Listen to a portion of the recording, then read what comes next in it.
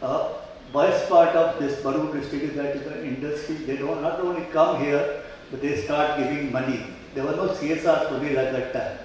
Nobody knew about Sunil, but I'm sure that this industrialist was spending 5 to 7% or even 10% for the development of the society. Those were the part of 1980s. 90s that the economic reforms came, the culture changed, then the monopoly or that if I make a product, it was not possible for others to enter so fast. All those restrictions went out. The China competition, other competition started. There was so-called Bombay Club at that time, we were talking about it, and the industries overcome that resistance. And that's more important that every industries improved their products, improved their quality, and they made it competitive and survived. And not only survived, but some of the companies have blown up like anything. My company, which I am working, UPL, I remember in 90s, the Jay Shroff was just joined the business, and he was taking me to East Germany, West Germany. At that time, the partition, Germany, and going to industry, signing MOUs. And suddenly he came out, said that he wants to buy a company in UK, Manchester. Everybody told him no in UPL, including Rajubhai and Mr. Shroff, but he said no. And that time he purchased, and that made the change. So we became global at that time. And we see the other industries like Asian Paints, KB Chemicals, or Make Money, Artis, Lupins, how they have developed entrepreneurs and now they became global players. Welcome, sir.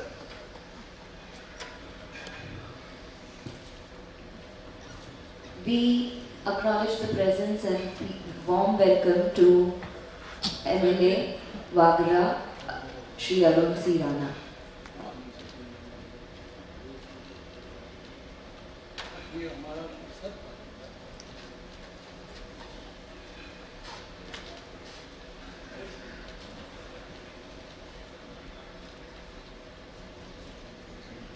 The 90s, again the environment laws came. We also had a Bhopal accident of 1984 in our mind.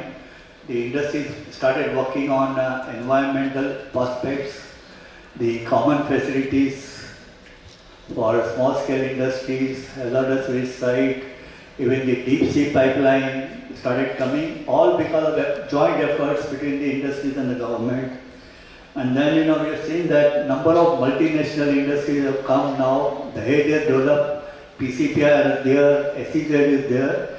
The whole Bharuch district has totally changed in last 30, 40 years. We also saw that during Corona, that was a big shock for all of us. The suddenly overnight lockdown, all industries to be stopped. But the importance of the industry, particularly chemical industry, was realized by the government at that time, and they started, within 2 days, industry started working with the proper permission. We learned how to run the plants without people, most of the people had disappeared, contract labor and all that, but the industry withstood that pressure and run the plants. Maybe some of them run at the higher production when the workers were less or the people were less. So these were, and the online programs, online meetings, all those things have been adopted very well by us. Bharuch has a lot of advantages, the connected by road, right from anywhere you can come by roads, railways are connected. The main advantage is that, there's sea here, so that, your effluents can go to a deep sea discharge with scientifically designed. And the advantage of deep sea is that all your dissolved solids, otherwise you have to keep on investing a lot of money, you can safely dispose. We can have a desalination plants from the sea to get water. We have the number of ports now at the edge. Bharboth project is coming up, which will help us in solving the water problem. Express highways coming, bullet trains are coming, Delhi-Mumbai corridor is developing. So this is the right place, the Bharuch district is the industrial hub. There are 16,524 registered industries in Bharuch district today. Out of that, 11,500 are MSME. So it's a big number playing here. The 30% of Bhopal's population is involved in manufacturing sector. That's again, I think, the specialty of Bharuch. 22,800 hectares industrial area is provided for the industry, and around 3 lakhs people are working in these industrial areas. But the success of the key is that, the association like BDMA, Ankleshwar Association, Panoli, Jagadia, Dahej, they have played a very major role along with government authorities, NGOs to develop this area.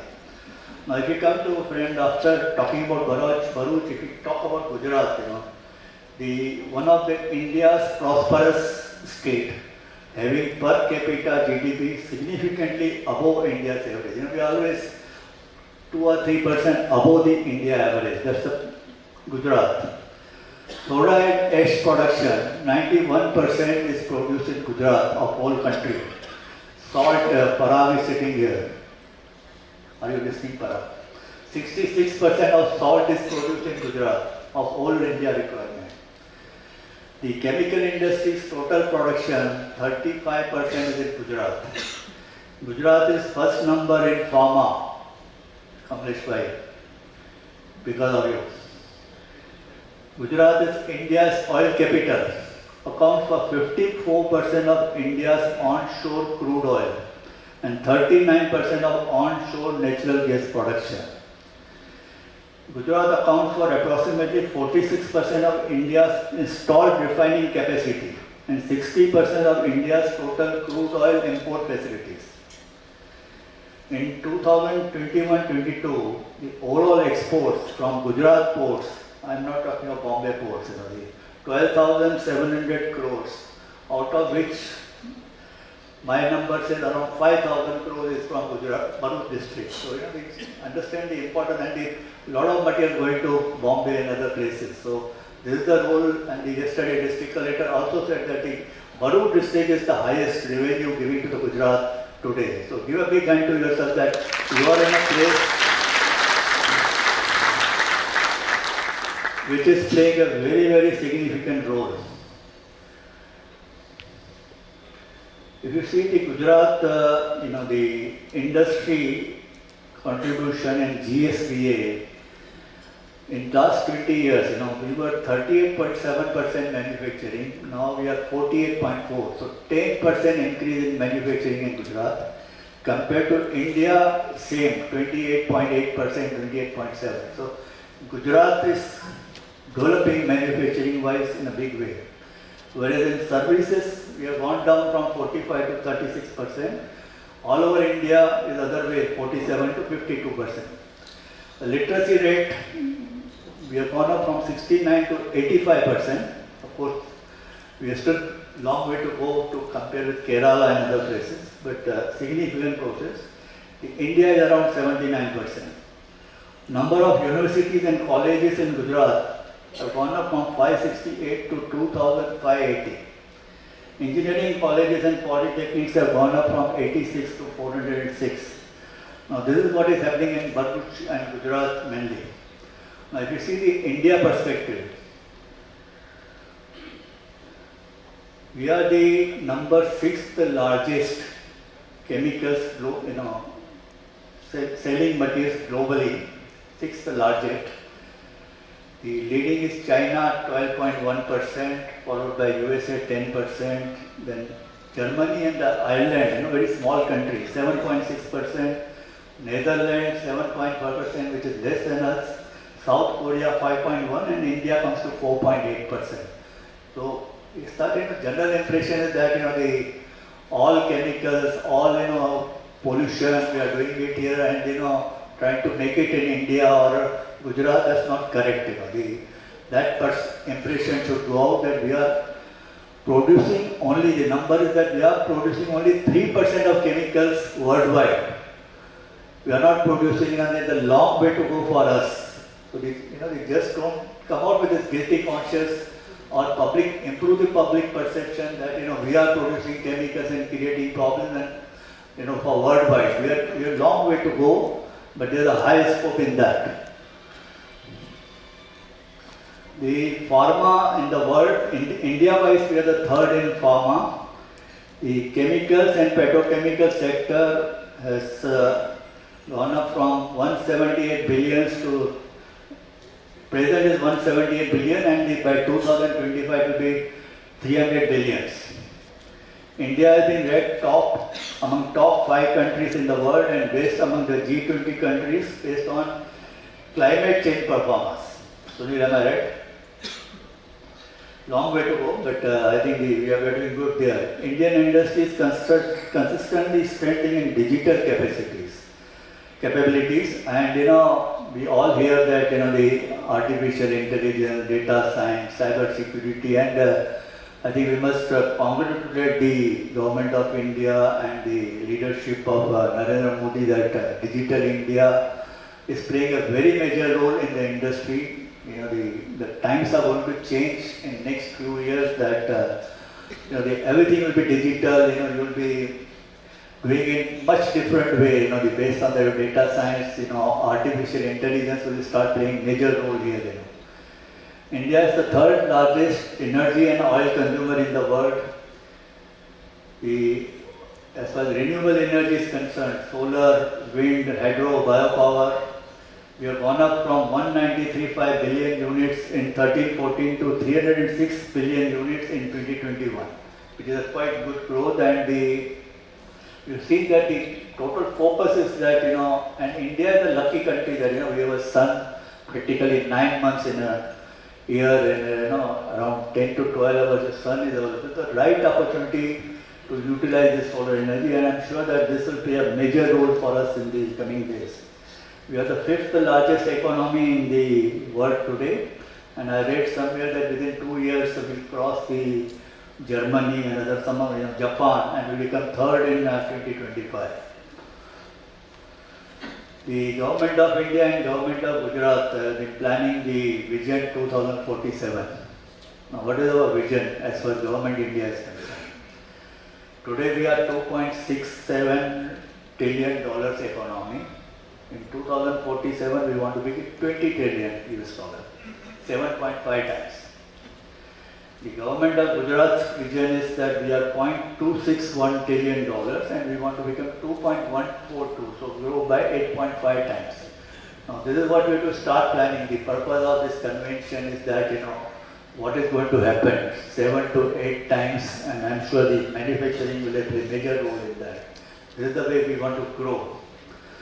Now, coming to after talking so many goody things, we're coming to the subject, and eminent person like Arvind Agarwal is sitting here. What are the concerns of the local industries? When myself, Harish Joshi, Parag Sheth, Ashish and all that, we went around in the area, Jagat area.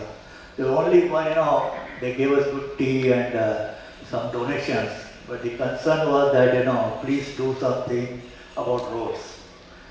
The Gujarat, which was known for better roads, today, unfortunately, a lot of things are to be done. That's a serious concern when you want to reach to Jagaria or you want to reach to Dahej, is a big an issue. The water supply is again an issue in Dahej, Ankleshwar. The fuel costs have gone up. The gas prices, 10 years ago, we were always all changing to natural gas, and suddenly natural gas has become, unbearable. So going back to coal-fired, and the coal again is costly. The labor laws need big reforms. The permissions are difficult to get. We say that in ease of business we are number 2, maybe we are number 2, but lot of things to be done. We are competing with China. China, you go and get permission in few hours. Here it takes 2 years to get permission sometimes. We need, if you want executives to stay here with their families and children, welcome, sir. You came 2 minutes late, sir. I was talking about you.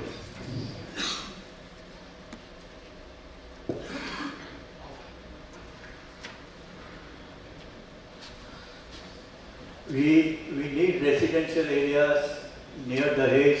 We need more residential areas near Jagadia. We need in around Ankleshwar and all that, so that people not only can stay with their families, including senior people who are coming from faraway distances, their education, children education, healthcare, and all those facilities require a real boost. Today people are settling from Baroda or Surat, and if they start getting jobs somewhere, they run away. If we want to sustain our senior people here or executives, we need better facilities.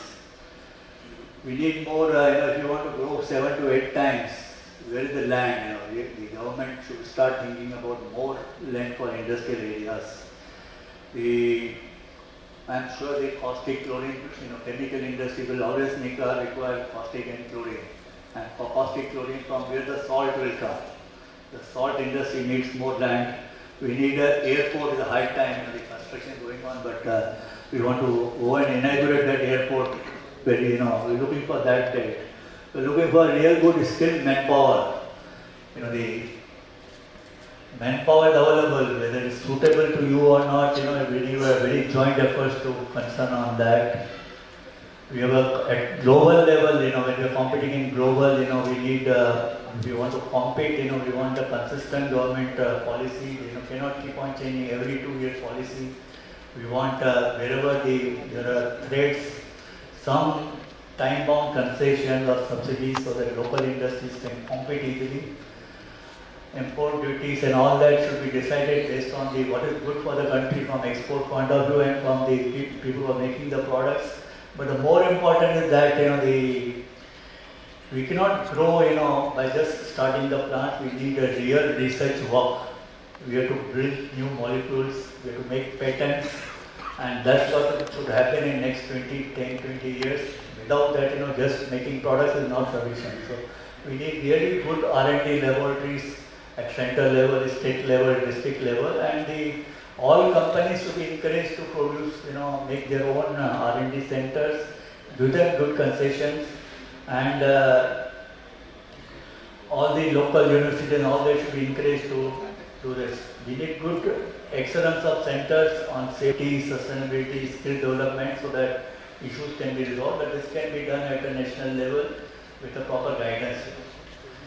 Friends, as far as this National Management Convention is concerned, I told you about Bharuch district, I told you about Gujarat, I told you about India, I told you about concerns, and I told you the positive point of Bharuch district that here industry doesn't wait for government, industry works with government to solve the problem, and CSR or no CSR, we keep on contributing. After a lot of discussion, brainstorming, we came out with a topic, what should be the topic, and after a lot of, we said that if you want to grow, if you are looking for 2030, 2047, the topic should be together towards tomorrow. All of us together looking for tomorrow, but addressing global challenges. Now please keep this in mind when you are sitting here that you are looking for tomorrow. We'll talk about today, but we are looking for tomorrow, for better tomorrow, and we want to see that we overcome these challenges which are there, and the challenges are dynamic. Nobody knew there will be a war of Ukraine, nobody knew that Corona will be there. Those challenges will keep on coming, but we should have our own internal strength to overcome those challenges. Manish has already told you about the sessions, very interesting sessions. Leadership, the first topic, leadership is not a technical subject, but leadership which can handle global challenges and political turmoils. Next session is going to be energizing India, green energy and all that is going to come in that, and I'm sure everybody will be here. The third session, which is going to be the last session of the day, and we kept purposely late, is on artificial intelligence and digital innovation. I'm sure everyone would like to listen to the speakers, and even if you are late by half an hour, 1 hour, you will not mind because it's going to be a very interesting topic for all of us. So tomorrow morning again 9:30 we should start on ESG challenges, which is again very, very important, not besides safety regulation, but to be a good corporate, you have to take care of those ESG challenges and opportunities. After that, we have the very eminent speakers who will talk about local challenges with global competitiveness, and the last session will be inspiring stories, which will motivate all of us that there are some success stories, some spoil. And friends, we have a very eminent speakers. It's very difficult to get speakers in a place from all over country. So give a big hand that all our team has been they have come with different ideas. They will be talking to you. They will be listening to you during breakfast, lunch, or after the program. And they are all with full knowledge. So please share that knowledge, extend that knowledge, ask your questions so that things can improve. And the concluding session is very important.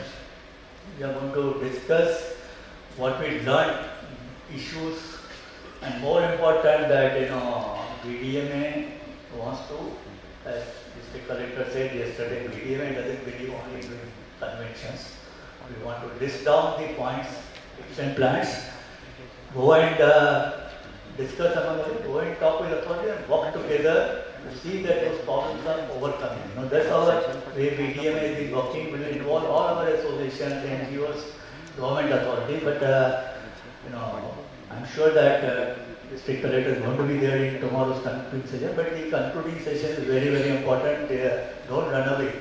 Whatever numbers are there, the house should be equally full tomorrow evening when we are discussing so that action starts. Thank you very much for your presence and wish you all the best and have a good time. Thank you, Mr. Pandwan. Before we move ahead, we would like to take a moment to welcome honorable individuals of Bharuch who just graced us with their presence. May I please request Past President BDMA Mr. Parag Sheikh to welcome Shri Alunsi Rana with a token of love.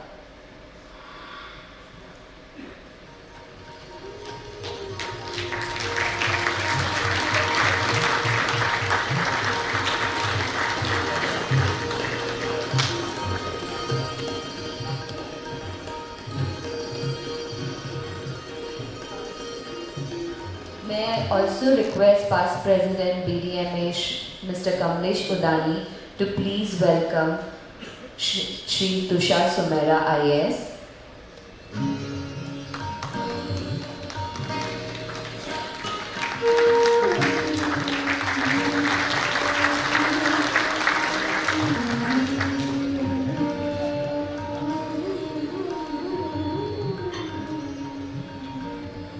Thank you. We are about to witness one of the most special moments of Bharuch District Management Association, where an MOU is going to be signed between BDMA and Gujarat Institute of Disaster Management. I would like to invite Mr. Nisarg Dave, representative of GIDM, and Mr. Sanjeev Verma, EHS Head Grassing, Advanced Material Division, and BDMA Environment, Health and Safety Forum Chairman to come up to the dais and share with us more about the MOU.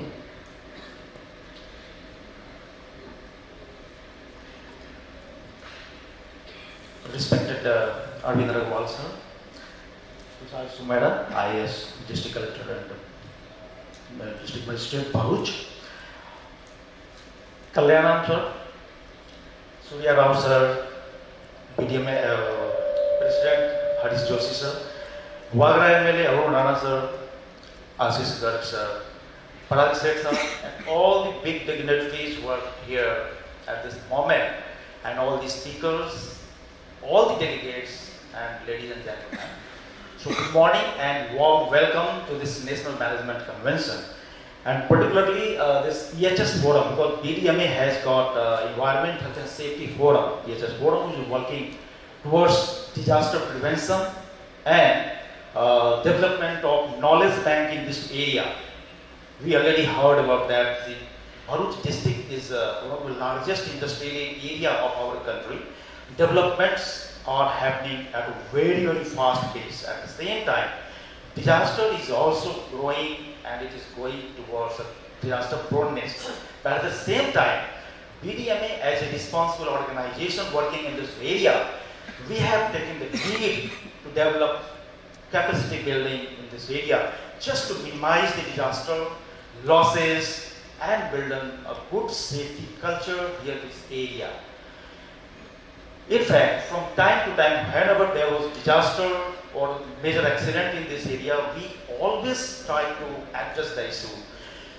Long back, there was a big fire in the Taxila arcade, coaching class Fire and Surat, you might be heard.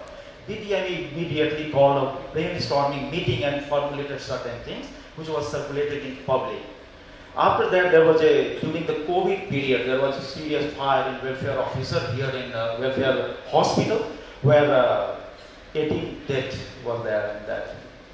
So we immediately, in our association with Indian Medical Association, we approached Ministry of Home Affairs and called Dr. D.K. Sawhney, who was also the director of National Fire Service College, Nagpur.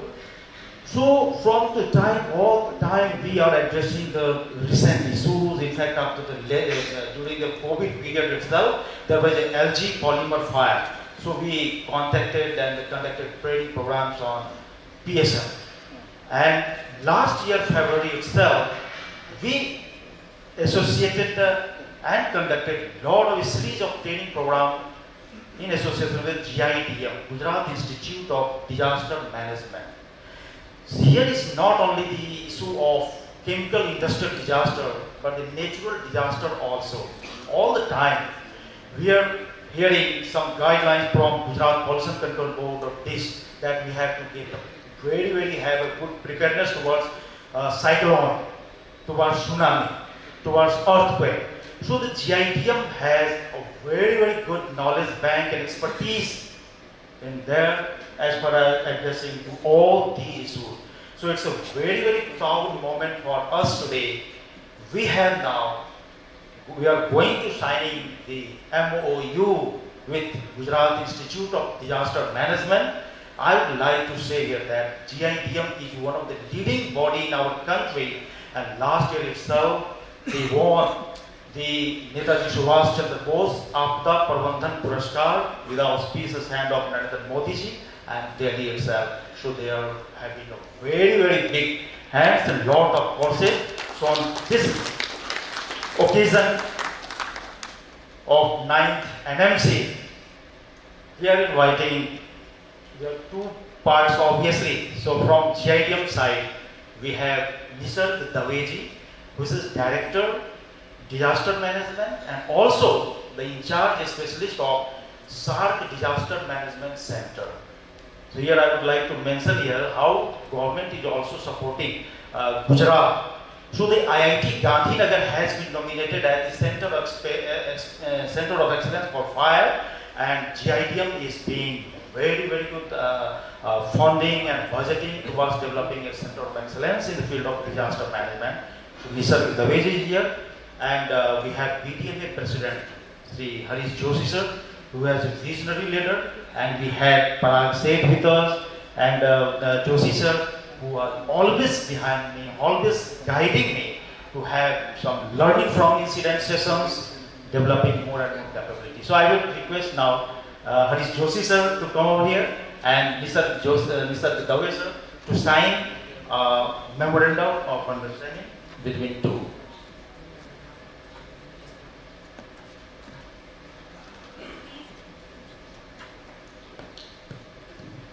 Could we please put our hands together?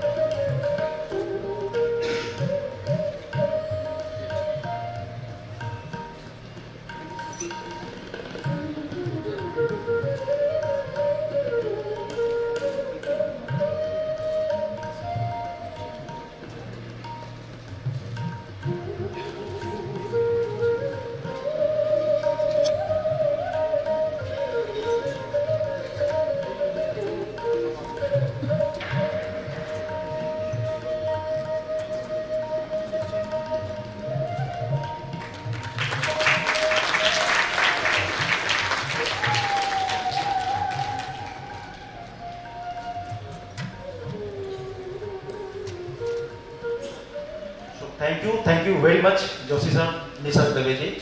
Over to the emotion now. Thank you very much. So I'm also this having great privilege, and we are going to announce launch of this for this public. I am going to announce the calendar of events and request you to avail all benefits of the training session. Thank you very much. Thank you so much, sir. I would like to share with the audience that we are very pleased and joyed by the fact that a lot of leaders who couldn't be here today have shared their well wishes with us, and we would like to share some of them with you all. So may I request the media team to please display the message from Shri Bhupendra Patel, Chief Minister of Gujarat.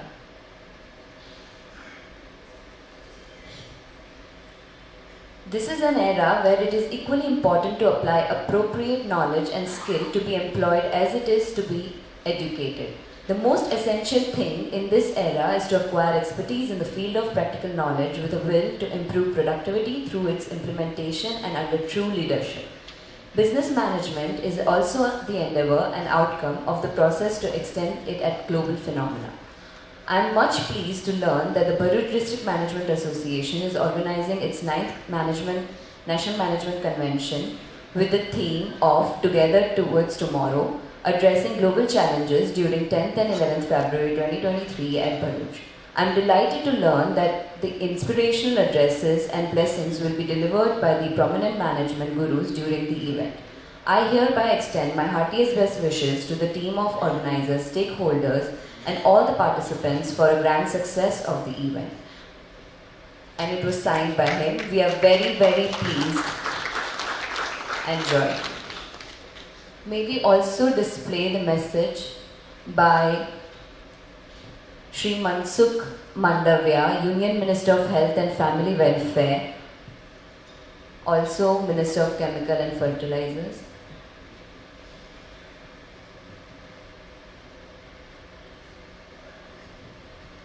I am extremely happy that the Bharuch District Management Association is organizing the 9th National Management Convention on the theme Towards Today Tomorrow, addressing global challenges on the 10th and 11th of February. The convention is being held when India is setting new goals for the next 25 years, and that's why it holds immense importance. In order to realize the vision of a new and developed India by 2047, it is required that 130 crore Indians move ahead in a coordinated manner. This is the core management principle of achieving a grand and ambitious target. The industry has a crucial role to play in India's growth, development, progress and prosperity. Today, India is at the center of world's attention at the moment. India, under the Honorable Prime Minister Shri Narendra Modi ji's visionary leadership, is progressing fast towards becoming a 5 trillion economy. The organizations like BDMA have a very important role in this journey of creating a new India, a great India. The future of Bharuch district is bright and prosperous.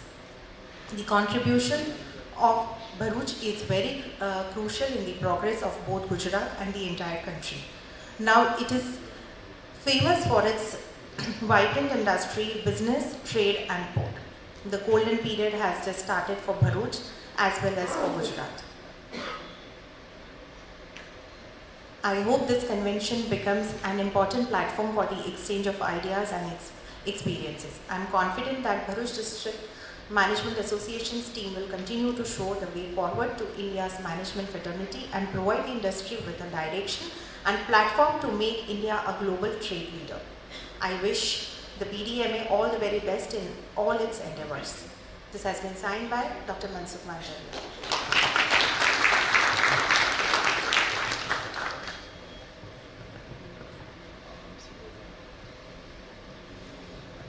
Moving forward, with our inaugural event, we have arrived at the heart of the event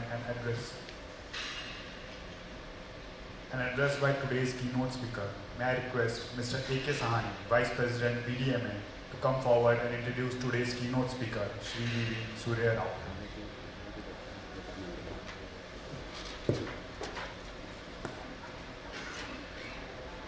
Dignitaries on the dais, all delegates, invited guests, member of press. It is my proud privilege to introduce, as our President referred, the great personality, the group president of Reliance Industries, Sri Surya Rao sir. Sri Surya Rao sir is a chemical engineer from IIT Madras, 1956 batch. He joined as a management trainee in NOSIL. He stayed there for 30 years and commissioned, stabilized and increased the production capacity of all their plants, including the world capacities of SAP, maybe the naphtha cracker, petrochemicals, a greenfield pesticide company and all. In 1997, he joined Reliance Industries as a head of Patan Ganga unit. Soon his capacities were identified, the promoters of Reliance Industries, and he was made the group president of manufacturing services of all the units of Reliance Industries. His focus area is always on safety awareness. Coaching, executive coaching, leadership coaching, these are his focus areas. He always said that safety is my religion. He has started a new practice of safety prayer in Reliance Industries. Whenever an employee enters Reliance Industries, he starts his day by reciting the safety prayer. This increases the awareness like anything. He introduced many wonderful practices in Reliance Industries to enhance the safety level. He observed that chlorine consumption was high, the chlorine storage was extremely high in all units of Reliance Industries. He started asking the questions, the right questions at this day.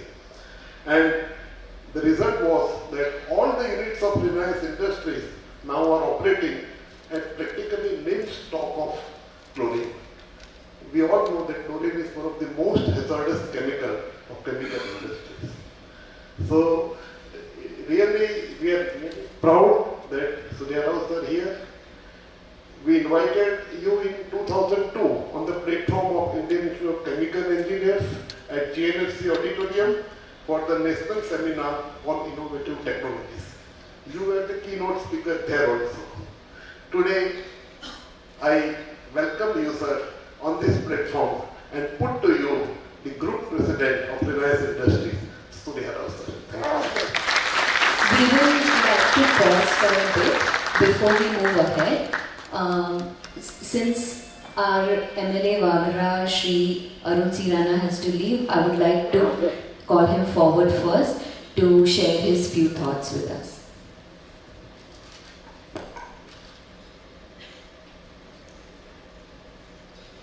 BDMA આયોજિત national management કન્વેન્શનની આજની સભામાં આપણા સૌના જેમને આપણે વર્ષોથી ભરૂચ જિલ્લા વિકાસ અધિકારી તરીકે પણ કામ કરેલું છે, જિલ્લા કલેક્ટરશ્રી તરીકે કામ કરેલું છે, સમગ્ર ઉદ્યોગોની જગતમાં પણ શ્રી અગ્રવાલજીએ કામ કર્યું છે એવા મારા પરિવાર સંબંધી કહું તો પણ ખોટું નથી એવા અગ્રવાલજી BDM આયોજિત ના પ્રમુખ ભાઈ શ્રી હરેશ જોશીજી, ભરૂચ જિલ્લાની સતત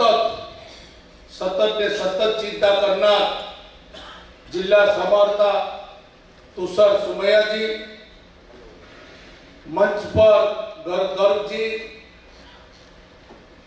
કમલેશભાઈ ઉડાણીજી,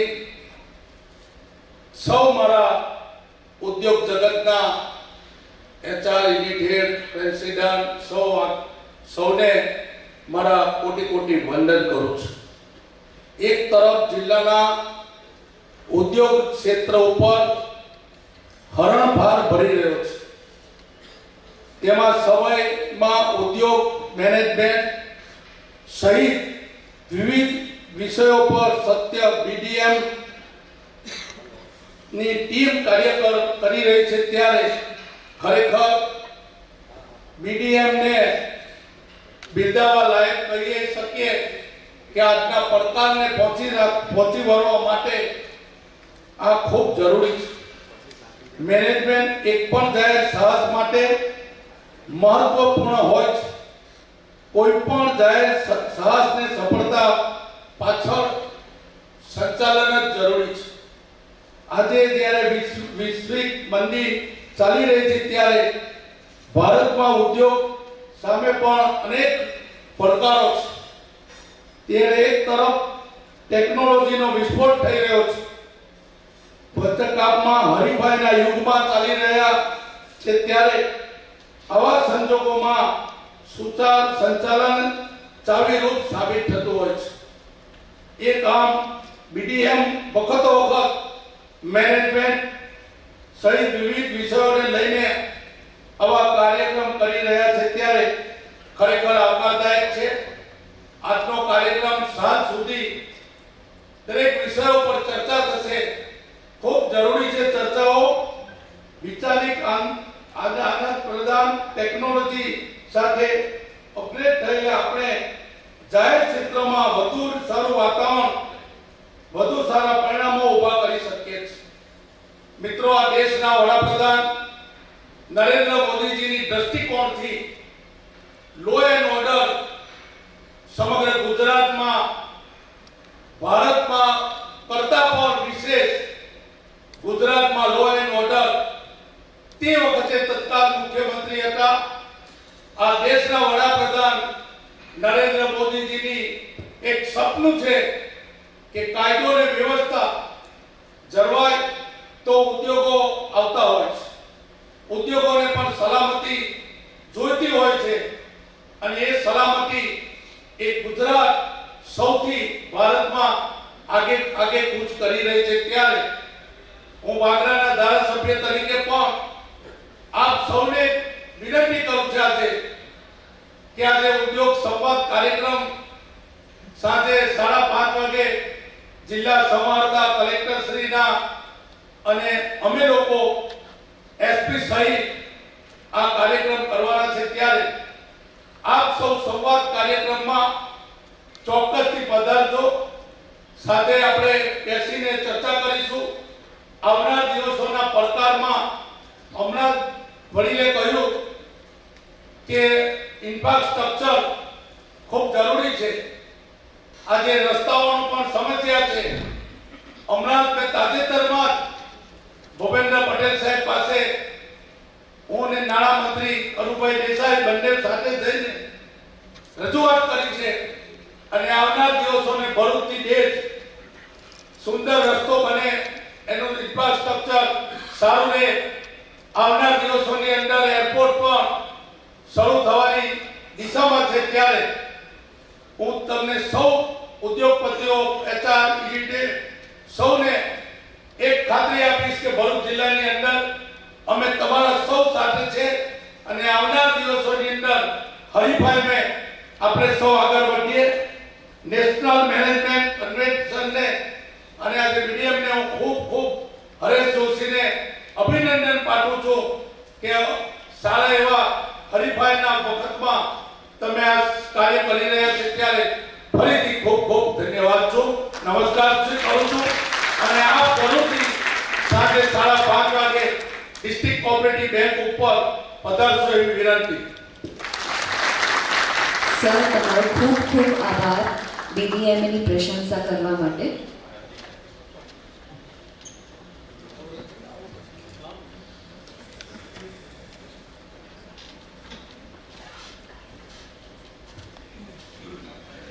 Thank you, sir. Ladies and gentlemen, please put your hands together for Shri V.V. Surya Rao as I invite him to the dais and to the podium to address the gathering.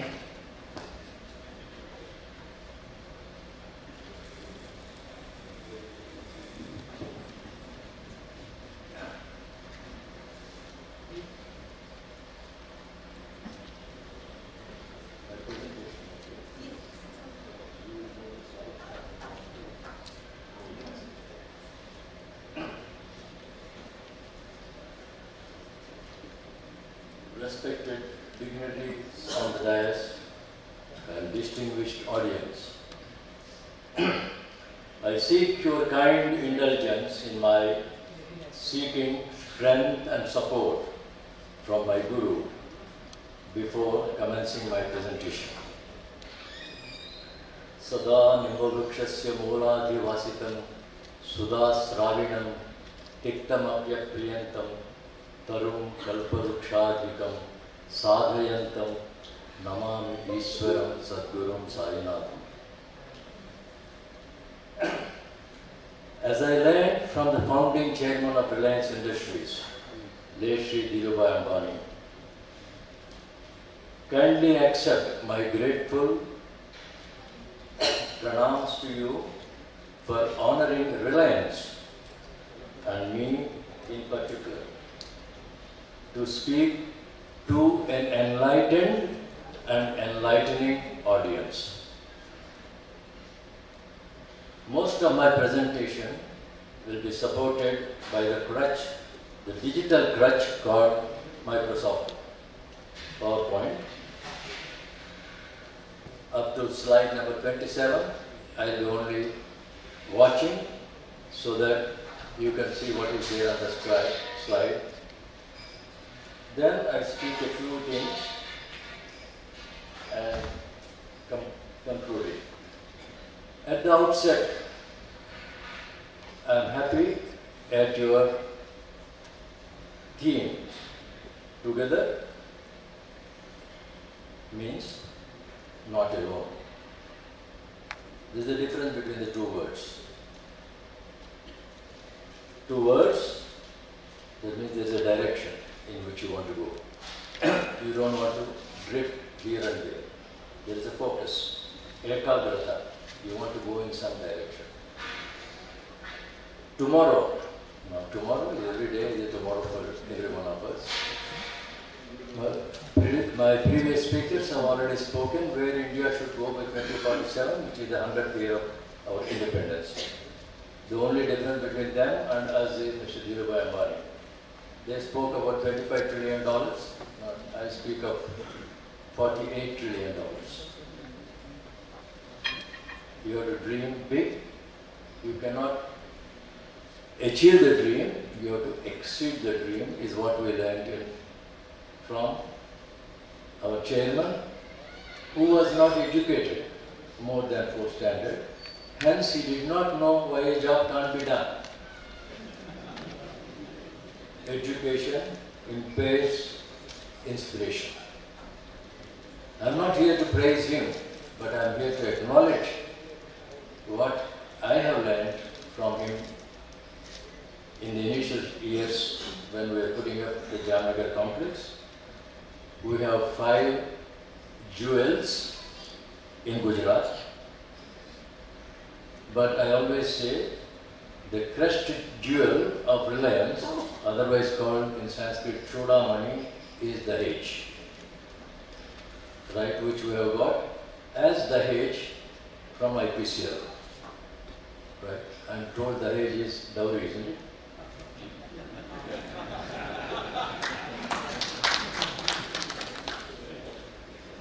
You are also planning this session to address global challenges. But the theme is already given 2 years back, if I am right, by our Honorable Prime Minister. Sabke Saath, that is together, isn't it? Sabka Vikas, Sabke Vishwas, or Sabka Prayas. So there is nothing new. So I can't compliment BDMA beyond what the Prime Minister has mentioned. Well, but you put in a different language, but doesn't matter. Now let me start. So this is the presentation. One picture speaks for 1,000 words and two. It is more impressive than what I speak. Because what I speak, you may hear and you will forget. But what you see, you may remember.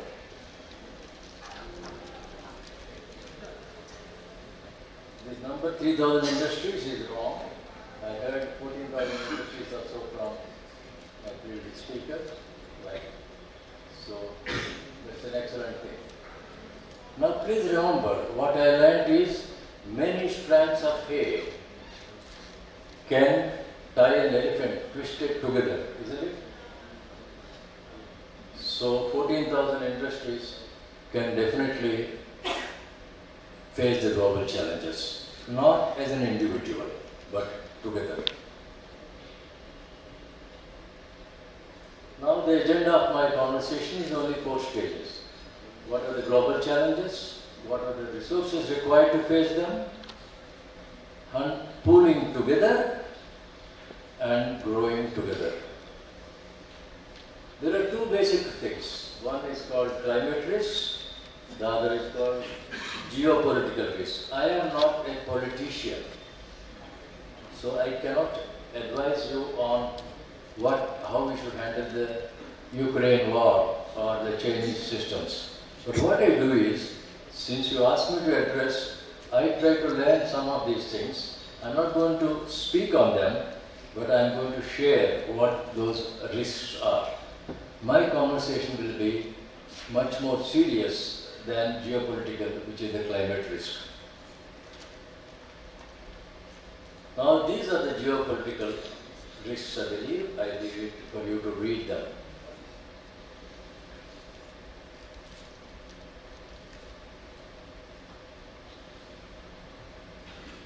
These are not exhaustive, but those who are interested in going a little deeper on it can go on these sites, which will be available for you to do it later. The whole presentation will be left behind so that in case you want to use it, you can use it. Just change the name, we should around, put your name underneath.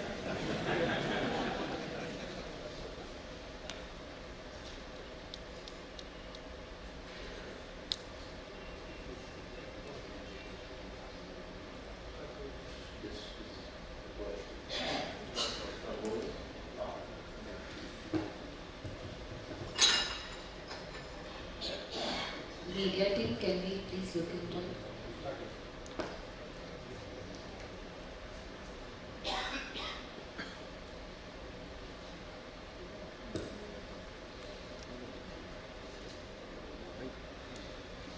Just going back.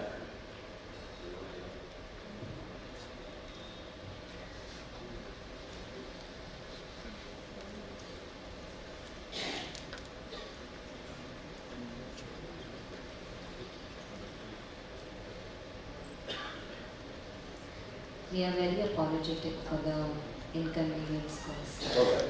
Let me jump the next slides and go to whatever I wanted to speak later, but we'll revert to the slides when the digital dish is clear.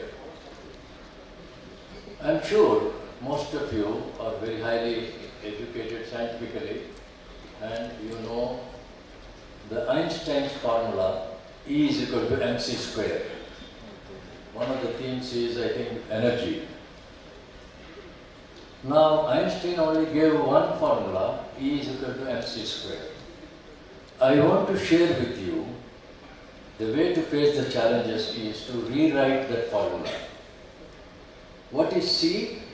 C is the velocity of sunlight. C squared is the square of the velocity of the sunlight, which is 186,000 miles per second. So you will get energy from sun, is what he has written, isn't it? That is solar energy. That's very simple. But what he did write is, E is equal to Wc square. But what does it mean? One of the global challenges will be the water. If you want to have water, in future the wars will be fought on water. The water will become scarce. So you need to make water. The best way to make water, definitely for Gujarat, get the light from the sun, use the reverse osmosis, get the electricity and make water. So what he didn't write is E is equal to Wc square. You will get water also there. Energy and mass are interchangeable, he said. I am stating energy and water are interchangeable. If you go to the next step, after water you need food, isn't it? You need energy to get food. So energy is equal to Fc square. You need still energy to make food. I am bringing everything back to the word E, energy. That's all my formula, there's nothing else. And I'm sure you all appreciate India is a blessed country with more than 300 days of assured sunlight. And some people mention between 6 to 12 hours per day. So what does it give us? It gives us Arogyam Dadati Dinakara. E is equal to HC square, the health. If you're not healthy, you cannot be wealthy. So back to square one, we need energy. And the last one is E is equal to HC square again, that is health, happiness. So the challenge is making energy available. Now, let me go back to the dream which I learned from our founding chairman. When the GSM was introduced in this country, my managing director had one phone, but switched off, because he said it costs 18 rupees per minute if you receive a call. Now what did Dhirubhai Ambani ask his son? Beta, I want a phone call at the cost of postcard, 25 paise. And when Reliance came, it came down to 25 paise. I could talk every day at 6 p.m. to my mother 900 kilometers away at 25 paise. Now what is Mr. Mukesh Ambani done? He has made it 0. The call is free. Now my dream for you, for everyone, is the energy shall be free. As per the need, not as per the greed. I am sure it is going to happen. My dream is that everybody will have energy in future coming out. It will come down to such a level that you will consider it is free. Right. Now would I read something with us?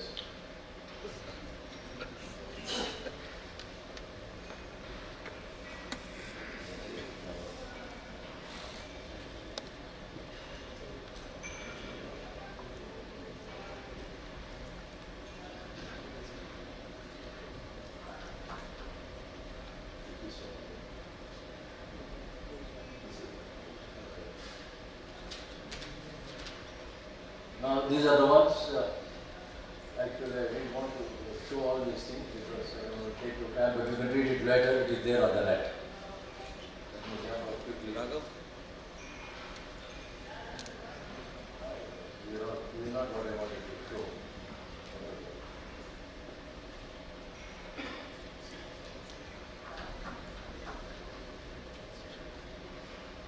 No sir, this is not the one.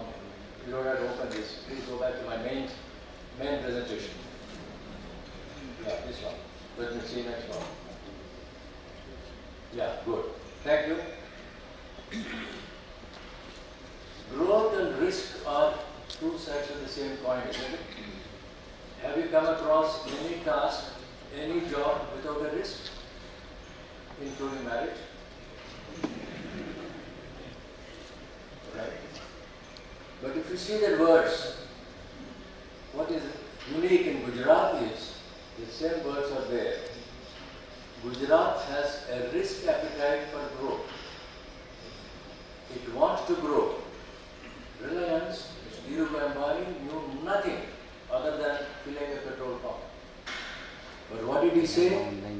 I will go to buy yarn. From yarn, he went to manufacture of yarn. He knew nothing about manufacturing.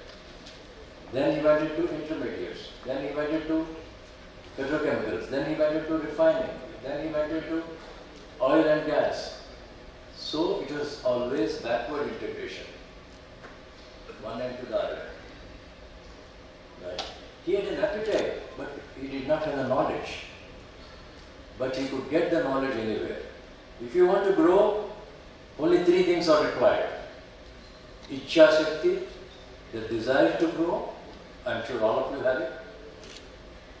The second one is Jnana Shakti, that is knowledge, which you can borrow from people. And the third one which you cannot borrow, which you have to invest is, anybody can say what it is? Kriya Shakti, execution. As the Honorable Collector was saying, in the end, the convention must lead to execution. Because it doesn't start, English language doesn't end with C. C is followed by D for decision, E for execution. Right?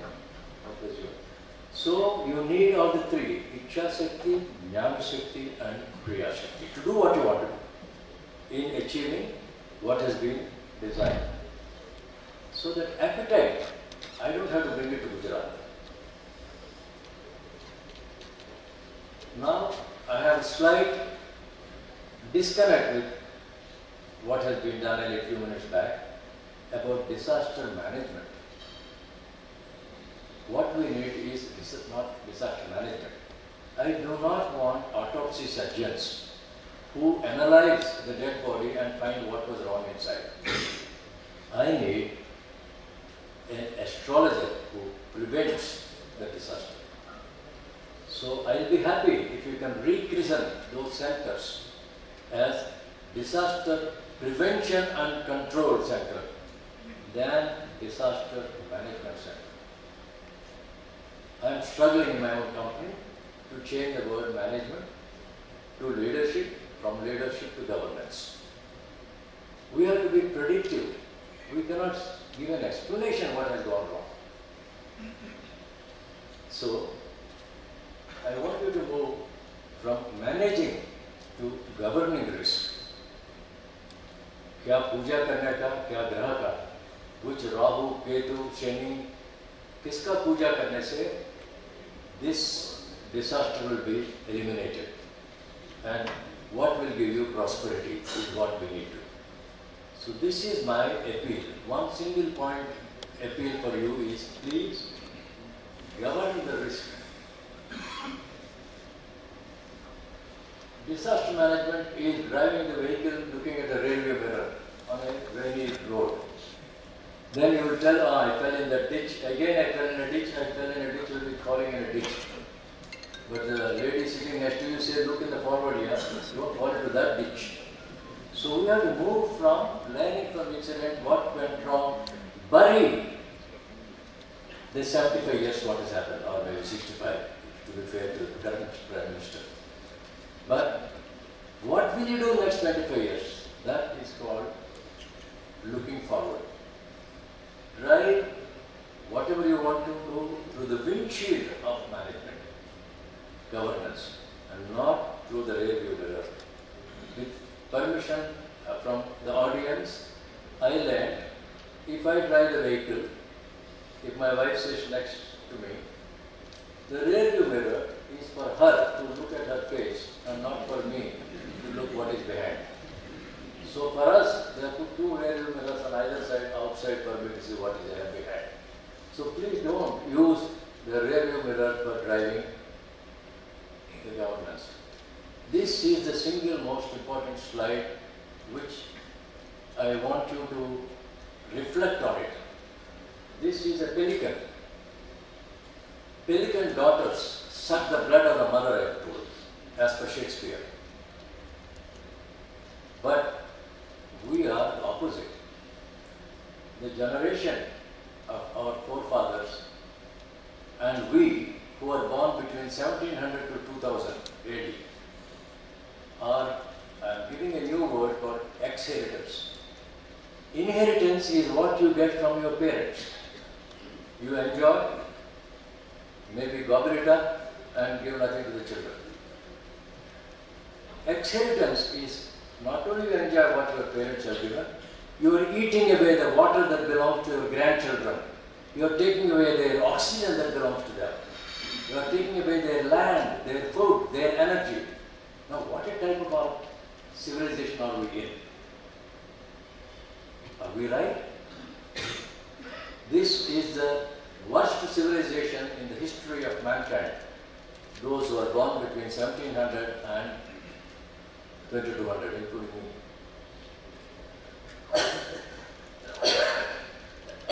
Sorry. This is unsustainable. If you want 2047, If you want future, we have a duty to our children, grandchildren and great-grandchildren. We have to let them have their food, their water, their land, their oxygen. Now what do we do? That is the challenge we have to face. It is no philanthropy. It is our basic karma to give to the next generation at least a rupee more than what your father has given at a constant price. Now what is the risk, climate risk?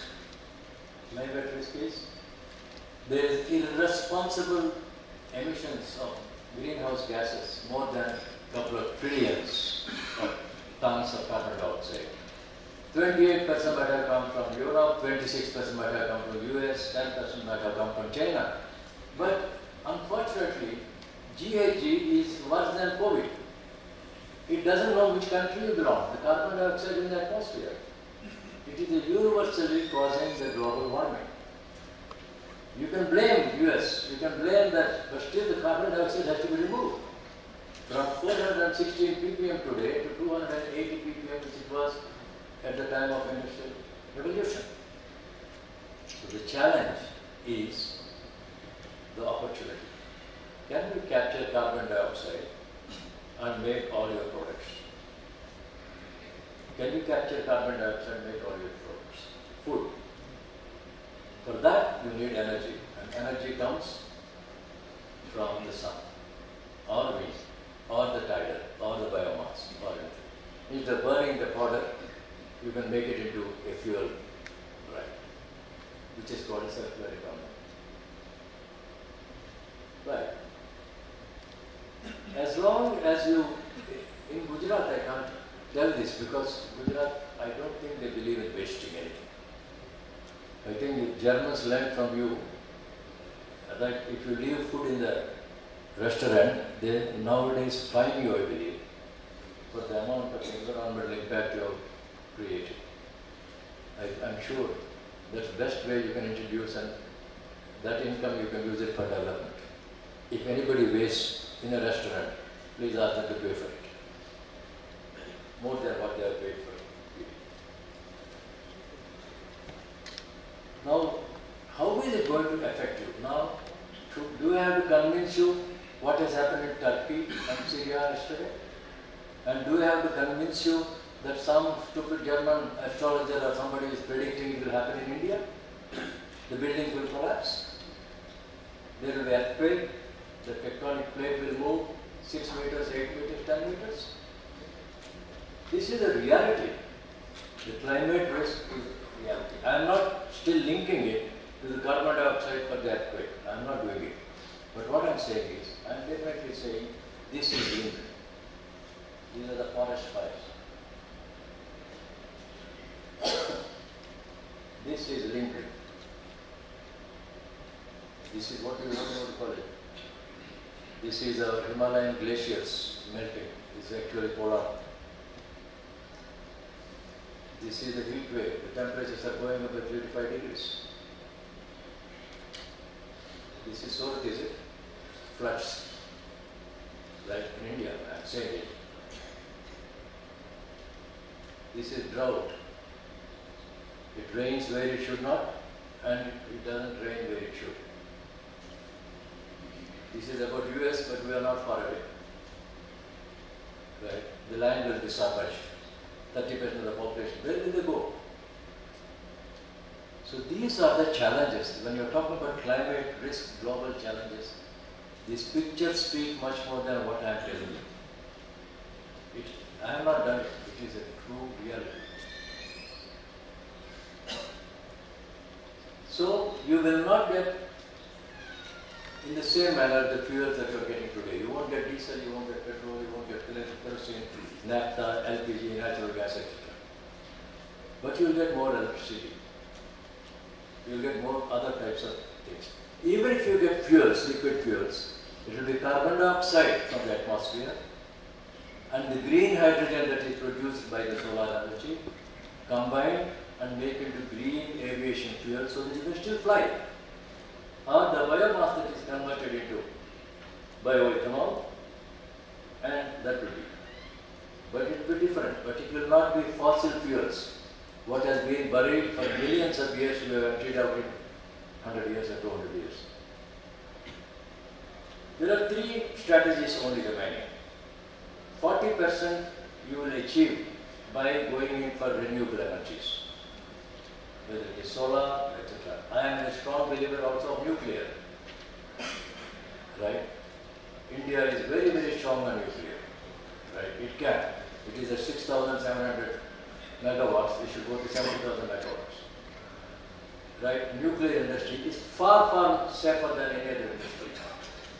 Today, the number of people dying in the chemical industry is much, much more. The number of people dying on the road are still much higher. The number of people dying of heart attacks is much, at a young stage is much, much higher. But nuclear industry is safer because you know what is the risk. So 40% is in renewable energy. Move from this. 40% is in becoming more efficient, energy efficient. Right? There are, and 20% is capturing the carbon dioxide and making it. My dream for my own refinery in Jamnagar is, my crude, if you are consuming 70 million tons per annum today, it will come to 1/4 of it. 1/4 will be the carbon dioxide I will consume, energy and hydrogen I will make. And I will consume biofuels, biomass, 25%. And recycled plastic waste and oil is another 25%. But I will still produce the same products like plastic, what you want. That is called a circular, that is my dream. Right? I may or may not be alive to see the dream come true, but that's not relevant. So, and the green chemistry, the green steel, instead of coal, you will use hydrogen. The green cement, the green fuels, the green fish stocks, and carbon dioxide will be the future fish stock. The one which is being accused today of the criminal will be the food of the future.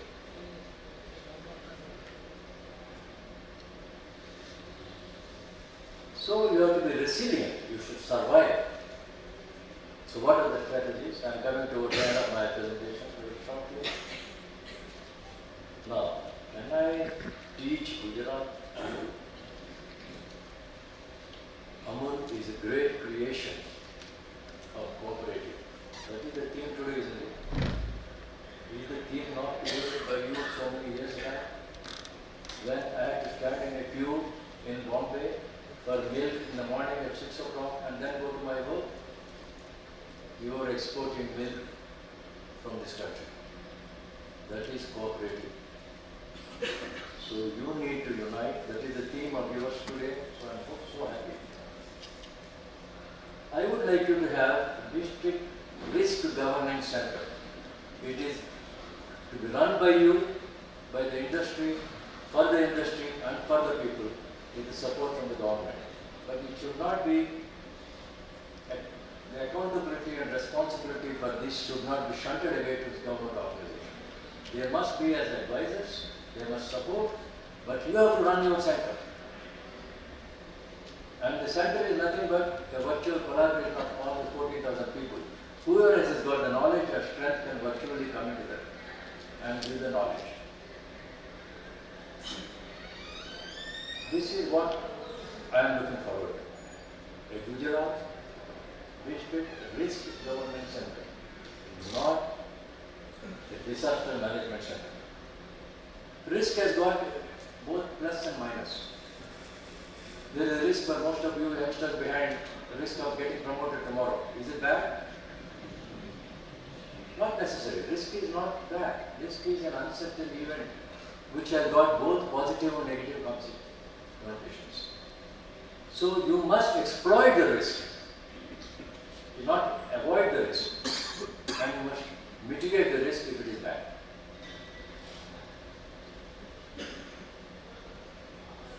Now there will be carbon taxes, where every product will have a tax. It is $200 per ton in Sweden and $50 to $60 in some other parts of Europe. Today it is zero in some ways, zero in India. But India cannot be immune. If you say make in India and export, they will put a carbon tax and you cannot export. So please remember, there will be a price, government policies will come putting taxes.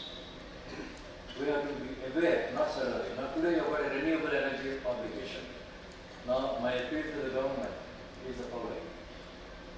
The central government has relaxed. The central government has relaxed the transmission charges across the states. But your own state has very, very large charges inside the state. Please collect the money at the end of the tunnel, at the product, not in the inputs that go into the manufacturer. Please make it more attractive for people to get the green energy wherever it is in the country. And do not make it difficult for them by charging huge transmission and distribution charges. This you as an association must appeal. But the government will still get the money because the product has a GST. You won't get money if you don't produce, isn't it? China was wiser in giving electricity at 2 cents per kilowatt, when it is 5 cents in US and maybe 8 or 10 cents in India. So inputs must be cheaper.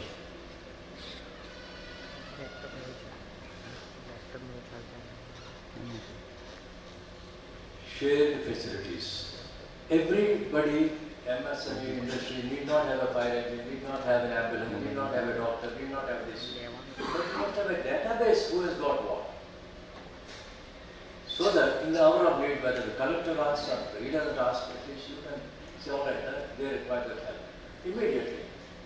Digital, 911. You should not wait for a meeting to be conducted and all, etc. You all take an oath. That will come at the end of my presentation. Then this presentation is worth it, if you take the oath, which I want in the end. You need to have a single location where you can have digital energy. Okay? So you may not be able to produce all that energy here, but put it in Rajasthan, put it in Kutch, put where you want. Each will contribute to their might and say we will destroy it. That is the elephant which I shoot. You put as per your requirements and put it any place where the power is there. You can digest it tomorrow and see how much of this is done. Be friendly neighborhood Spider-Man, look up to your neighbors, because as I saw, when one industry has a problem, the person in the other industry died. I don't want to name the industry, even in Bharuch. The accident took place in one, but 1.5 kilometers away, people died in the other industry. You have to look up each other. You can read the Sanskrit and English version.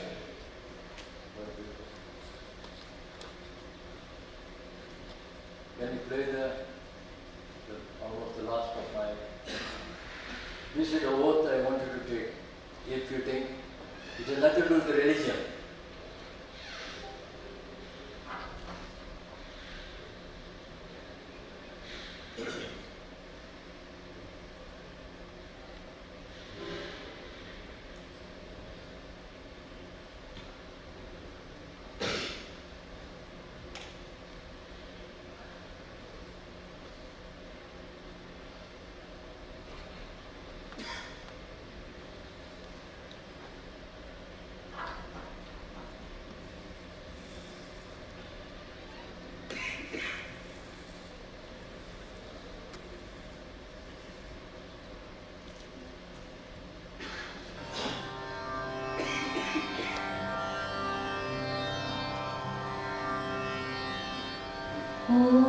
आना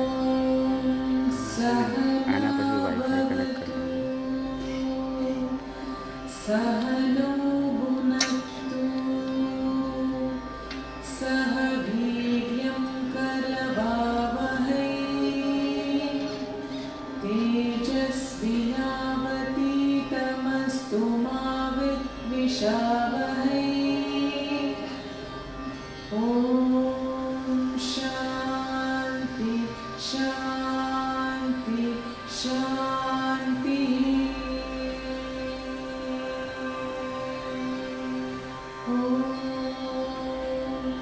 सहना भवतु सहनो भुनक्तु सह वीर्यं करवावहै तेजस्विनावतीतमस्तु मा विद्विषावहै ॐ शान्ति शान्ति शान्तिः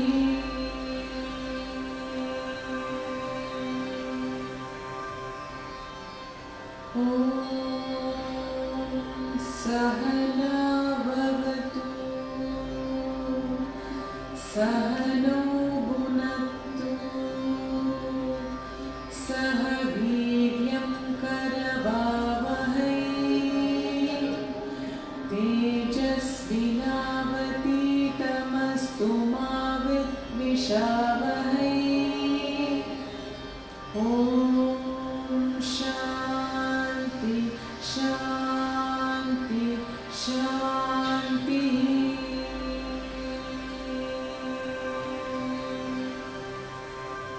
Thank you. I would like to end by saying, in Gujarat I learned Dhana Moolam Idam Jagat. But I am giving that slightly different. Ujja Moolam Idam Jagat. Even for money, you need cash. Thank you, Mr. Devi, for your eye-opening insights.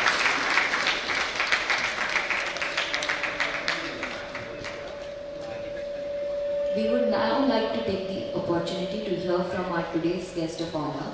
May I request Dr. Sunil Bhatt, Joint Secretary and Chair, HR Forum, to come forward and give a brief introduction to today's guest of honor, Shri Kalyan Ram Madhubushi. Good morning, everyone. Mr. Kalyan Ram Madhubushi is a global business leader who brings more than 30 years of international experience with expertise in transformational change, P&L roles at global and regional level, board, JV governance and mentoring leaders. After working overseas for close to 25 years, initially based in Singapore and thereafter at the Netherlands with Royal Dutch Shell, Kalyan returned to India and joined Aditya Birla Group.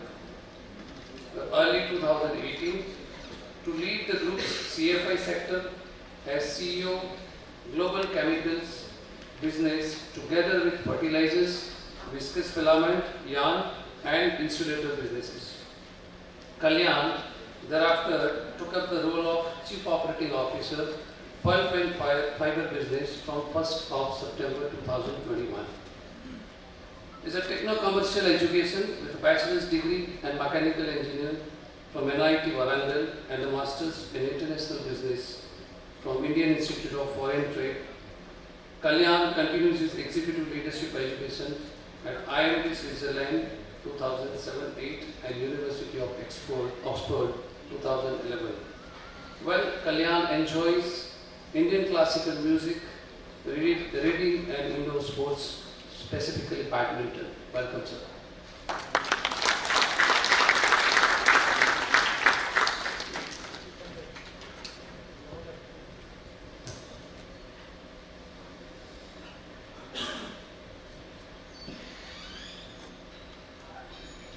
Distinguished dignitaries on the dais, many CEOs, senior leaders, ex-colleagues, current colleagues. I'll start first by saying my first guru, B.V. Surya Rao. That was way back in 1991. And not surprisingly, I've learned a lot over the years. Then Mr. Ashok Khanwan and Harishbhai Joshi and It's an absolute delight to be at a wonderful, with you all, with such an accomplished audience and such accomplished leaders.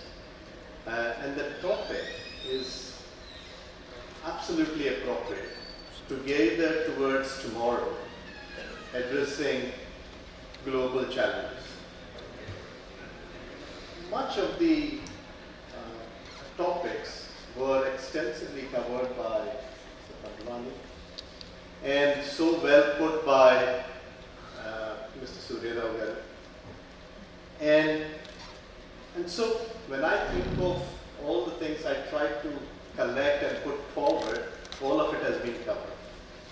So I'll try and then reflect and restate or discuss about some of the points they said and see how much that would be useful when you're looking at your 2-day program and whether that can further enable you to reflect.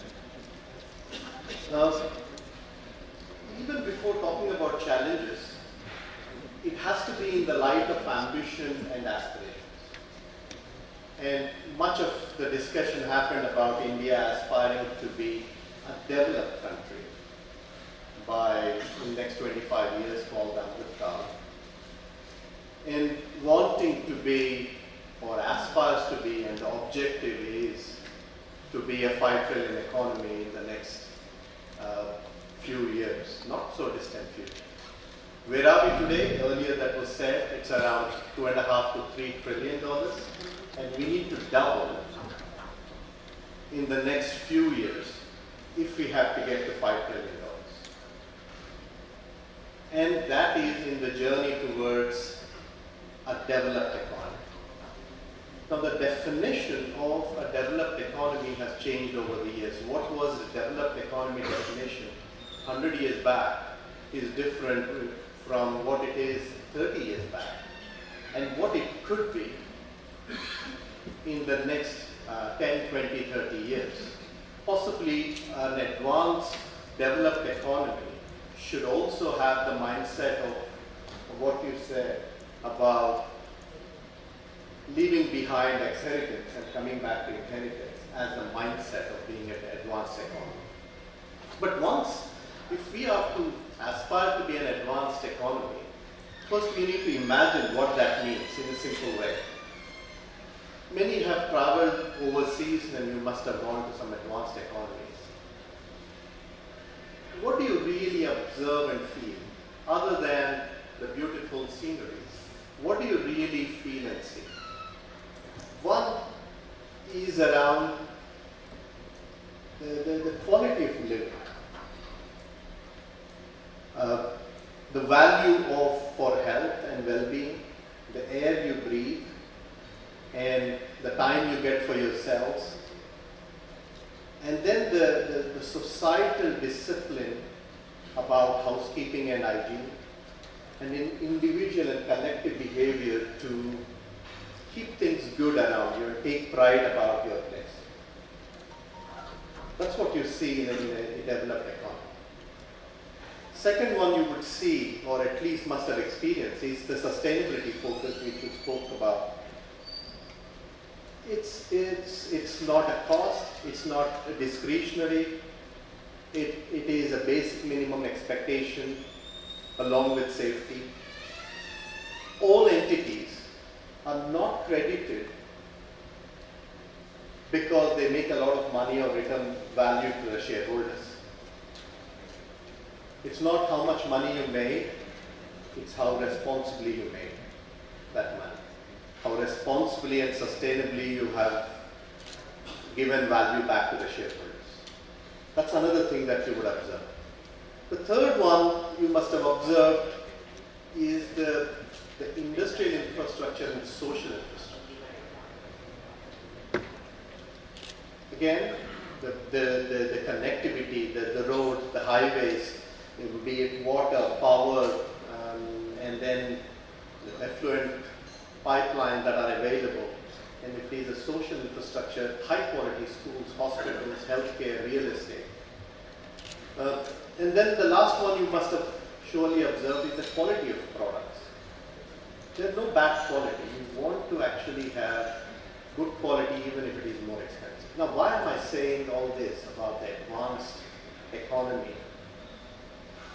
Gujarat, which has a population roughly around Italy and slightly smaller than France, but Gujarat is around those levels, has, as earlier said, it's around $250 billion GDP. And we are talking about doubling to become a $5 trillion economy. That means we need to talk about doubling Gujarat at least to at least $500 billion very soon in the next few years, which means when we come back to Bharuch, this place with 14,000 companies now has to double. So everyone here must be thinking about the mindset of doubling.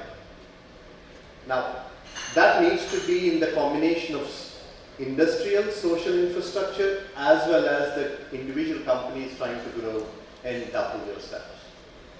And believe me, every one of you, when you're planning, I'm sure each one of you have, in your presentations and ambitions, you're saying double by this day. You're already doing that. But all of us are thinking somebody else, in the meantime, manages infrastructure, somebody else needs to give something else for us, somebody else needs to prepare the ground for me so that I have an easy way. I think in terms of the way we have to collectively look at, we will need to have some kind of mindset change. Now, I come from Aditya Birla Group, who has been in variety of businesses: cement, metals, chemicals, telecom, mining, fashion, retail, and solar power. A significant portion of those investments have been in Gujarat. Have experienced a lot of successes and some challenges too. And while I look forward, I'm already engaging with some of the leaders and the thought leaders here.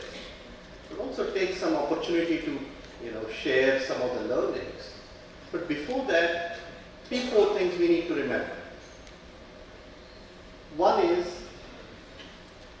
and all this I'm saying in the context of what I would like to do, or my team needs to like to do, or our business needs to do, or my boss's expectation, and not for somebody else to do, is the mindset of wanting to be world class. Not best in Gujarat, not best in India, but world class. Compare everything that we do at our companies, communities, and governmental institutions best in class across the globe. No matter what, we will be pulled down into comparing ourselves with a fellow unit or a fellow company in the state or within the country, because they are very large, but it's world class. If we want to be an advanced economy, if we want to be a $5 trillion economy, the mindset has to be, what is the gap to close? No matter how large is the gap, I'm going to monitor, and it is a matter of time we will go towards that. The second one is around investing in industrial infrastructure and social infrastructure. Where it is possible, most of the large organizations are investing in a lot of, if you see townships that they build, I don't see any difference between those townships that they are versus what you see in any advanced country. So that means when we want to, and when it is driven by a group, it can be world class. And the townships are as good as anywhere. The quality of life is as good as anywhere. We will have to do it as an association, as a group here at Bharuch, and we need to believe it is our township, but there are things that we need to do significantly better than today. The other one is about leveraging digital technologies. I'm not sure how many of you have signed up to ChatGPT. Okay. So if you haven't, please just go, it's free. You put in your email address and then you can just go in and ask questions. And it was an aha moment for me, sir, last month when I did it first time. I had the curiosity to first find out about all the things I didn't know about Rig Veda. And asking questions and then trying to find out how it should have been and what is understood or not understood. I got quite a bit of answers. Then I went into thinking about what should be my social media strategy for our business. There were very detailed suggestions that came out of those. Talking about the 2030 strategy for a specific natural-based fibers without destroying the forestry, there are enough suggestions there. By the way, ChatGPT has just, some of you may know, whoever have been following, has already passed the Wharton MBA exam. It's preparing for, I understand, MIT engineering. But what it tells you is, how do we use some of these technologies, not getting worried about whether they will take away businesses from us. How do we use actually to start thinking differently, and how do we make better use of our time? And possibly the McKinseys and BCGs have to really think very differently, because we are getting a robotic McKinsey and a BCG here. So what did we do in the meantime as a group? I would also think you can only talk about someone doing something when you do it first yourself. You can't tell others without doing it yourself. As a business, the first thing we were obsessed about beating our European competition in our business, the cellulose fiber business. And then they were following, obviously, it's kind of a non-tariff barriers. They started to put in extreme stringent conditions on European norms that we need to follow. And what you see in what we have then done is we are going to really become world class. And if there is a site like Vilayat where Ashish himself runs it, it's the world's largest single unit site, you can see, state of art, and meets all the stringent European standards. And it didn't come cheap. It was expensive. However, if you actually see it as a cost, it's expensive. But if it is as a way of doing business so that you're competing with the world-class competitors, then it looked like a very little investment. Here is a place where we have successfully commissioned an RO plant, which is recycling almost 14 million liters. It recovers 14 million liters of water per day for it from the effluent stream, and thus reducing fresh water intake as well as reducing the quantity of wastewater discharge. And another one which I was always very impressed, and whenever I meet Mr. Birla, I think his way of looking at it is generational. I think it comes through generations in their own families. He said very good thing about good businesses are also agents of change. They are the ones who prepare for the change and then becomes agents for the change and then go to the change. So we continue to collaborate with a lot of NGOs and other authorities, and then driving sustainability efforts. Here in Gujarat, we have already planted 34,000 trees in association with Enviro Creators Foundation, and we're going to plant another 70,000 trees. So, all this with a very clear and single aim, that we want to be the world's best in a sustainable manner, and if we can we actually be fast-tracking the vision of Gujarat or India to be 5 trillion earlier rather than later. I think you said 48 trillion in 25 years. There will be a lot of discussion. I think the challenges are all there. I think there was a discussion around the challenges. How do we plan uncertainty? Uncertainty is going to be there. How are we going to manage black swan events, like the COVID, the Ukraine war, etc. How do we become world class in safety and environment performance? This is one area where I think we have still a lot to do, and I'm equally obsessed about the safety and environmental performance.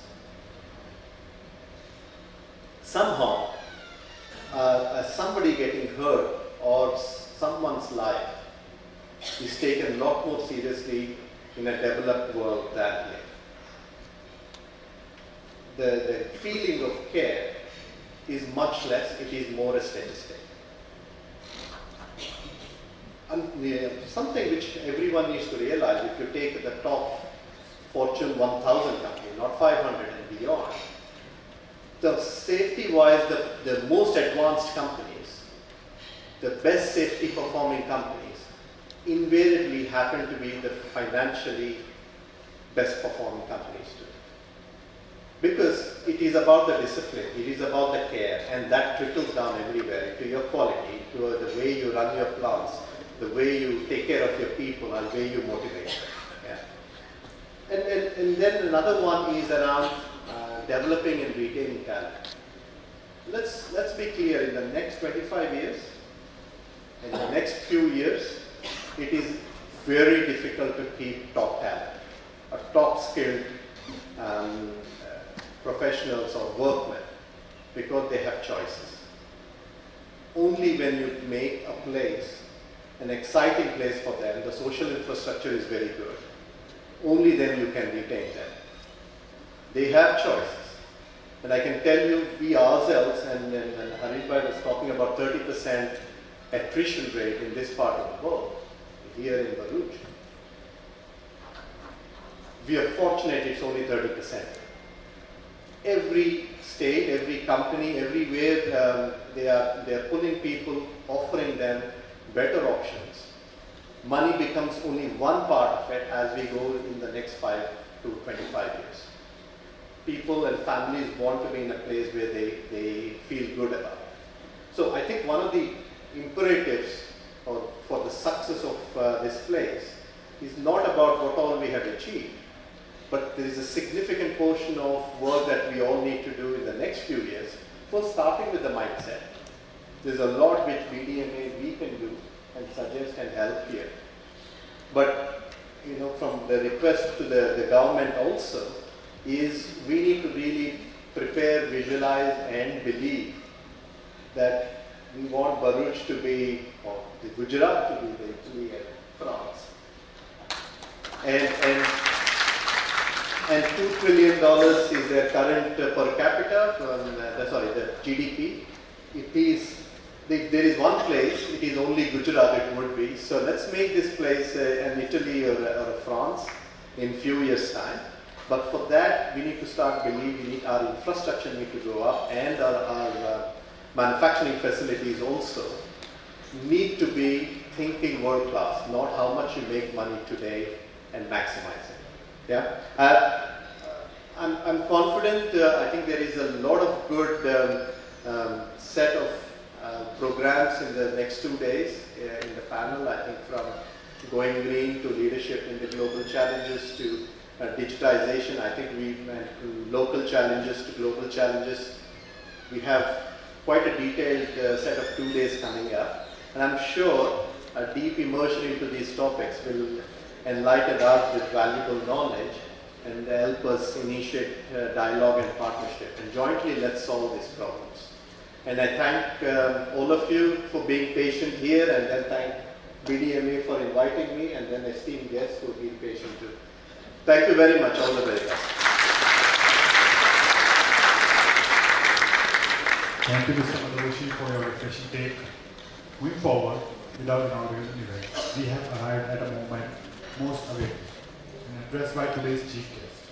May I request Mr. Devang Thakur, Honorary Secretary BDMA, to come forward and give a brief introduction of today's chief guest, Shri Arvind Agarwal, retired IAS. Thank you. I was born in 2014-15 and I am the Vice President. Honorable guests on the dais and in the audience, and the supporters, ardent supporters, and best well-wishers of BDMA. Very good morning to all of you. Before I proceed further, Sir was yesterday with us in the CEO forum. I know we are getting late, but just 30 seconds if I could get that. Sujni, Sir has started a project of Roshni, am I right, sir? And the Sujni is like the Kharishing of Bharuch, sir will know well, is one of the iconic products which started around in 1860s. And BDMA has decided to bring that to the fore by welcoming. We thought we don't want to welcome with books, neither with glass, we want to welcome with Sujni. And so we have prepared a souvenir in the form of a frame, sir. And this is something about the Sujni, and you'll find a description about Sujni. This is what we are presenting to our honorable guests over the 2 days. I just wanted to bring that to the notice of the audience. We are indeed lucky to have a former collector and DDO of Bharuch, Shri Arvind Agarwalji. Arvindji joined the Indian Administrative Service in 1984 in the Gujarat cadre. In a span of over 36 years in the IAS, he served in prominent positions in the government of Gujarat, namely Collector and District Magistrate and DDO of Bharuch, as I mentioned, Commissioner of Labour and Transport, Commissioner of Industries, VC and MD of Gujarat Industrial Development Corporation, CMD of Gujarat Mineral Development Corporation, Chairman of Gujarat Pollution Control Board, Additional Chief Secretary of Industries and Mines, Forest and Environment and Finance Departments. That made me tired, sir. Too much of great achievements, sir. Arvindji retired in December 2020. Yes, you can clap. You can clap. Let's clap. Arvindji retired in December 2020 as the Chairman and MD of Gujarat State Fertilizers and Chemicals Limited, Baroda. He has a rich experience in industrial development, finance, environment and administration. He was intimately involved in the successful organization of Vibrant Gujarat Global Investors Summit, the flagship investment and business event of the government of Gujarat from 2005 to 2019. He has traveled extensively across the world as a member of official delegations of Government of India and Government of Gujarat.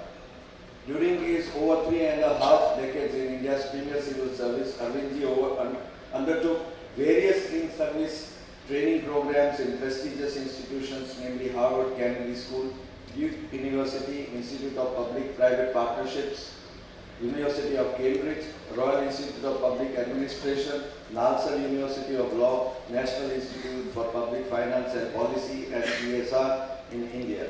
Mr. Agrawal has graduated from Sydenham College of Commerce and Economics, Mumbai. He is also a postgraduate in Commerce from University of Bombay and has done CA articles with Price, Waterhouse and Company, Mumbai, and completed CA Intermediate with 11th All India rank.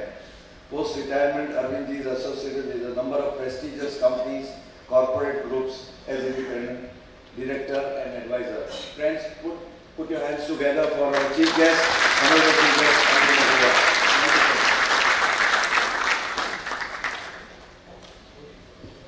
Yes, we would like to invite you, sir, to come at the podium and address the audience.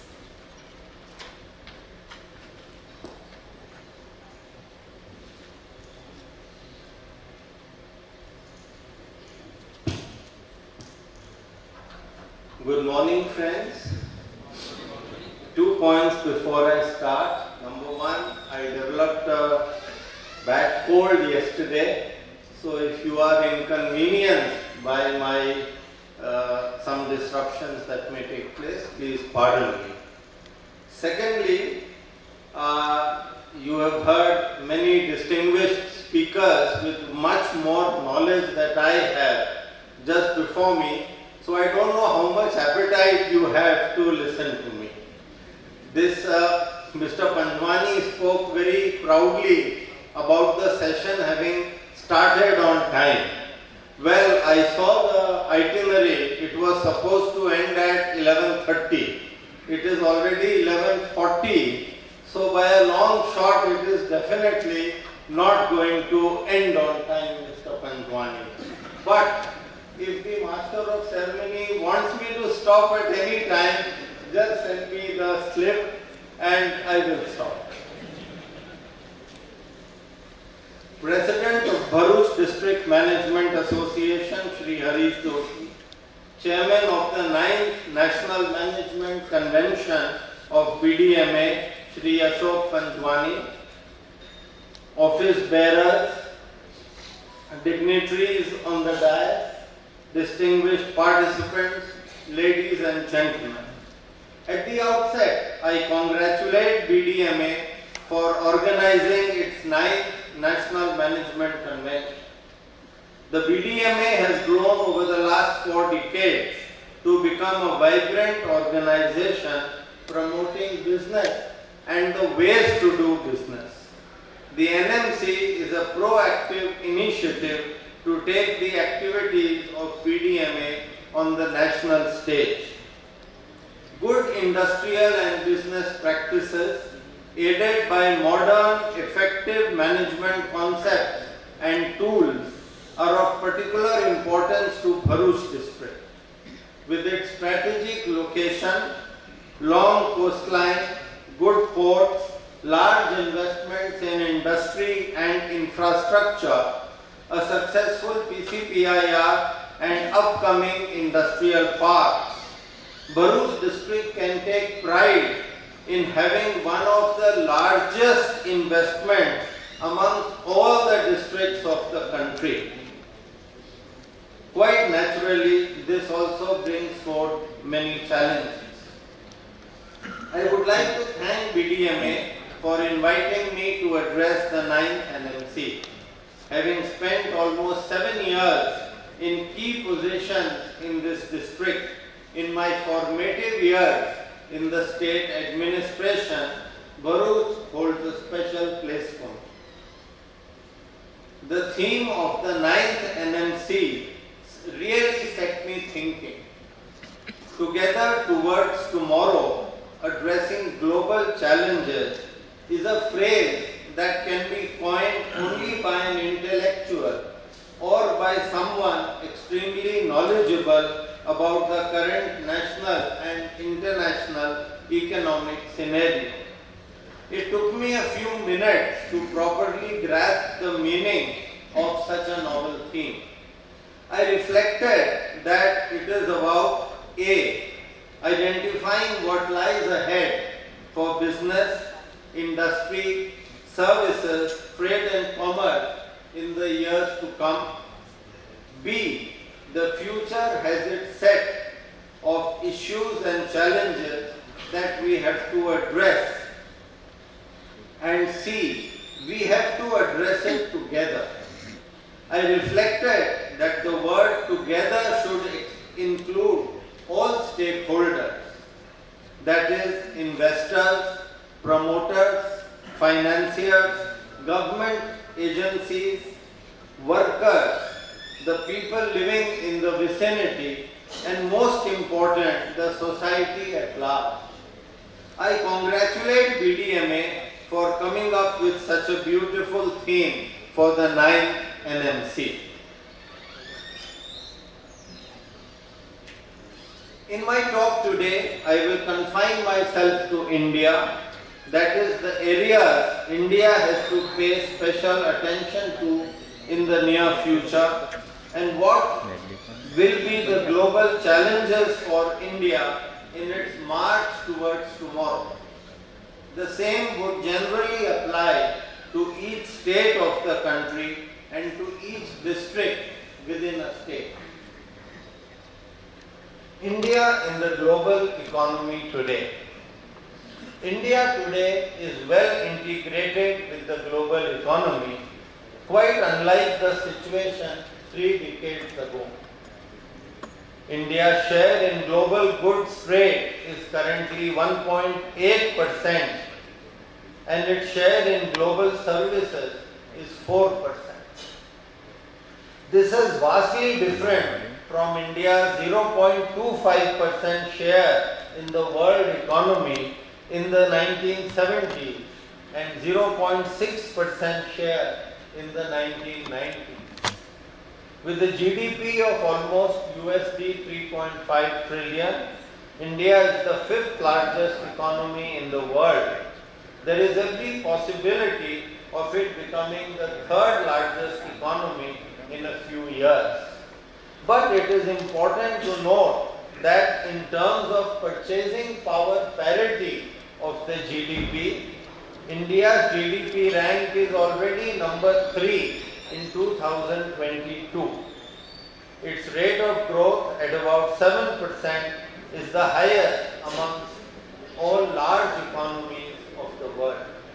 However, to make, and on this earlier speakers have commented, however, to make a notable mark on the world stage, India would have to substantially increase its per capita GDP and take its per capita income to at least middle income levels. It will have to substantially improve the quality of life of the bottom 30 to 40% of the population in key areas such as nutrition, health, education and social security. It will also have to substantially improve its infrastructure and logistics, which today are quite rudimentary by global standards. Fortunately, the government is addressing all these issues in a committed manner and the results are visible.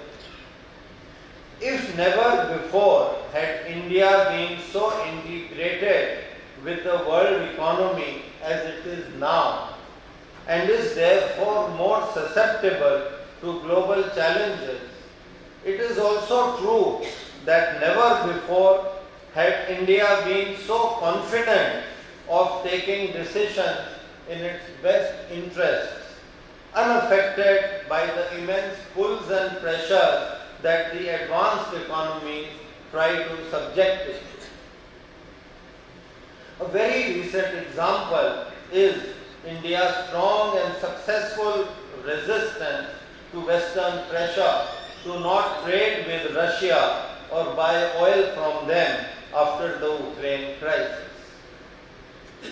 There are certain key areas Indian businesses have to plan for the future. One, technological push. The world is technology driven today like never before in the past. The volume of knowledge doubled every 100 years in 1900. In that year, the total volume of knowledge that existed doubled once in 100 years. So it was double of what it was in 1800. It doubled, the volume of knowledge doubled every 25 years in 1945.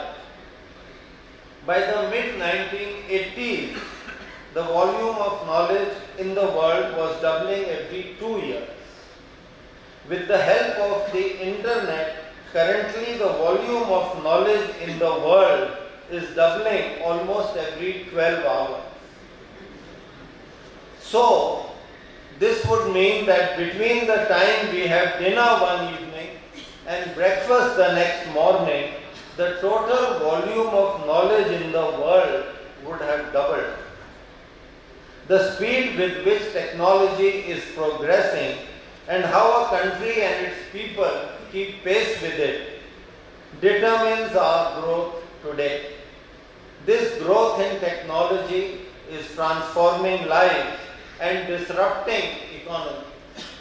Unfortunately, this technological progress is restricted mostly to the advanced economies and a few developing countries. It is creating a huge digital divide in the world, which is not good for the world. India, fortunately, is on the right side of the technological advance, but would have to give it a greater push. This would have to be done by government and also by industry, as I will explain subsequently.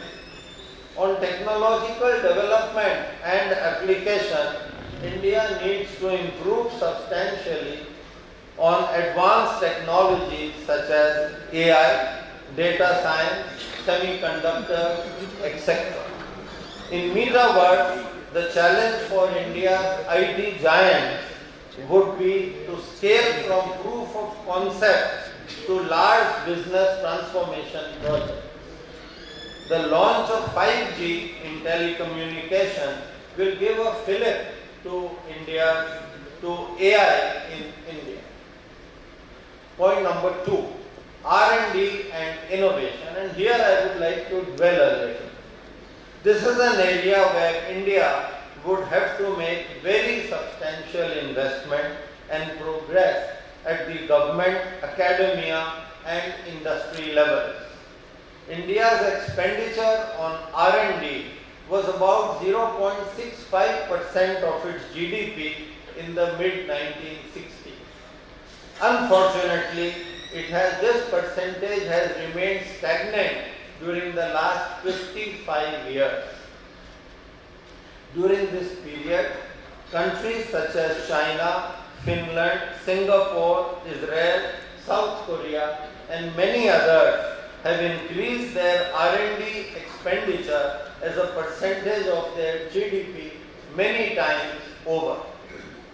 There is a direct correlation between a country's spend on R&D and innovation and its overall growth.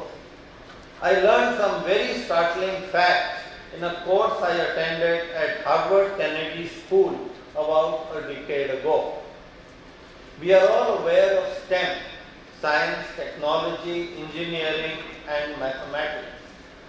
If we add innovation to this and change the acronym to STEMI, then in 2013, 4% of the global workforce was engaged in STEM. But this 4% accounted for 80% of the global GDP, 80%, which also means that this 4% of the global workforce owned 80% of the global wealth. With the concentration of R&D spend and innovation in a few countries, this gap would have increased during the last decade. It would continue to increase and wealth would continue to be concentrated in the hands of a few countries, companies, businesses and people who do more and more research and innovate more. Singapore would be a good case study. Its gross expenditure on R&D, acronym GERD, as percentage of GDP was more or less the same as India in the mid-1960s, that is 0.65%. At that time, Singapore did not have a R&D culture, or suitable environment for it, just as India did not have a R&D culture at that time. However, Singapore adopted a well-planned strategy. Today, Singapore's GERD as a percentage of GDP is about 4%, which is comparable to the most advanced economies of the world. China and Israel can be other comparable case studies. In 2013, about 80% of the total investment of USD 1.6 trillion at that time in R&D was done in 10 countries, of which the US, China and Japan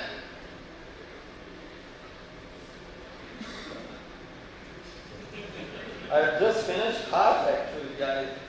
I can wrap up. Okay. No, I'll take some time. I think the chief guest has that privilege.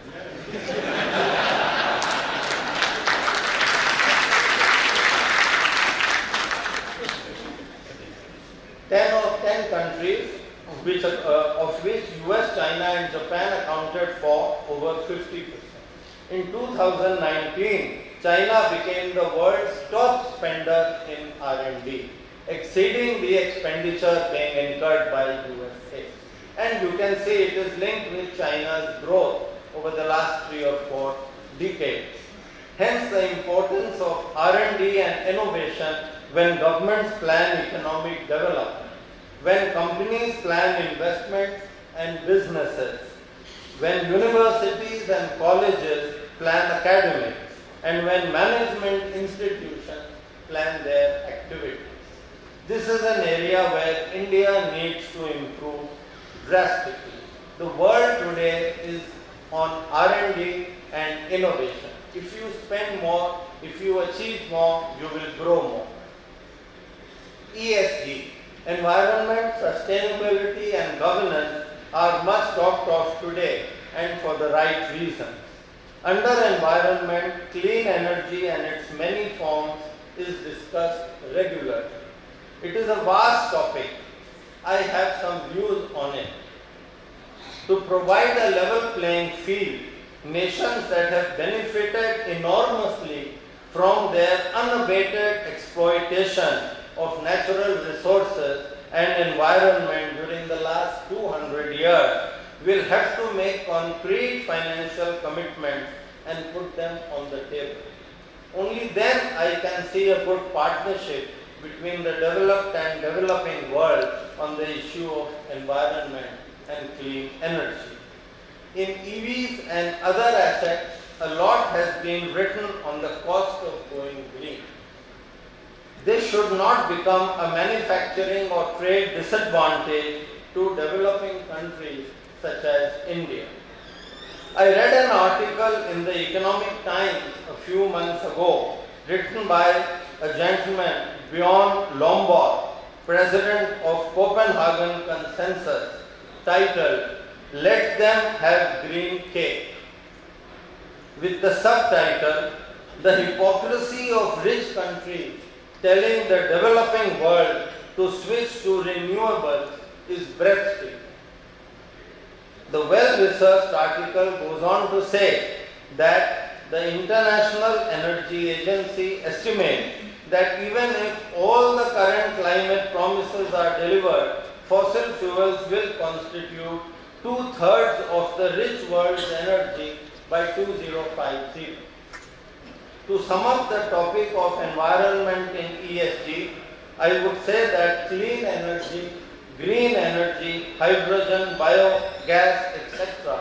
are very important and desirable. However, they should not become trade barriers or non-tariff barriers on the developing world.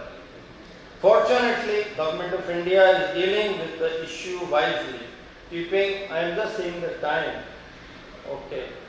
keeping the best interests of the country in mind and without succumbing to the hypocritical pressures of the developed countries.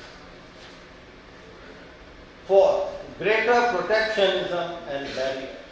This is what governments and industry would have to face this challenge in the years to come. The developed countries have in the past espoused the concepts of open market economies, free movement of goods, services and finance, lower barriers and market-determined trade. However, it is seen that since the last few years, they are themselves practicing protectionism and creating barriers to the above concepts. Not only are they practicing this themselves, but are imposing or threatening sanctions or other reprisals against countries and companies that do not subscribe to their view. We have seen this in the case of Russia and Iran, and in taking unfair advantages of WTO and in many other ways.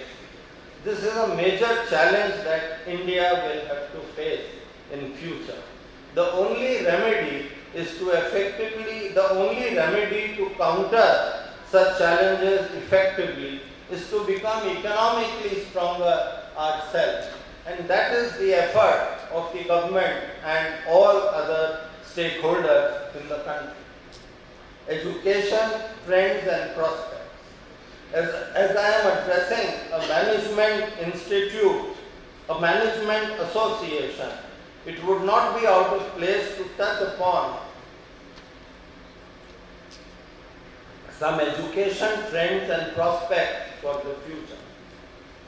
An article in the Hindu Business Line a few months ago titled 5 Trends That MBAs Need to Know analyzed that the lack of skilled human resources has opened a wide array of career trends that a B school graduate or an MBA aspirant can look forward to. These were stated as number 1, robotics and automation, number 2, sustainability, number 3, AI and ML, 4th, healthcare management, and 5th, fintech and edutech. To the above, I would add data science specialists.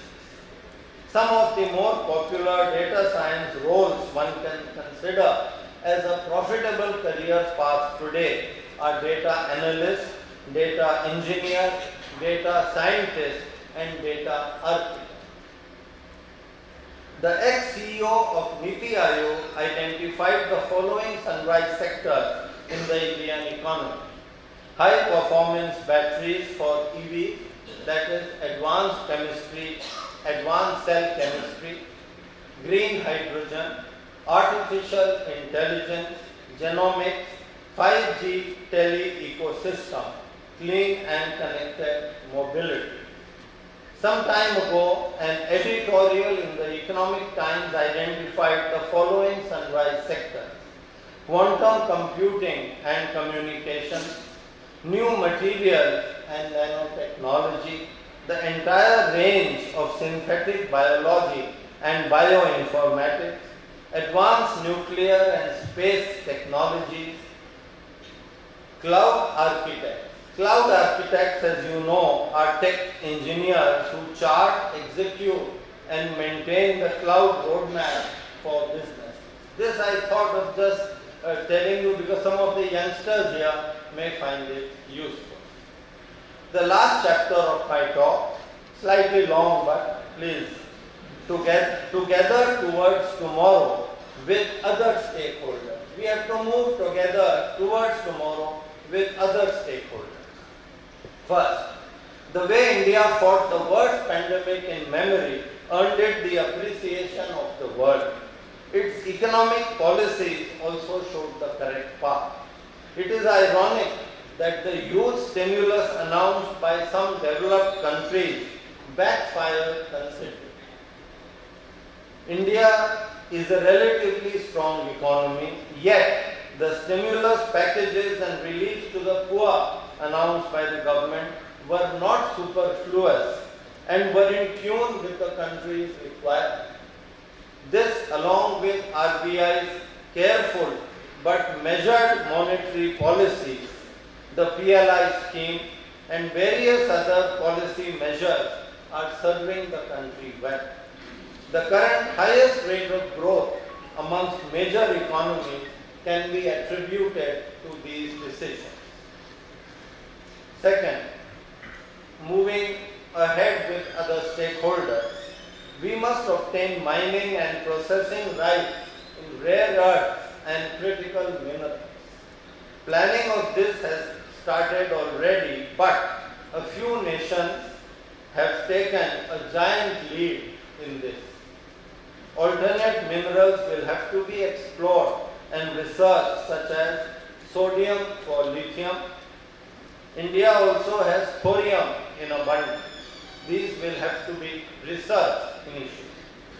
Reducing import dependence on key KSMs, intermediates and APIs is very important, and the recent the supply chain issues in the COVID period have demonstrated this very well. This is an area where the large pharma industry of Bharuch district and of Gujarat can play an important role. Many of you here will be representing the pharma industry. Keeping in mind the needs and aspirations of stakeholders is very important. Chemical industry of Bharuch district has often been on the defensive on issues of water and air pollution, damage to groundwater and agricultural land, etc. This is a major challenge that has to be solved by industry as we move ahead to a more meaningful tomorrow. It is often said that India has the numbers but not the required quality in its graduates and its workforce. Employers should have a program for skill development and skill upgradation of their workforce for specific job requirements. Providing jobs suited to one's skill is the nation's aim and responsibility.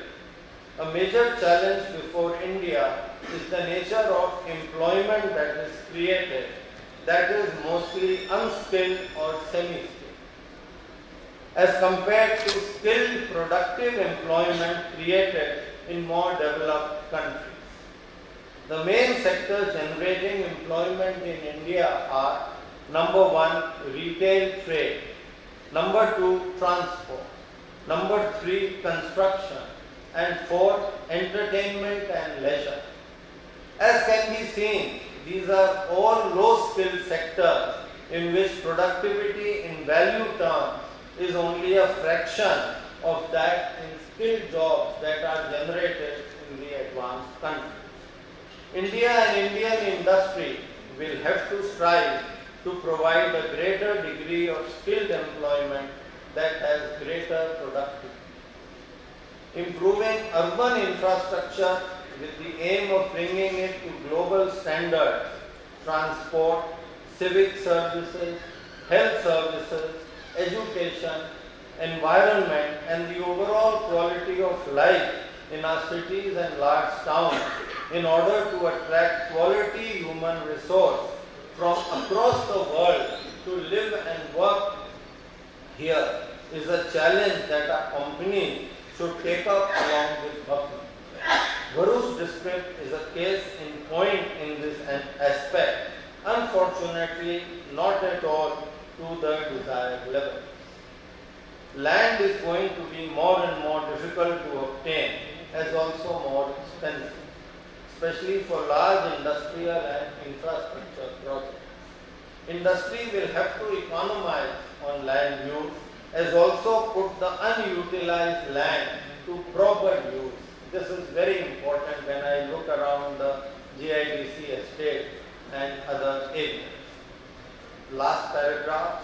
Overall, I find an excellent opportunity for businesses, industry, services, trade and commerce to flourish in the present environment in India.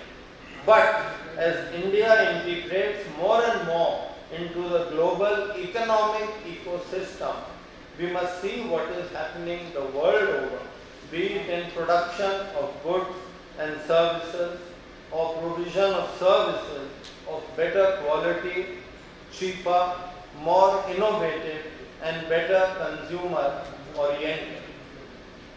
Gujarat has been a manufacturing driven state, and the state government's policies have promoted this since the last 5 decades. Our SMEs can become large units tomorrow, and the large units of today can become multinationals tomorrow. Bharuch definitely has the potential to show this. To conclude, I would say that greater R&D and innovation, adoption of the latest technologies, achieving increasing scale, and a more robust infrastructure are the main challenges before companies, as also are the drivers as we move to a more progressive but competitive tomorrow. Thank you very much. I'm sorry for that.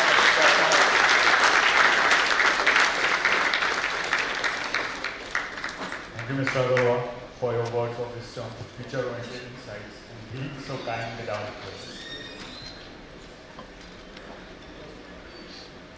What an honor and delight we all have had listening to some of the most eminent members of the society. BDMA would like to extend a token of gratitude to all our special guests for being here with us and encouraging us.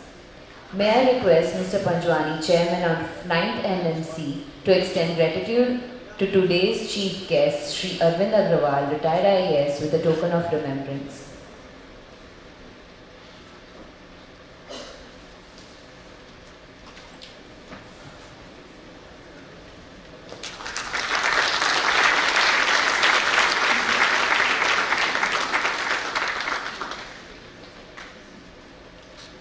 Thank you, sir. Now I request Mr. Harish Joshi, President BDMA, to extend thanks to today's guest of honor, Sri Kalyan Ram Madhu Abushi, with token of gratitude.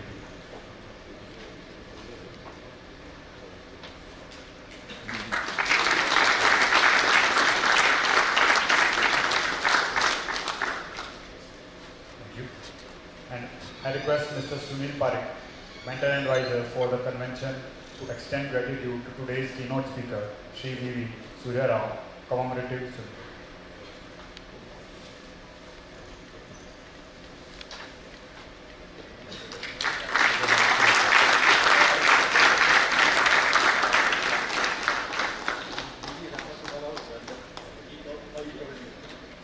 We all know Mr. B.D. Ramasubara, and he is his brother. Thank you very much, sir. Now I request Mr. Ashish Gargi, co-chairman of 9th NMC BDMA, to extend thanks to Mr. Tushar Sumera, IAS, Collector and District Magistrate of Bharuch, with a token of remembrance.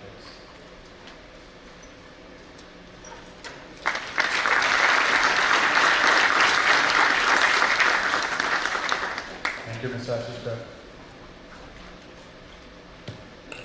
We are nearing the end of our inaugural session. Before we extend the vote of thanks, I would like you all to know that we are going to be opening with an interesting session on leadership in the times of global business challenges and political turmoil, chaired by Mr. M. Sanat Kumar, and speakers Mr. Ravi Kapoor, CMD Hubeck India Private Limited, Mr. Satish Khanna, former Group President Lupin Limited, Mr. Maulik Mehta, CEO and Executive Director Deepak Nitrate. So I request all of you to stay back after the biopic. And now I request Mr. Ashish Garg, Senior President and Unit Head Grasim Industries Limited and 9th NMC Event Co-Chairman, to come forward to extend the vote of thanks, please.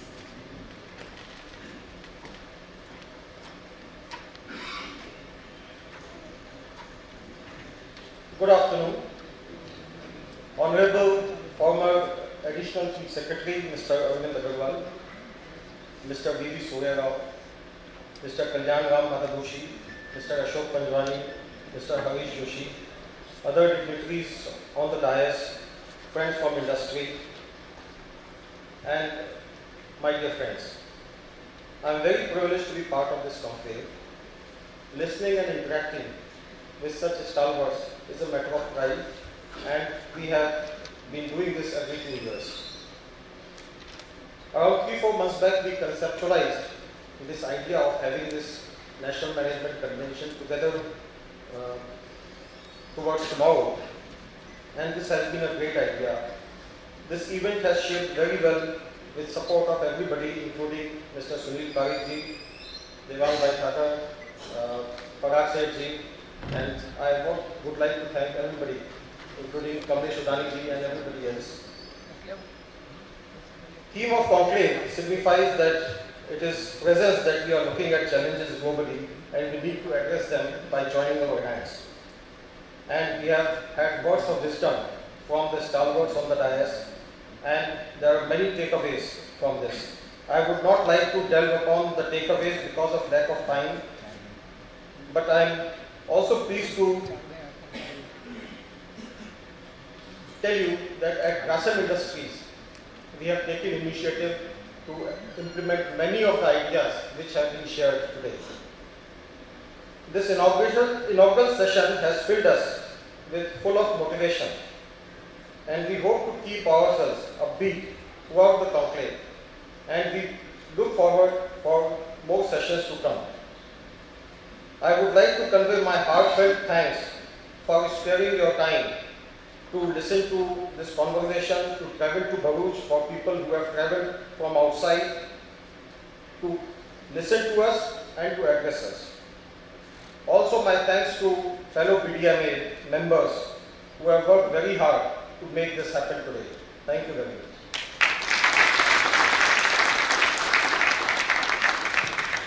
Thank you so much, all the guests who are here today. May I request you to step down the dais.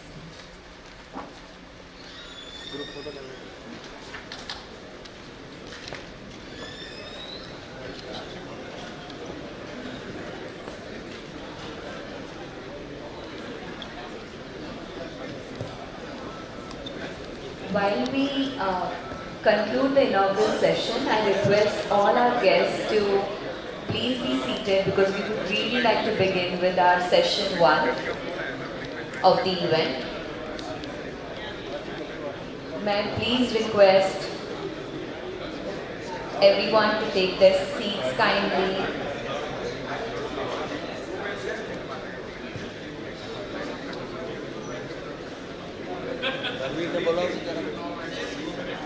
It is cold and I'm sure we all want to take a bio break. So can we all come back very quickly within 5 minutes so that we can begin the event on time, please.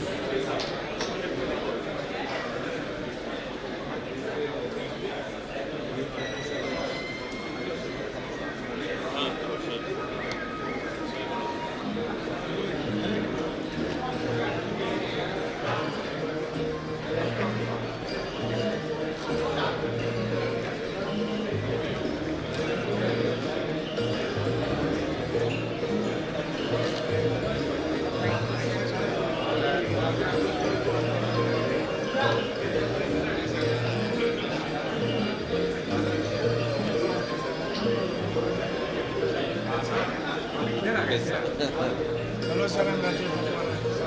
We were in touch. I got your call. I got your call, but so I sent you a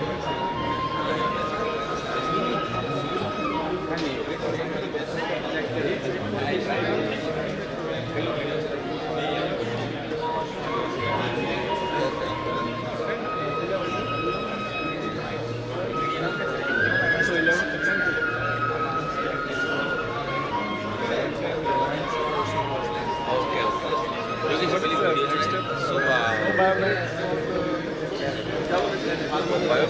Biobrake ko sa limited.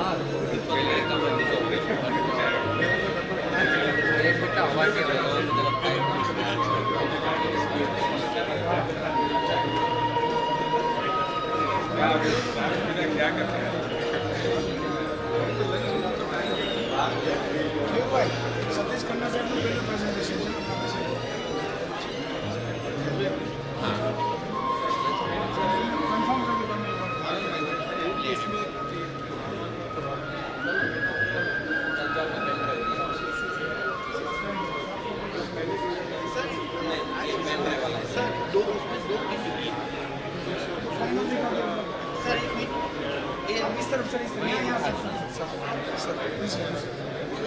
Good, then at least we are.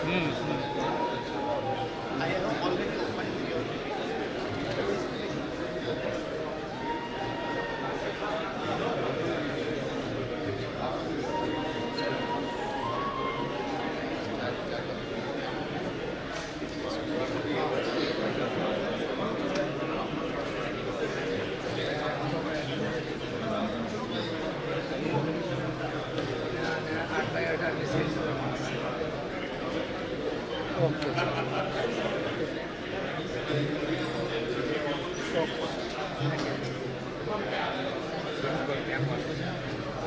So we plan to begin with our session 1. Unity is strength. Where there is teamwork and collaboration, wonderful things can be achieved. And so I request all of you to unite together and take your seats. May I have everyone's attention, please? To jumpstart this 9th National Management Convention, brings you a dialogue on leadership in the times of global business challenges and political turmoil with a panel of distinguished speakers. Once again, I request all the dignitaries standing in front of the stage to kindly make room. Once again, I request all the dignitaries standing in front of the stage to kindly make room for us so that we can begin with session 1.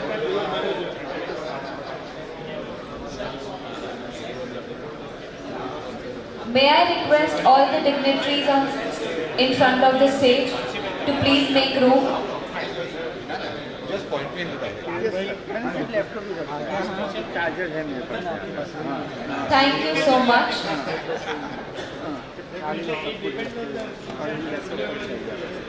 The 9th National Management Convention brings you a dialogue on leadership in the times of global business challenges and political turmoil with a panel of distinguished speakers.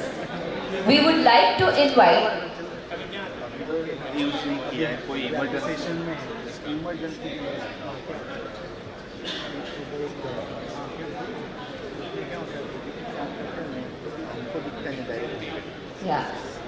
we would like to request all of you to get back into the hall and take your seats, please.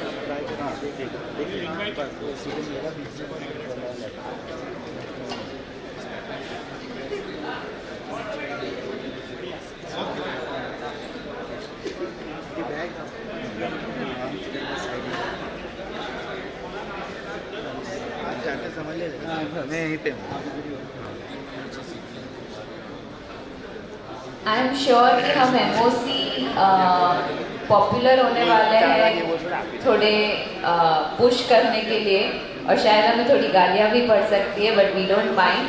And I request all the delegates, all the guests to please get comfortable in their seats as you would like to begin as soon as possible. Thank you, sir. क्या हम सबको request कर सकते हैं बैठने के लिए?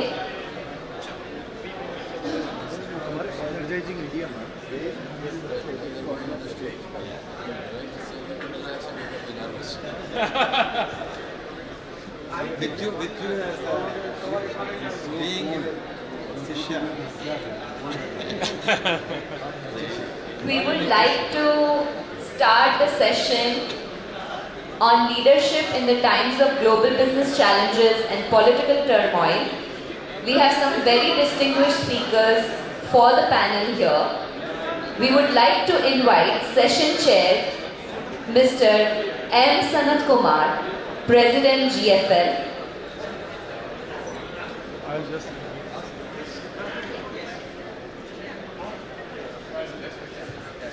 We would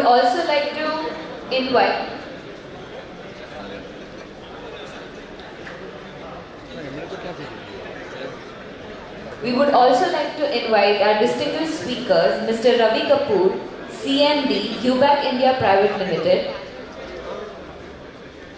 Mr. Satish Khanna, former Group President, Lupin Limited, and Mr. Maulik Mehta, CEO and Executive Director, Deepak Nitrit, on the dais, please.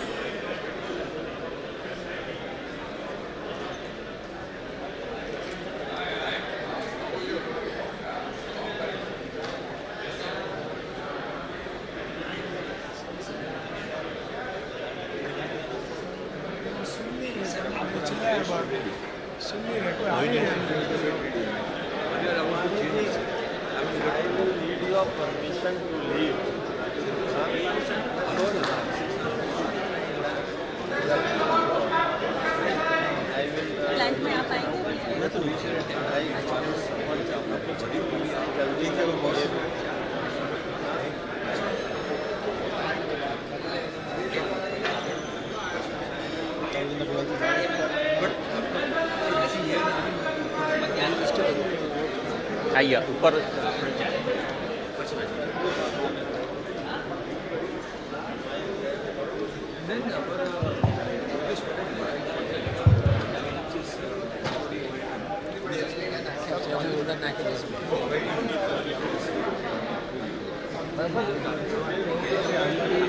હું નામ કીધું સાહેબ તમે?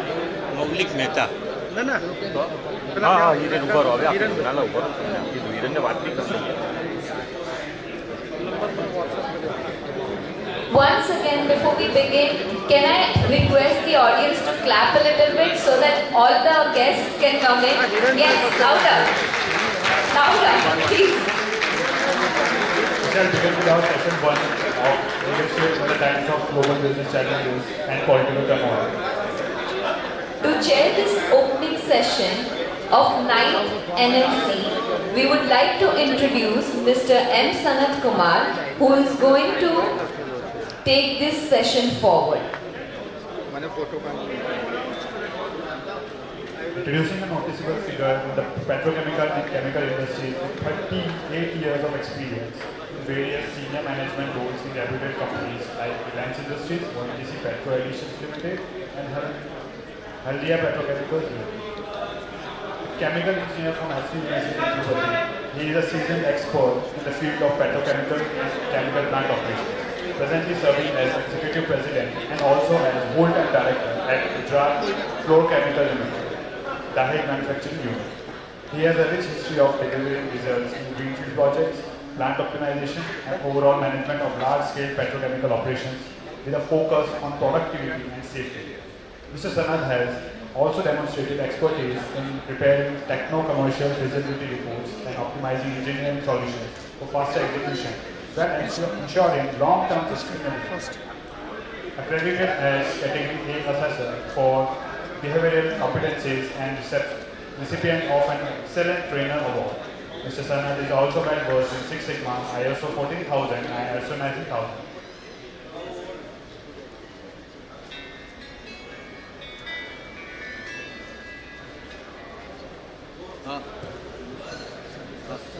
Now I invite Mr. Sanat to take the stage with the round of applause. So audience, thank you.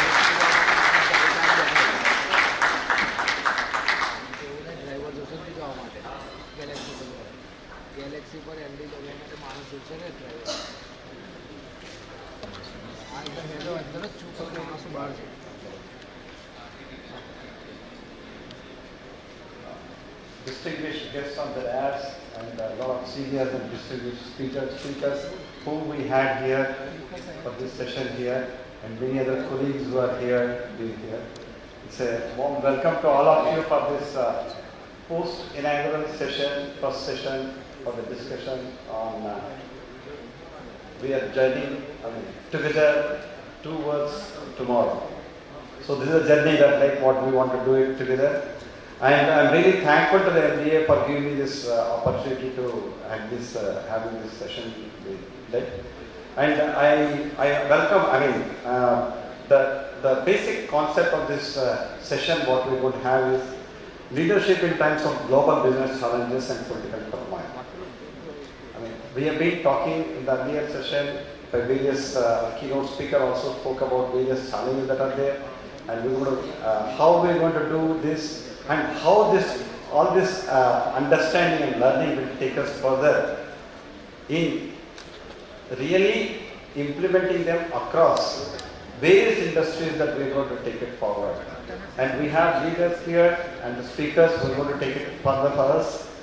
Either is the chemical industry, because Bharuch here has been mostly a hub for chemical industries.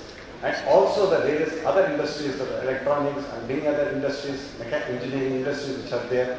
In every aspect that how do we take it forward further.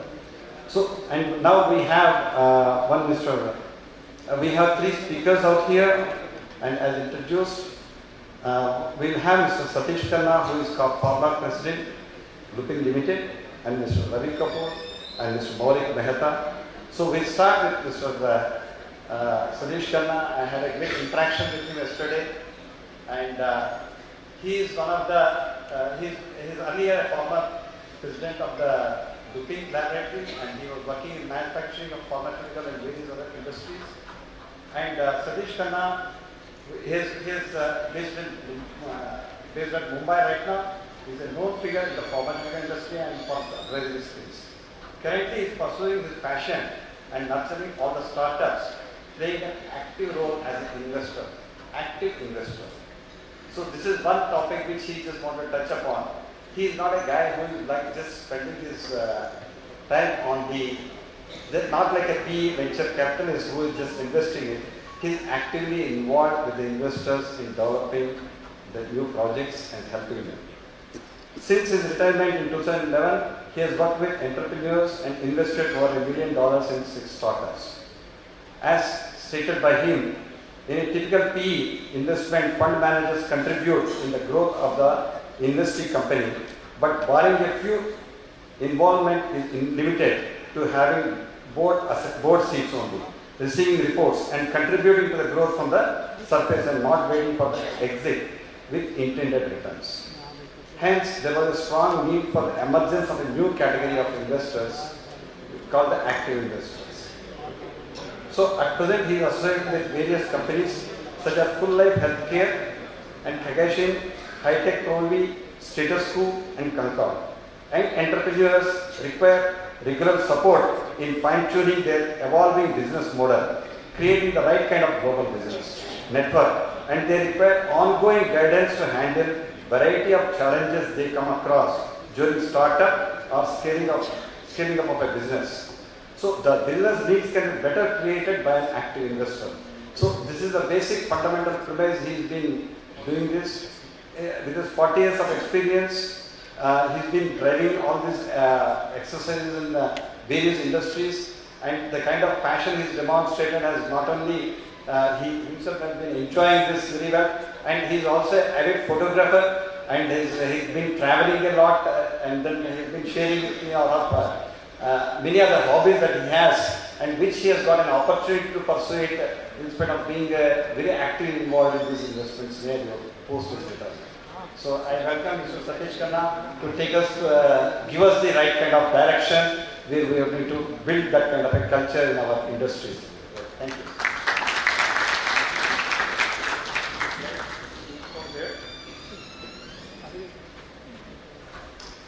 Good afternoon, everybody. I was also enjoying the introduction that you gave, but take me one amongst you only. I started my career in Gujarat, so my current movie is Gujarat. I also was in Bharuch, so current movie not only in Gujarat, but it is in Bharuch as well. From early 70s, I started my journey of working, and I must thank the kind of subject they have chosen, BDMA has chosen, which is so relevant in today's context, considering the kind of global challenges we all know, the enormity of those challenges, the complexity of those challenges, and the unpredictability of those challenges. Challenges are not same every year.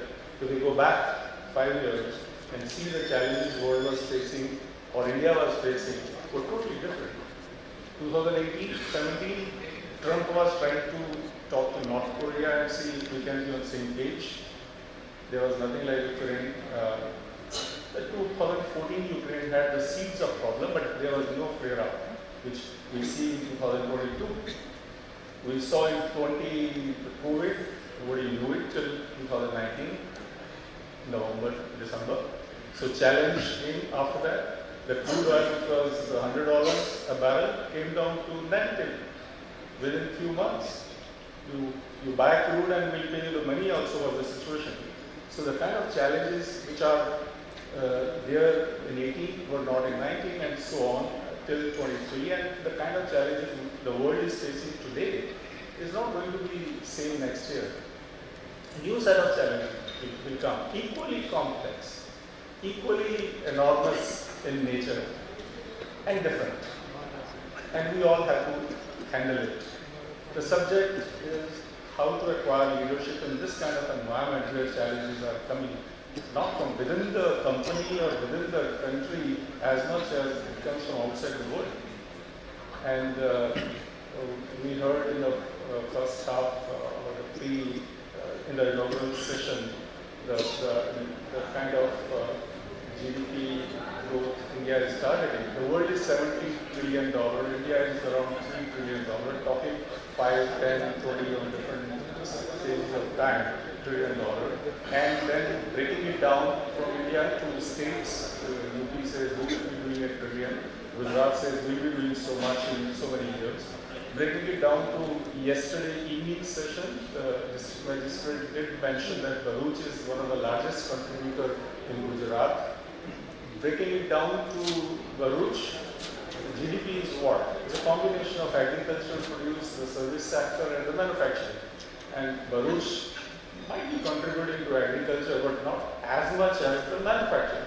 So it's a manufacturing-driven contribution by Bharuch to Gujarat and Gujarat to India, and India is trying to go up on the percentage to the world. So, and the challenges are enormous.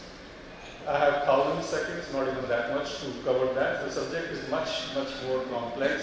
I have got a dozen slides, and each slide, given time, you can spend an hour each.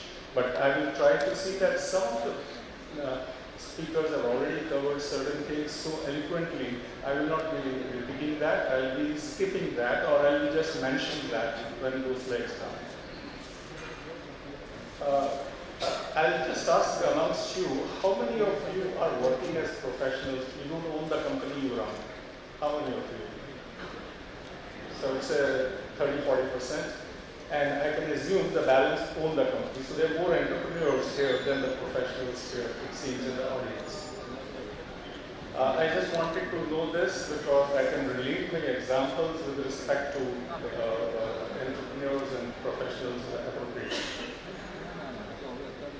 Now, this is one analogy. Suppose an ordinary healthy person goes to a doctor and says, "Doctor, in India, we see the country is becoming the world capital of diabetes, the hypertension is on the rise, the people are dying, young people, healthy young people are dying just because of heart attack, and there is so much of post-COVID issues, so much of depression, so much of anxiety, so much of problems of various kinds. What should I do to see that I stay healthy?" If this is the question a healthy person is asking a doctor, very difficult for a doctor to answer that. Because he's a healthy person. But the question is very relevant. There are so many things happening around. And imagine if 100 people go to the same doctor with the same question. The doctor will not be able to answer at all. Because all these 100 people have different problems. Like you people are running different kinds of companies, different stages of your growth trajectory, different responsibilities. So the global challenges are like the diseases.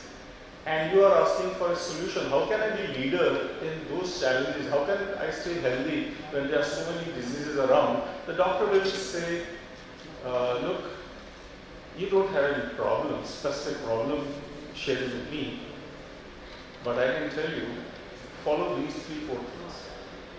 One, have a very regular exercise regime. Whatever you choose, walking, swimming, gaming, or whatever, yoga, gymming, whatever. Have a very regular exercise regime. Also have a very disciplined diet. Eat good, eat well, right things you eat, at the right time, right quantity. Badhiya khana khao. Third, you will say, have a happy state of mind. Tension be low, don't worry, khush raho.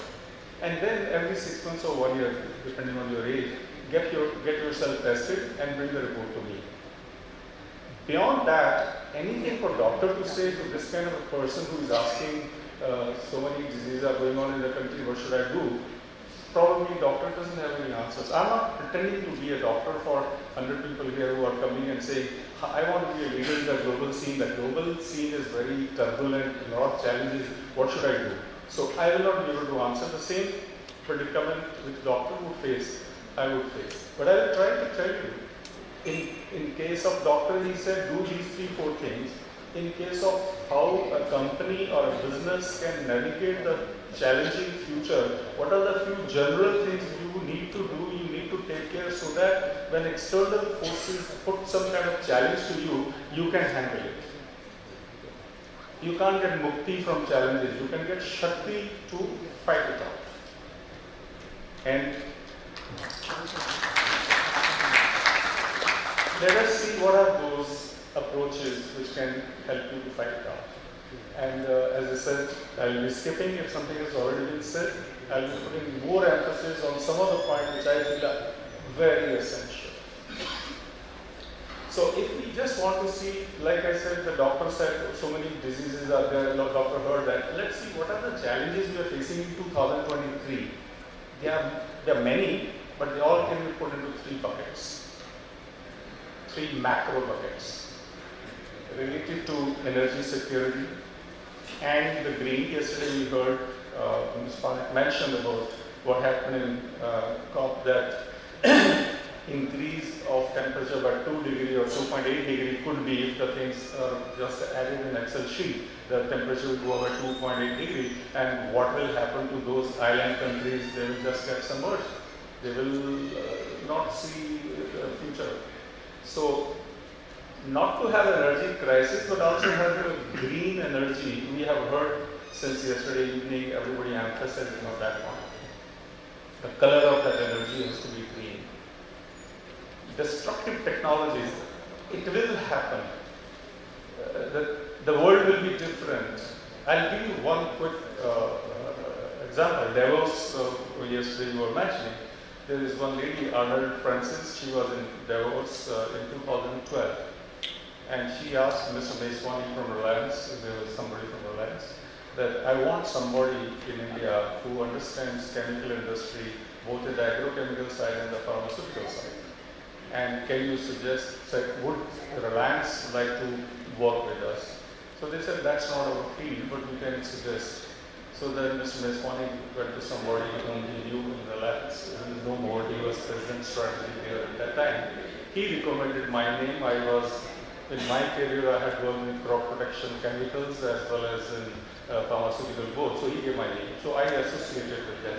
It's a company in the US. They were just starting, and this lady was head of this University of California Technical Institute, where she was master in directed evolution. Now, what is directed evolution? Directed evolution is that whatever happens over millions of years, can you accelerate and make it happen over hundreds of years or 10 years? You accelerate the process of evolution in the microbes, in the living organism. And rest all is history. She got the Nobel Prize in 2018. I used to interact with her as a lady, very knowledgeable lady, but 2018 when she got a Nobel Prize for directed evolution, 2019 I just went to US for one day to have dinner with her, that I am having dinner with a Nobel laureate. Now, what was that, and what is that going to do? I understand the API industry, I've worked in that. I understand the chemical active ingredients and the agrochemical industry. We handle dirty, dangerous, demanding chemistry to make what we want to make, following multi-step process with recoveries, with isolations, manpower, 10 kind of solvents, energy consumption, variety of capital investment in equipment, distillation columns, reactors, centrifuges, dryers, and all. Jig bang, which we used to see in 70s, we see in 80s, we see in 90s, and what they are going to come up with is a bug which is engineered to convert chemical A to chemical T without going into D, C, D, E, F, G, H and so many steps. That bug, like we make yogurt at home in the night. Milk mein dala, other than yogurt there. Try making yogurt in the chemical plant from milk.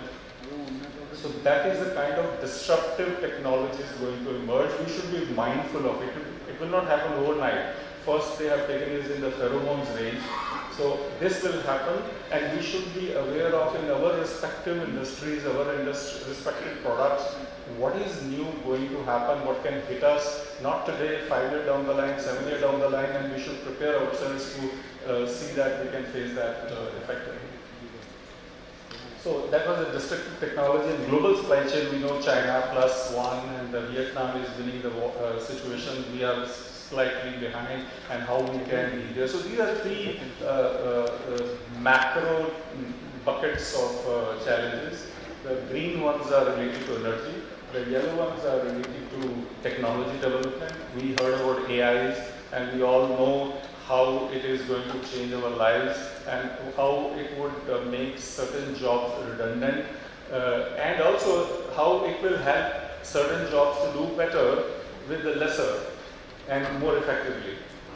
And the blue is the supply chain issues. These are the global problems, global supply chain problems and associated financial aspects related to, we know how the dollar moves so fast, we know that because of inflation, the interest rates move so fast, and if we are working capital intensive industry, how it will affect our bottom lines, or how will it put pressure on us to manage our growth plans.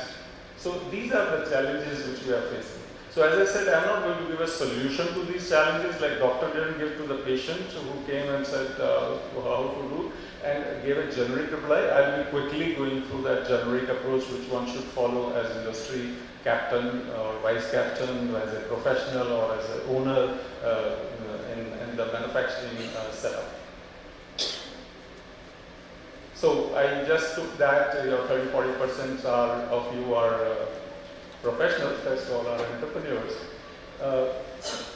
Business of every business is to create value. That's what we heard yesterday evening also from one of the tax experts who gave a talk. And we all are in the value creation phase. We are not in the cash creation phase. We are in the value creation phase. If you are compare Dawood Ibrahim and Ratan Tata, who has created more value. I don't know whether Dawood Ibrahim has created more cash or not, but there are many people who have created much lesser cash than Dawood Ibrahim, but much higher value than him. Mahatma Gandhi is one example. So we have to see that we work for profits. You know, all these external global challenges will hit you.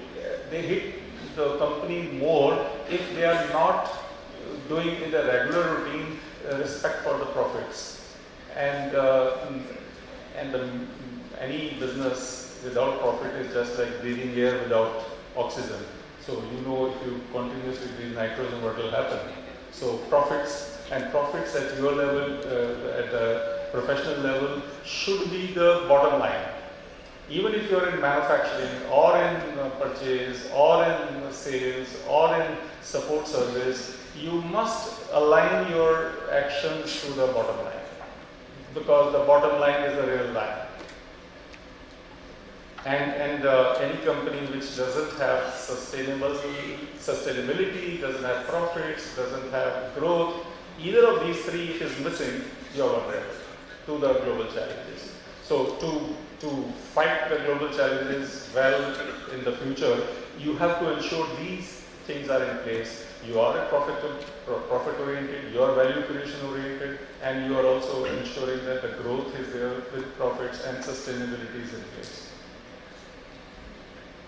So, many of us, I know Ankleshwar, Bharuch, Jagadia, Panoli, other area, around I spent my years here, and most of us, 99% of us, do not have any IP, intellectual property. We don't have patents. We don't do branded business. We are generic player. And the winning Ramban for a generic business is you have to have a scale where economy of scale gives you the cost leadership and you can price your products the way you want it. It's very important. Doing generic business less than economic scale is wasting money, time and efforts. You have to be scale player. You have to be skilled player in your whatever, because you don't have patent to protect you, you don't have brand, you don't have pricing power. You are competing with China. You are competing with your own fellow colleagues within the industry or within the state or within India, and everything then fights on price. And if you don't have scale, and if you don't have skill to produce, skill to buy, skill to support, to get quality product at the right cost, you are gone. So scale, skill and reach. You should not be able to sell only your products within Gujarat or within India or within Asia or within generic players of America and Europe. You should have a reach to the multinational companies also. Ratilal and company is if your customer, he won't survive, so you will not survive. So So you should have a reach to geographies and players who could be a large customers. And slow and steady loses the race. It's just opposite of what we are taught when we were children.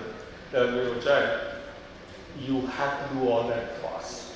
Scale, speed, and reach. All these four are very essential if you are operating generic business. And I know this region operates generic business, so these are very relevant for you all. So I have said whatever is in the rest of the points. Dream team and action. You know, I very, very strongly believe and practice that, you know, we are, mythology says that the future is written by God. It's predestined. We are all predestined. Jo hona wo hoke rahega. I'm not contesting that. Let's keep it on the side. I strongly believe the future can be engineered. You can enter the future you desire to enter. But there is a process for that. You have to dream first the future which you want to enter. Then you can't enter alone when you are an organization. You have to have a team to do it.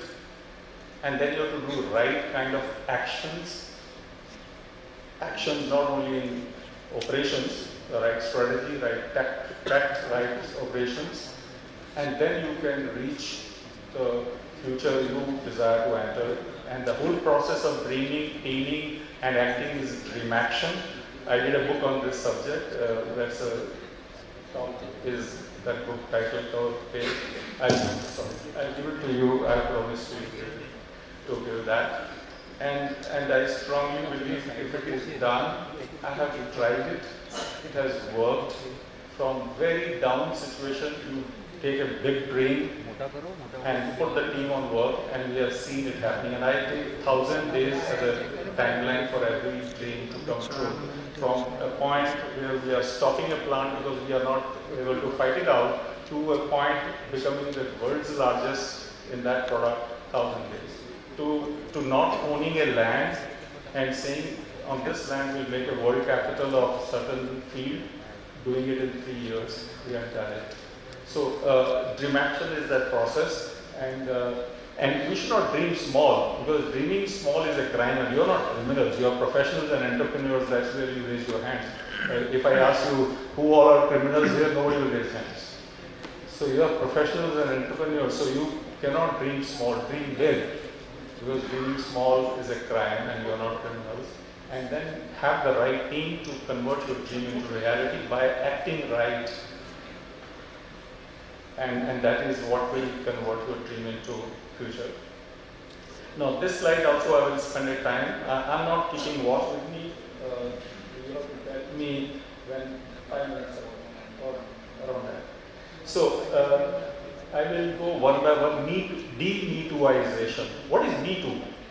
वो पैसा बना रहा है, मैं भी बनाना चाहता हूँ. वो ये प्रोडक्ट में अच्छा कर रहा है, मैं भी ये प्रोडक्ट करता हूँ. वो इसको बेच रहा है, मैं भी इसको बेच रहा हूँ. This is me too. मैं भी वही करूँगा जो वो कर रहा है. So this is copy paste. This has to be de-me-tooized. You will not succeed. You may succeed for 1 month, one product, one customer, one copy. But if that is part of your DNA or that is part of your character, you cannot fight the global challenges when they come. You have to de-me-tooize your business.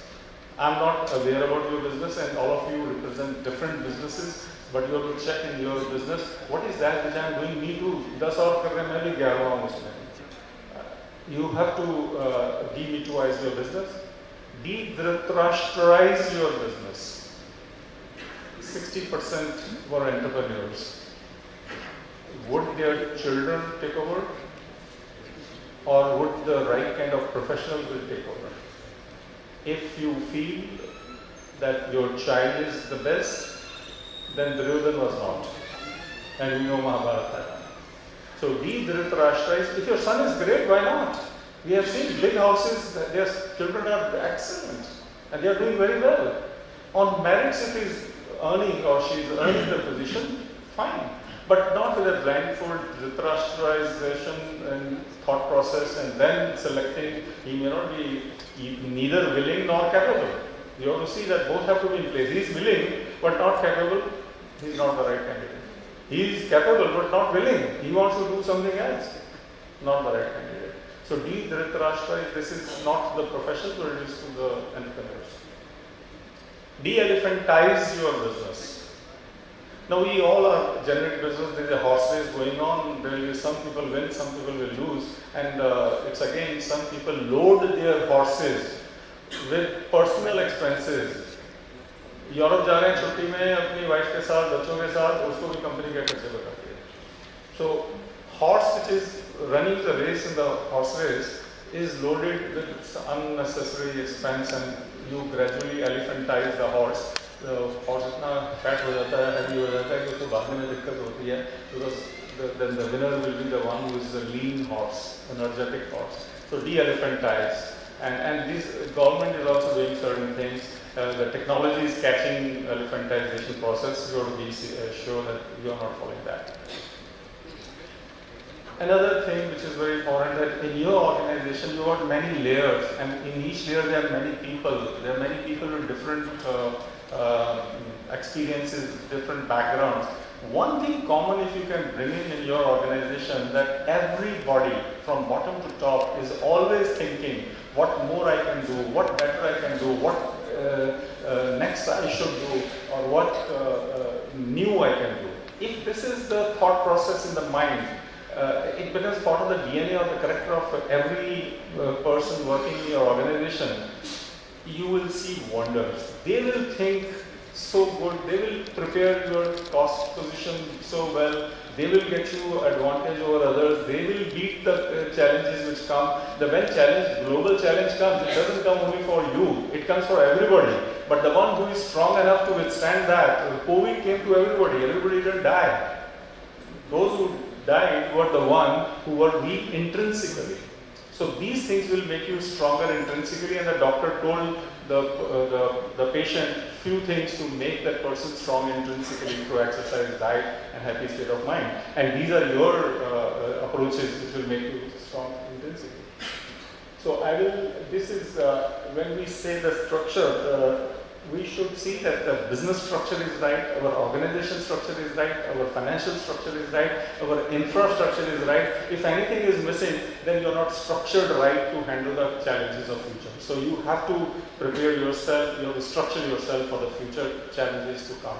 Challenges will keep coming in a different form and shape. They will not tell you, I'm coming next month this way. They'll just come big way. To the companies, to the nations. And nation also has to be strong enough. Modi is preparing country, you people have to prepare your company. And some of the professionals have to prepare their teams strong enough. So this I have, there's just one point I would say. Do not assume experience and age is always better. Youth power is very strong. They are the one who will take India to the future. And nurture them, empower them, train them, create young, if it's entrepreneur, then entrepreneur, young professionals if it's professional field. Do not assume he has got 20 years experience and the other one has got 5, 20 is better than 5. Just go by what 20 years experience can be 1 year experience 20 times, and 5 year experience could be 5 year different experience in different companies, in different situations. Value that. And I won't go into ethical things. We have discussed that ESG, Shopify, shared the smile. So, I was told a minute back, 3 minutes, so 2 minutes left. This is a summary of what one has to do to create intrinsically strong organization to make the company or the division or the function strong to fight the invisible today but visible tomorrow large challenges coming from outside world. You can't stop them. They will keep coming. We don't know. We keep hearing that in 2024 there is election for Modi. 2024 there is election for Biden. 2024 there is election in Taiwan. 23 or 24. And China is preparing for situation in 2025. We keep hearing. So challenges will come. So prepare yourself intrinsically strong, and all professionals should be entrepreneurs. and all entrepreneurs should be professional. This is very important to create within the organization. Thank you.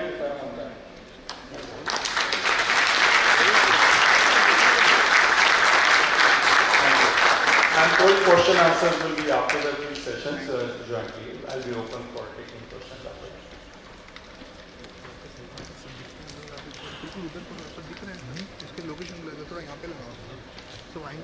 Thank you very much. It's been a very impactful and very short, and you covered it very nicely, the whole thing. Next we'll have Molly to speak on this. I just want to give you, I think all of the people know him, and but just want to give his profile. He's an young business leader with sharp potential, operational acumen, imbibed over a decade of strategic roles. Maulik Mehta he spearheads the group's next phase of growth, and he has been instrumental in institutionalizing and augmenting triple bottom line focus at Deepak Nitrite Limited. His key achievements have been that under his leadership, it has grown exponentially both financially as well as in terms of operational depth. It's, as you all know, it's one of the fastest growing chemical intermediate company today in India, delivering exceptional economic value both to the stakeholders, all the stakeholders. It has been responsible for creating strategic depth that has led to cutting edge, data-driven decision making, and also been responsible for driving initiatives that build a stringent culture of ESG-centric business framework, sustainable manufacturing, and plant safety. And he's a Bachelor of Business Administration from the University of Liverpool, UK, and holds a Master's degree in Industrial Organization in Psychology from Columbia University, USA. He's also alumni of the Harvard Business School's prestigious Owner and President Management Program. Other affiliations he has got is Mehta is also a member of the Economic Times India Leadership Council and President's Organization, the Indian Chemical Council CEO Roundtable, and Chairman of the Confederation of Indian Industries and Retail. I welcome Mehta to give us his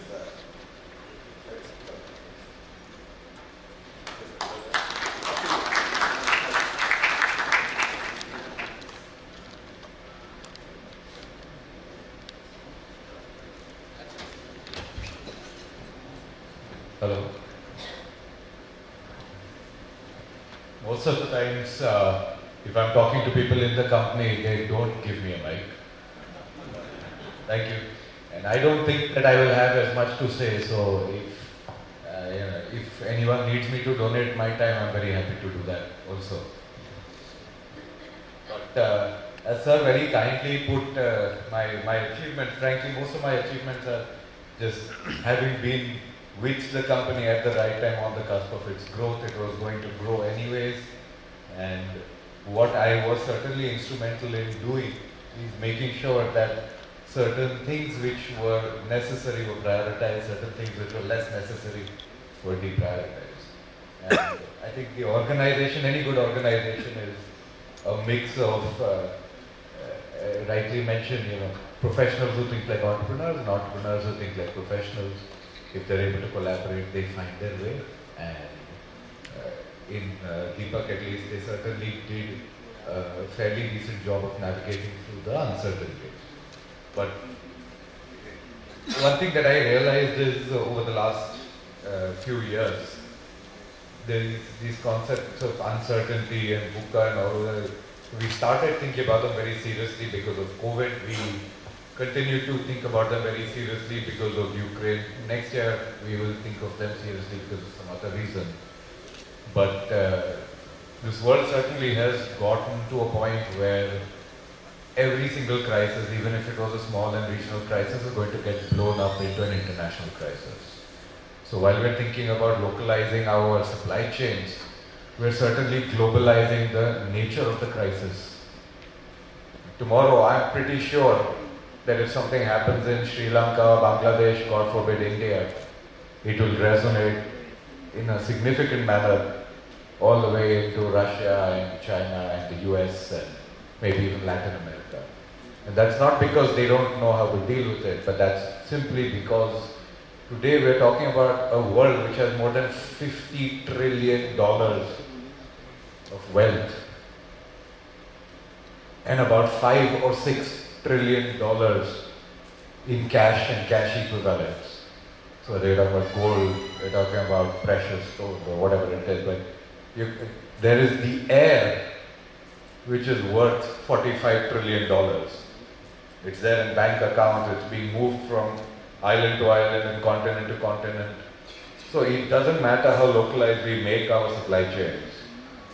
Our interdependency is on the basis of the fact that there is this much implied wealth that is moving around. Now, with regards to navigating uncertainties and all of these things, basically I think it's become part of the DNA of any good company today to recognize that there is uncertainty first. To also recognize that there is only so much that one can do to manage the uncertainty. Because the uncertainty is something that will keep happening. One thing that I learned a couple of years ago is do not expect the people who are managing tomorrow's uncertainties to manage day after tomorrow's uncertainties. These need to be different people. If it is the same person, he is going to trip up, he or she is going to trip up managing day after, because tomorrow the uncertainty will be in an entirely different direction. Along with that, a couple of just interesting points that I want to share. These are things that I've tried to institutionalize in the organization. Whenever we have review meetings, when we are discussing, we seek to espouse values like agility, responsiveness, customer-driven, all of these things. But what does this mean at the ground level when we're conducting reviews? When we're looking for new opportunities, new businesses? We institutionalize this concept of red teaming. There has to be one person or one team identified, maybe even arbitrarily, randomly. This team is only supposed to think of all the problems. This team must not come up with a single answer. No solutions from this team. This team only thinks of problems. Let that team exist, because otherwise we get blindsided by our own internal biases. The stronger the promoter, the stronger the bias. The more the number of people in that group who will say, "Nahi sir, wo idea ekdam fantastic hai, usi ko karni hai." There has to be that one person who says, "Nahi, achhi nahi hai, nahi karni." It doesn't matter whether that person believes it or not. That person has to spend enough time researching why that idea is no good. And most of my review meetings will not end until I have forced people to disagree with whatever was discussed. One more thing that we've started doing, at least in our senior strategic review meetings, we're all used to creating the idea of goals, right?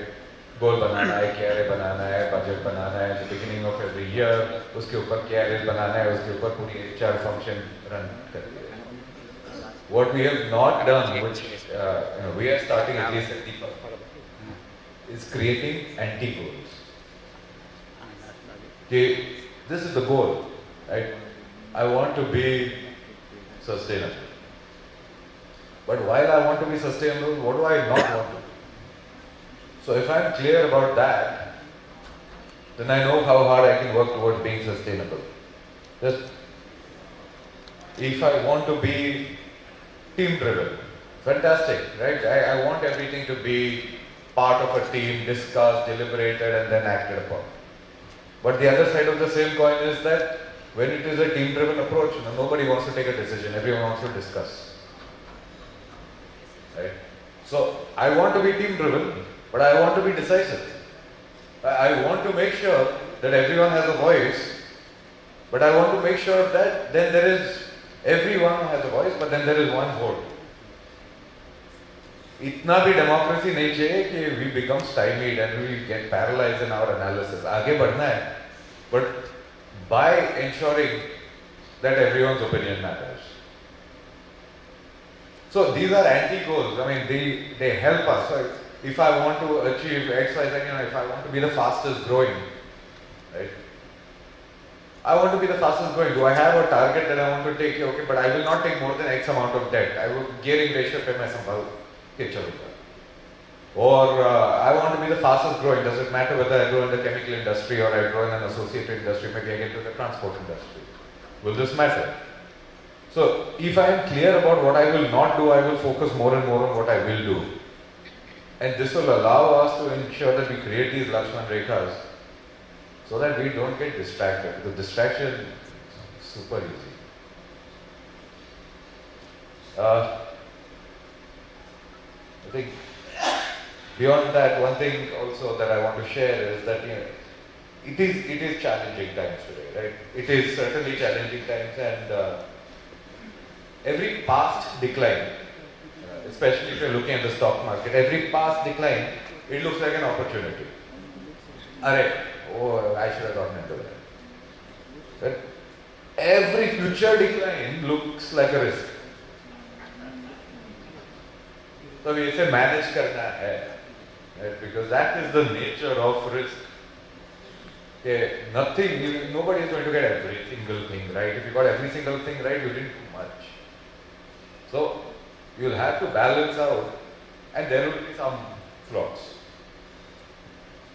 In Deepak, we've had plenty of flops. I've been part of some flops. I have been an architect of some flops.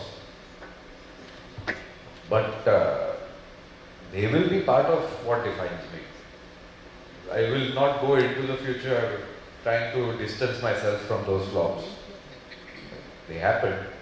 A very good learning opportunity. I'm really sorry for people who depended on me when I was absolutely certain about what I was doing and I was entirely wrong. And they trusted me, and that trust at that moment was misplaced, but they trust me today, and I do hope that today I have learned from my mistakes of yesterday, so that this time I will take greater care of that trust.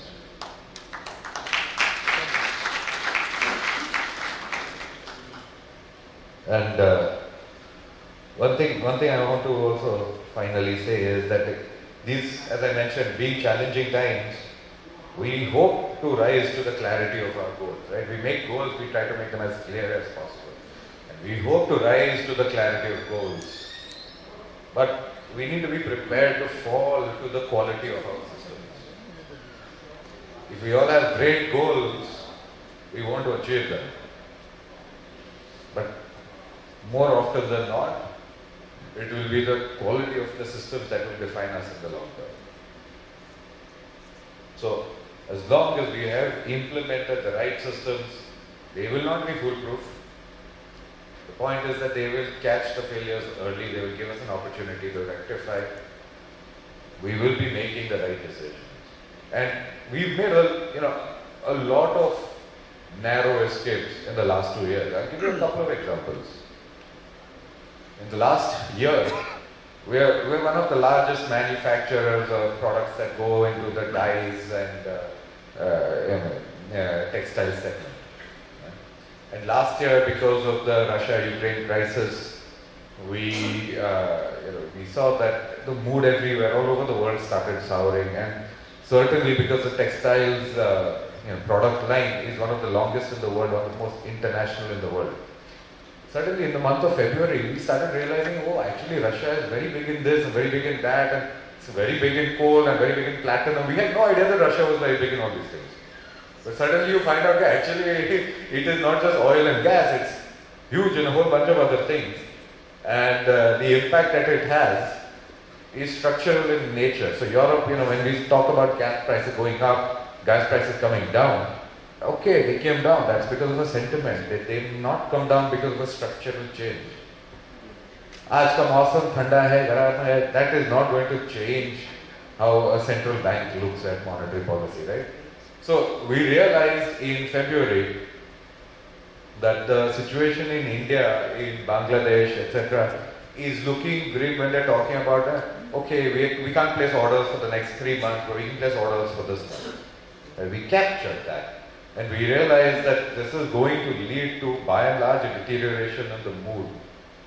So we targeted companies and customers in countries which were earlier serviced by European manufacturers. And in the beginning that meant, if you remember in Feb and March, the export rates, the freight rates were ruinous. They had certainly come down from what they were the previous year, but they were still very, very high. Very, very, companies like Maersk and all had fantastic profits even last year. But we started and we enforced and we said no matter what, we will look at it from the perspective of wallet share, market share of those countries. Let's not talk about how much we're giving up in the Indian domestic industry, because temporarily the size of the Indian consumption is going to decrease as the mood kicks in. And we were rewarded in that. So in the last 6 months, we have exported more of these dye-intermediate products to countries, maybe in Asia, in Latin America, in the US, places where we never really focused a lot. But we reinforced our focus, and that has actually rewarded us. Tomorrow we will have a different problem, because the Indian economy and the Indian consumption in these spaces is starting to look optimistic again. Now we are not good at giving up market share once we got it. We're running our plants at high capacity utilization, so kuch na kuch to karna padega. But I would rather have that problem than not know where to sell. But this was one example of how we were able to take advantage of agility, and these suggestions came from the team.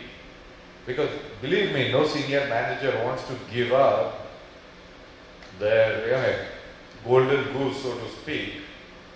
Indian customers hai, duty ka advantage hai, rupee ka advantage hai. Ye advantage ko why should we give up all? That too with high freight rates, that too with customers who don't really know us as well. Why should we give that up? But it was the junior and the mid-level teams that pushed us. We took a chance, we took a risk, we got that risk right. Today we were rewarded. And more than anything else, it is the senior management that recognizes that looking at things with a different lens. Thanks to the red team also, and thanks to the insights that were given by the team. This is by which name? It's not the knowledge and the experience of yesterday that works very often. It is the insight about the tomorrow. But the best managers will be the ones who are able to marry these two things. So, I just want to end my point with one thing. I think there's a lot of us here who are entrepreneurs, there are a lot of us here who are professionals. But one thing I think is common for all of us here, at least at work, we are certainly doing some things that we should not be doing. We are spending our time on some things that can be delegated. We are not delegating them. We are doing them, perhaps that's because we believe that if we do them ourselves, we will get performance that is 5% better, 10% better. The difference that it makes when you give it to someone else versus when you do it yourself.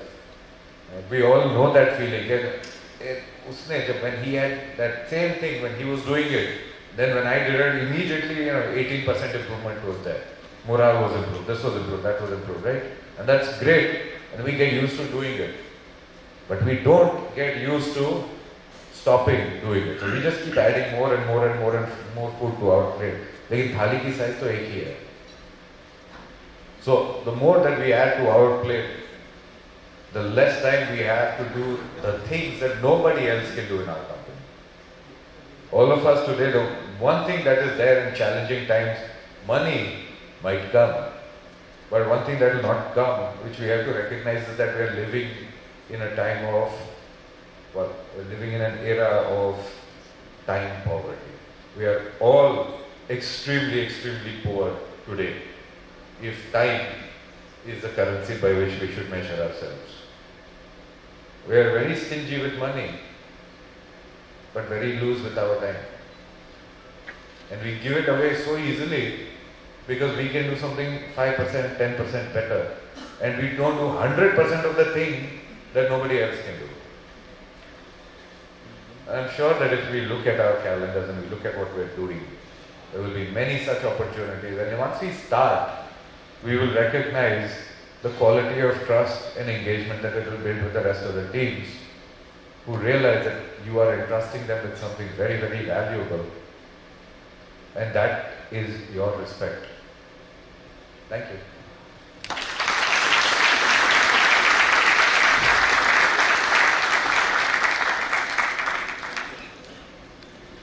Thanks a lot, Mohit Mehtaji. It was really incisive and was giving a live examples from his experience and really touching, and it really takes you to what exactly makes a difference in the leadership when they are agile and then they do kind of decisions that they take.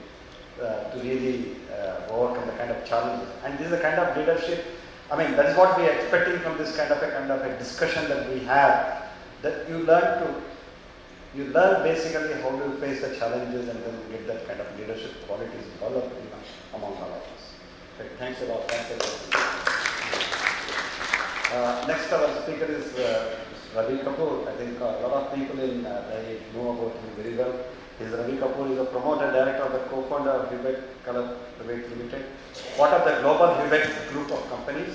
He has been chairman of managing director of the company since the last 26 years and has been instrumental in making it one of the most profitable and successful pigment companies globally. Vivek has grown substantially over the years under his leadership and established a company in Japan, Vivek Japan KK, where he is board member and director. Vivek also has entered into a joint venture with Tokyo SC, and which is the third largest in company globally to set up a joint venture company in India, where he is a managing director. And in 2022, Vivek has joined hands with SK Capital to acquire the pigment business of Clarion Switzerland, which is the world's topmost pigment companies. By this acquisition, they have entered into a $1 billion club and is the top 2 global pigment manufacturing companies today. As a part of this development, he is a global board member and is one of the executive committee of the Vivek Group as Chief Commercial Officer. As part of his responsibility, he is also chairman of the Vivek Coverage India Limited, and which is publicly listed company, and the vice chairman of Thank You Behi Clarion Pigments Company. And he continues to be the chairman and managing director of Vivek Limited, and he is the past president of Indian Chemical Council and currently chairman of the ICC Sustainability Committee, which is a passion project for him. That is one thing we are looking at, the kind of leadership he can take. Thank you.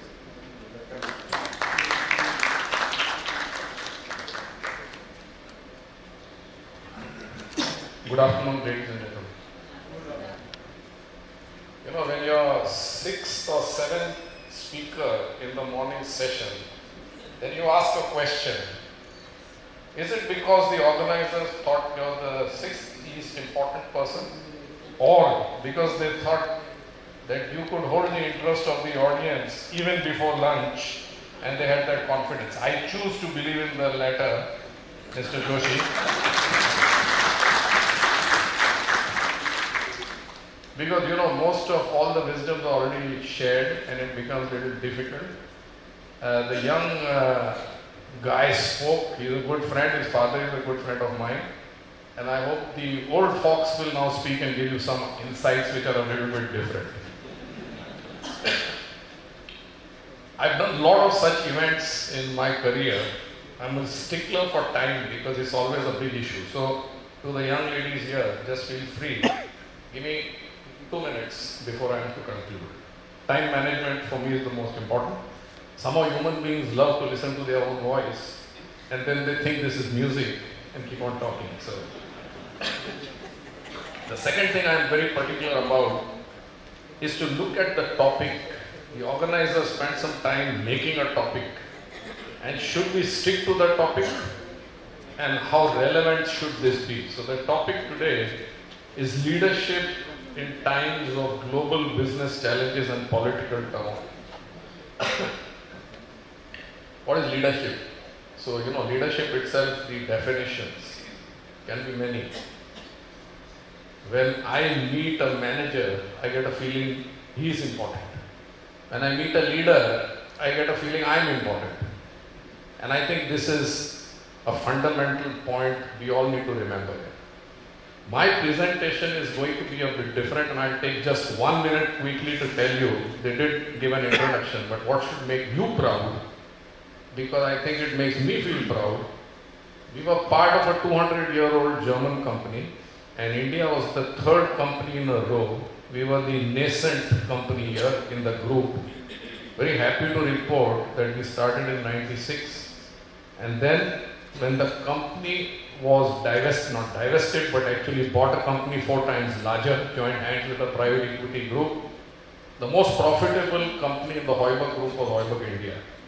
And this was the reason actually the deal could get done, because not only this was accepted as a key point of value, but also India was considered as a key country where the buyer wanted to be present. So this is something for me which is a matter of pride, and I think also for all of you. I have some of the Hoibak people in the group here or sitting around here, and I'm very happy that they have played a big role along with all of us. Yeah.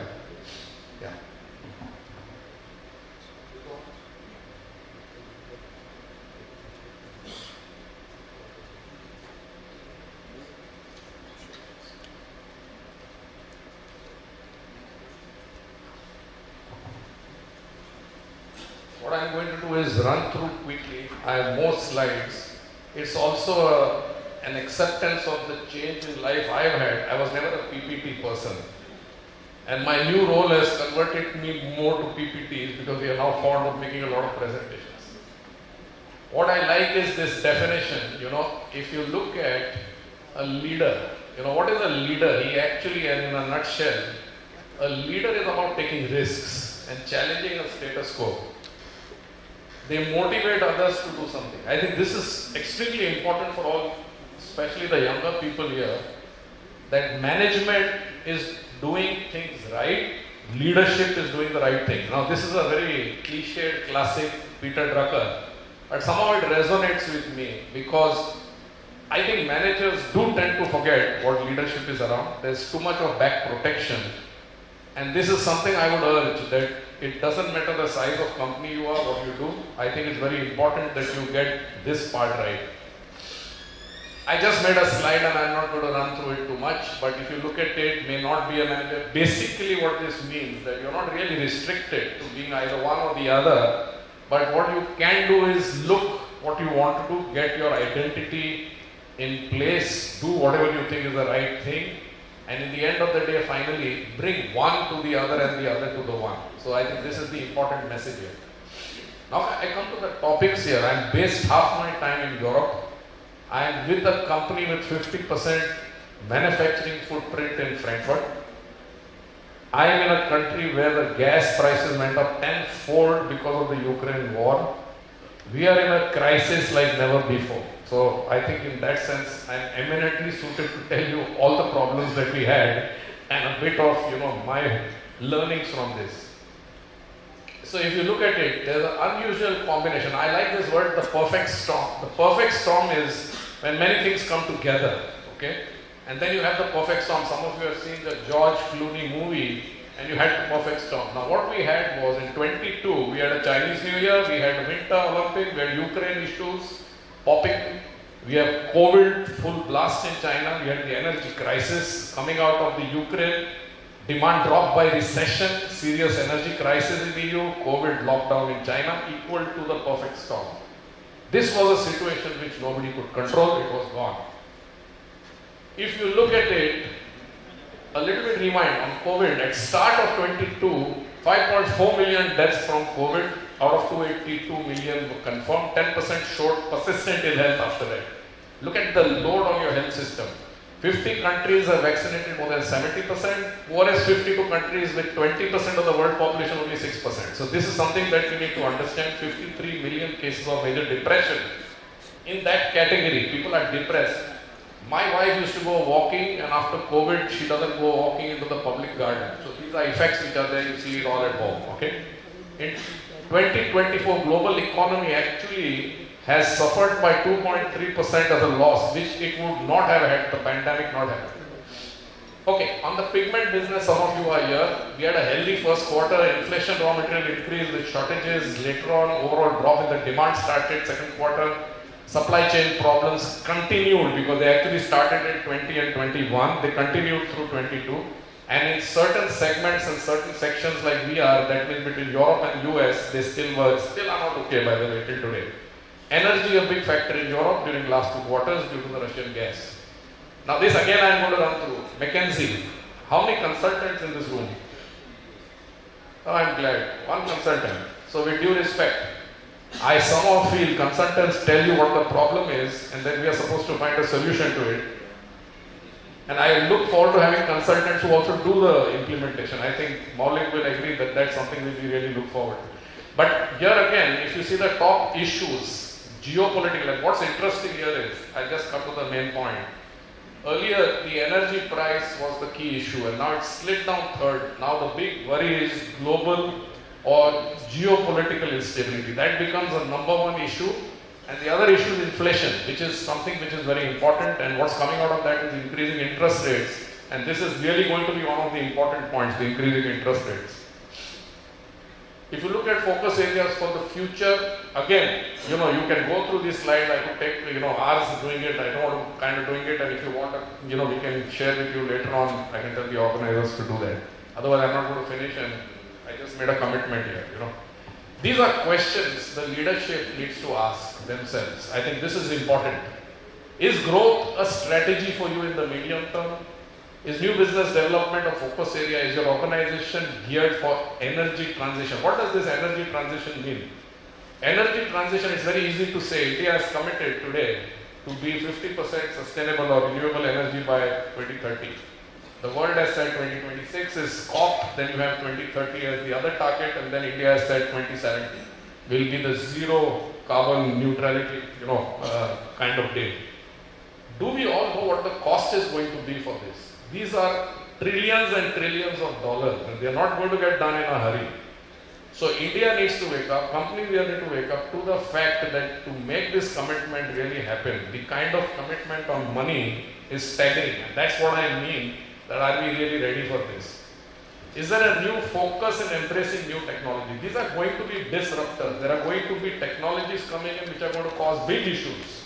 And these technologies, if you don't really get into right now, because everything has a gestation period, they don't happen immediately. And there are many of them, especially in digitalization, especially in artificial intelligence, and we have a lot of data on that. For me, one of my favorites is human capital, a key focus area. More than before. I think this is something, ask yourself, and I would of course say that it should be. And is supply chain being addressed actively? People have spoken about it. Is your leadership focused on strong growth with strong energies? And this one is good for limited companies or companies who are larger, between management and board. You don't want the board going in one direction and management going the other. So if you see COP26, how this can be a kind of I would say like a disruptor. India to reach net zero, I said 2070, target 50%, 46 countries move from, it's not cold, but coal clean power by 2040, 104 countries pledge to 30% in methane, 141 countries responsible for 91% of world. To do all this, I think they never tell you what it really is going to take in terms of cost, in terms of effort, and in terms of political commitment. So this question is repeated, and that's really fine. For me, this slide is most important. Business today is about resilience. That's the message that I would like to give all of you. Today, ride out this period and be as resilient as you can. Manage risk and be resilient. The only thing certain in business today is the uncertainty. Disruptors are going to be the way of life for the next 5 to 10 years. According to me, it's going to keep on happening. Look at the earthquake in Turkey. Look at really a potential problem in Taiwan. If something had happened in Taiwan, your semiconductor would be out, and then you would be sitting with no car. And I can go on with the list and the disruptors which are there. Now here the good news is disruptors need to be used actually to prepare for and create opportunity. This is what really we want to see. How really to do that? The winner of the game is to take a disruptor. Even take, for example, I am going to give you in Europe, they are likely to come out with a carbon tax for customs. Let's really prepare for that, because not that it's going to be fair. It's a trade barrier, out and out. But if we are prepared for this, we get our scope 1, 2, 3 in order, we get the carbon neutrality issue sorted out, then we are winners of the game. Coming that is the main dictum for leadership, build resilience across all activities. Okay, so what are the activities? Challenge your business model, governance and reputation, question and challenge organizational resilience, build a robust operational model, question your model. Our models are sometimes needlessly complex. We simply, you can eat straight in your mouth, you turn it around your neck and try to eat, and then it's needlessly complex. Embrace technologies to ensure reliance. Increasing need of financial reliance. Be there quickly. I love these three because they give you three. Unfortunately, Jack Ma is not around, so I hope that he gets to see this. Never give up. Today is hard, tomorrow will be worse, but the day after tomorrow will be sunshine. I sincerely hope, I have big admiration for him, that we get to see Jack seeing some sunshine. In the meanwhile, he's missing. The oak fought the wind and was broken. The willow bent when it must and survived. That's lovely. You take the force, you bend and come back. And the last one I love because I do a lot of business in Japan, and this is typical Japanese. My barn having burnt down, I can now see the moon. So you can always see something positive coming out of something. I love this because it's very philosophical. Finally, how do you feel about the World Economic Forum does it? So we are having this conference at a good time. There is a need. 61.2% of the people interviewed were concerned. 12.1 were positive. 3.7 were optimistic. So you have something like this, that there is a certain need without a doubt. I just prepared what are the risks I see. Do you know that cyber attack today, look at this statistic, the ransomware 435% increase in 2020 onwards.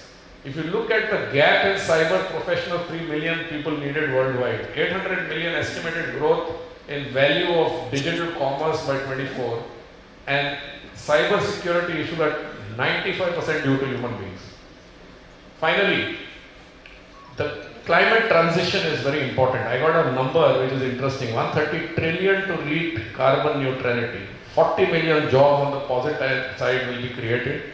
Shocks then to reflect on the green market crash if something goes wrong. Fusion power, if you get countries coming out with new type of power with technologies which only they can do and the other countries can't do, then you're going to have disruption, and you have then the collateral geo damage. Finally, all about people. I think we can talk all we want. Companies are made of people, and it's people who run companies. We should never really forget that. And if you look at this last statement and think a little bit deeper into this, you don't build businesses, you build people, and then people build the business. Thank you very much.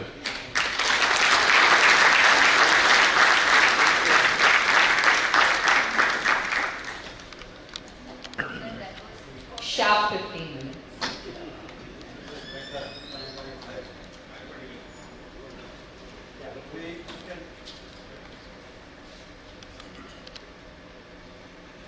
It's really, thanks a lot for the time and also the kind of insights he has given on the way how the leadership is to take it further. And I think now it's a time for some question and answers. We can take 2 questions, keeping in mind of the time, 3 questions for each one of the speakers to respond. Yes, Bree.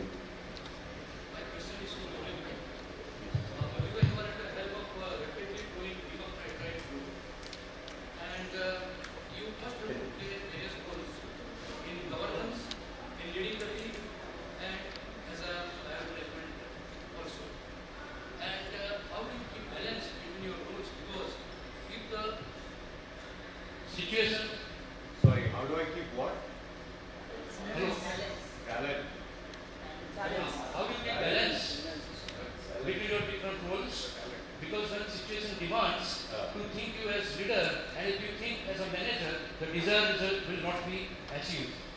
But in case of Deepak Nitrite, most of the time desired result is achieved. So we want to know that how do you keep balance and how do you switch over from one role to another. Thank you. You don't tell people what the desired result is until you get it. Then you tell them that this is what you had planned anyways.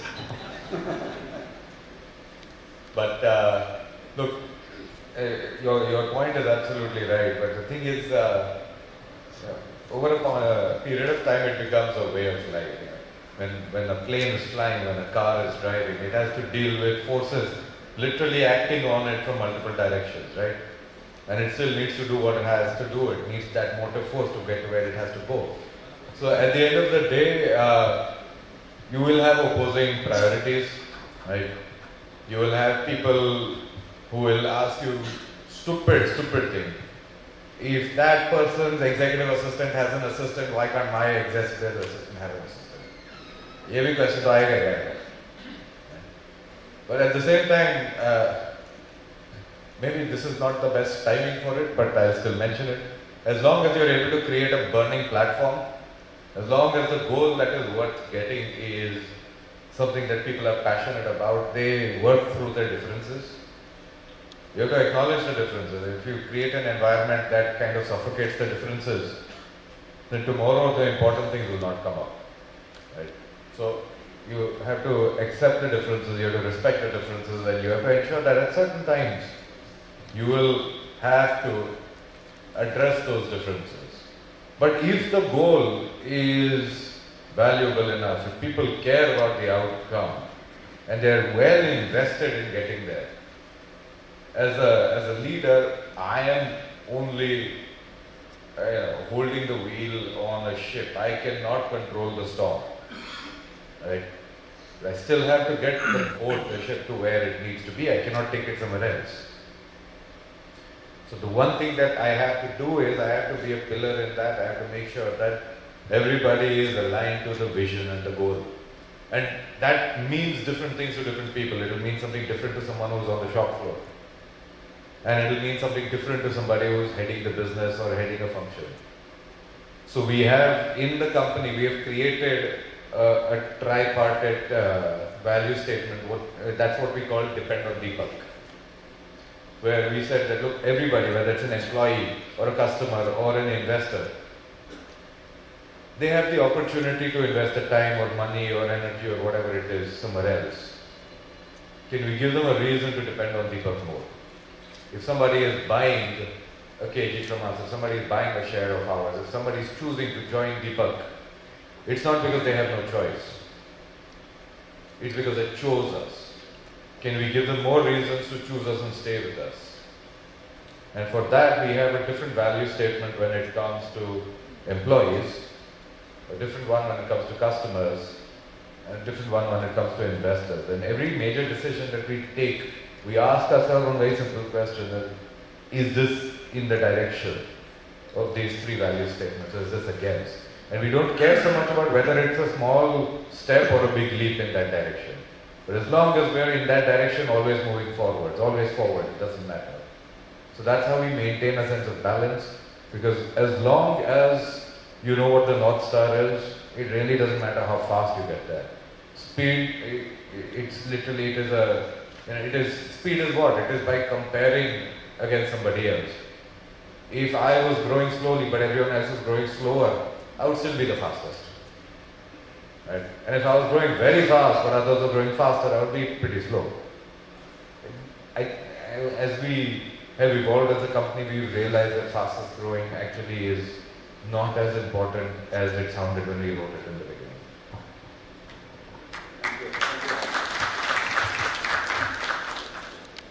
More question, one more question, so that we can keep you away from the...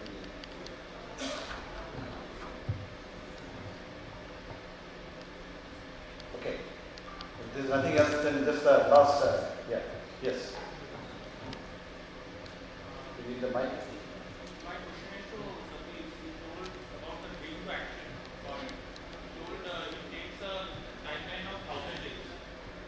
Right. You told that you take a timeline of 1,000 days from tree and how you convert that.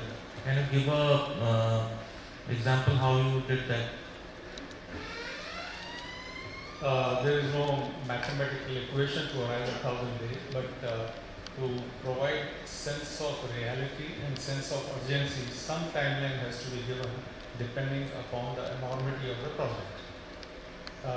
It so happened that couple of projects were seemingly impossible to the organization.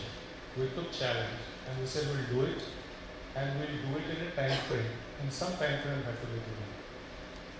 The one project I can share with you is that the API business of Lupin was for 5 years stagnant and not making profits, because bottom line was break even kind of thing and the top line was stagnant for 5 years. So we said we will make it the most profitable API entity in the country in 1,000 days, which means 3 years. So this challenge was taken in January 2000, which means 2003, 31st March, you have to be the most profitable. We did the scan of the industry, who was most profitable at that time, or Window used to be the most profitable at that time, where the public data was available and they were doing 60 crores. So we knew that if you have to beat them, we have to be minimum 100 crore profit in 3 years. The previous 5 years, we are break even, not growing, and how will we do it 100 crore profit in 3 years was a seemingly impossible challenge. We took that challenge, made a dream team. There were 17 members of the dream team, and January 2003, we booked the Grand Hyatt's biggest hall for 31st March night to celebrate. So 3 months in advance, we knew that we are going to be the most profitable entity in the country in India, and we booked it 3 months in advance, and we did celebrate on 31st March 2003. So this was turnaround story. It was unprecedented turnaround story. And you can imagine 100 crore value in 20 years back. And then Lupin never looked back, and it was on the growth path. So this was one of that 1,000 days. I was in Mitsu, Hindustanics group, Milakya group. So we did not have any, Mr. Pandwani would know the synthetic parathroid field. We did not have any presence in synthetic parathroid. And those days, I'm talking about 1995, we said we will build world capital of synthetic parathroid in Vapi in 1,000 days. Now, you don't have even plot, you don't have technology, you don't have team, you don't have plant, and world capital in Vapi in those days, 95, in 1,000 days. The fact is, we built it. And globally, we were the leader in the synthetic parathroid, totally backward integrated. Methoxynic, CMC, and all those intermediates, fully integrated, and finally, large European, Germans, they bought that company at a fancy price. So, 1,000 days is not that it is through some equation. We have taken such challenges in the past, and 3 years is not a short period. 3 years is not too long for seemingly impossible project to be executed, to be implemented. We did it. There are a few more examples of 1,000 days, but just to answer it, there is no arithmetic equation to arrive at that, but it happens. Thanks a lot for all of you for patient listening and also nice insights we got. And I just want to summarize just into 2-3 keywords and sentences. One, we all talked about the resilience and the ability to manage the things, as Kapur said. And then the one key concern about many of the challenges that we know, but how do we really implement it at ground level? The operational execution is what is very critical, and for which definitely the human capital is the most important thing, and ability to create that kind of a values among the people to build such kind of a thing. So it is not about just the jnana that we are going to acquire about it. It is about having the vichakshana to know what is the right way of doing things. Ultimately, the vivekata that we talk about is a combination of both. When you have that is where the real wisdom, and that is the only probably through which the leadership can take us, the journey of really facing the new challenges. So thanks once again to the whole BDMA team who is being here. And I'm just not taking everybody's name right now, Harish, but I know Harish and Pandwani sir and all of these people, all the team members here have taken a lot of effort in arranging the whole thing, and then they have taken a great decision, and the whole support team is being here and supporting this program. Thanks a lot for the speakers, it's a great. Thanks. We thank you, Mr. Sanal, and esteemed speakers, for sharing your wisdom with all our attendees at the 9th NMC. We would like to extend a huge appreciation and thanks to our distinguished speakers. I request Mr. Rajesh Makwana, Form Chair Finance and Taxation, BDMA, to present Mr. Sanat Kumar with a token of love.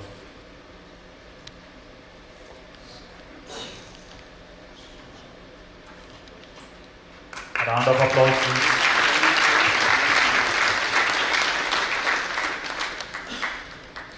Thank you, sir. Now I request Mr.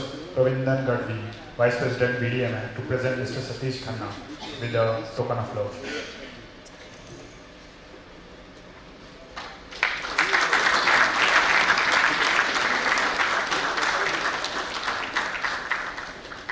We were colleagues at one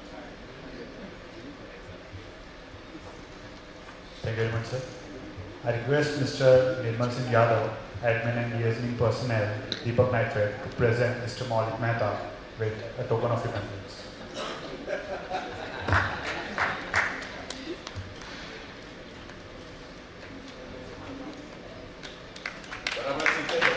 Round of applause.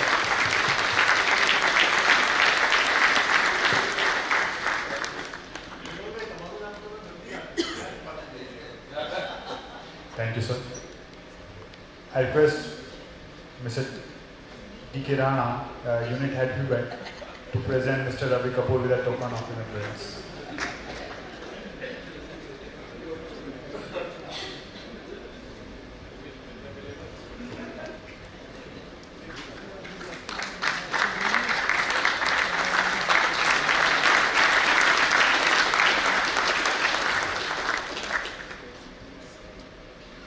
Thank you so much.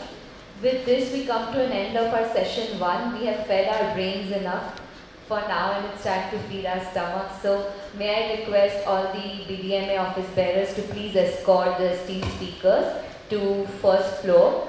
And before we all leave for our lunch break, I would like to share with you that the next session, which is on Energizing India Pathway to Green Future, is going to be led by Mr. Sailesh Nigam, Site President, Reliance Industries Limited.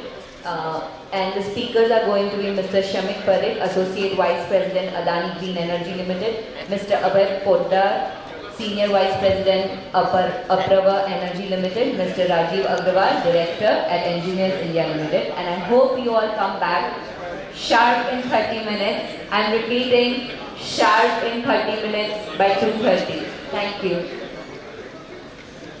And all the delegates, may I request you to step out in the lawn area for the lunch, please. All the delegates and other guests.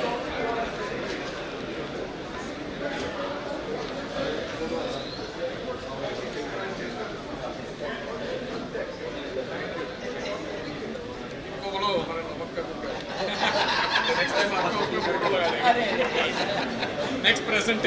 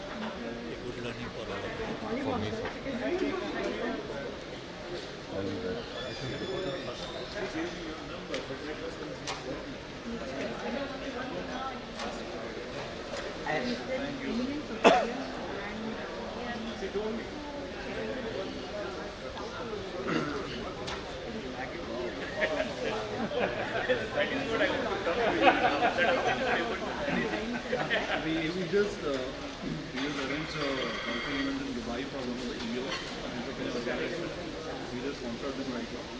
And in fact, our main, Mr. Amit Saxena in Delhi, he is a avid golfer. So we look at Amit Saxena, so when he looks after the client engagement and everything, Pan India, and we do this golfing event for the CEO club and entrepreneur organization and all that. That's how we work.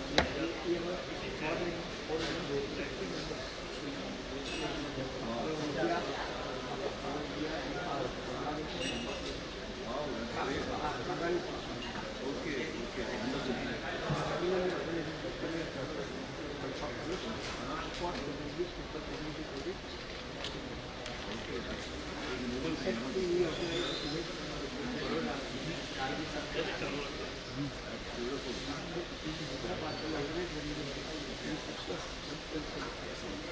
BDMA does massive. Everything was social benefit and everything. Local community project,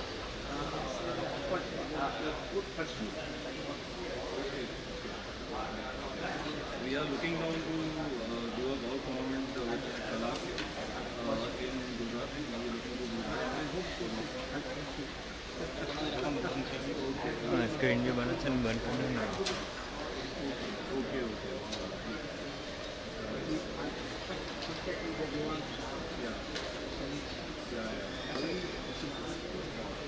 Yeah. I just started. I got an opportunity to play at Dubai Golf Resort because I was there in Dubai with my cousins. Not back.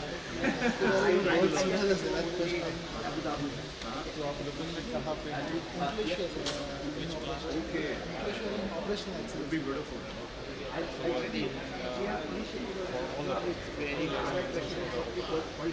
So that needs to be money. Please do that. It will be useful. 4 years physically, we will keep it up. I'm waiting. Bombay used to have a manufacturing company for all the doors. I was in Dubai for 1 year. To Dubai Kaza sir. After Kaza, I was reporting to Dubai government. I was there for 1 year. I heard you. Nice meeting you all. All of you guys.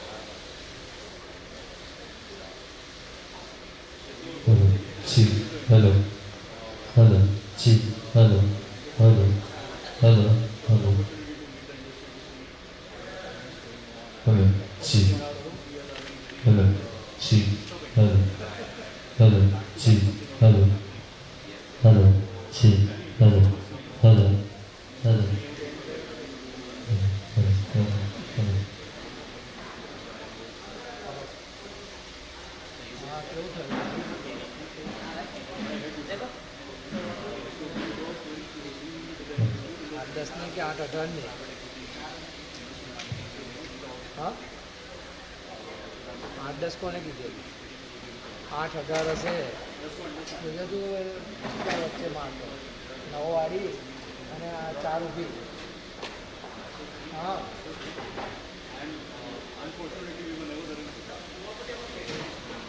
આરી સત્તુ હા તો સત્તુ કેટલી કીધી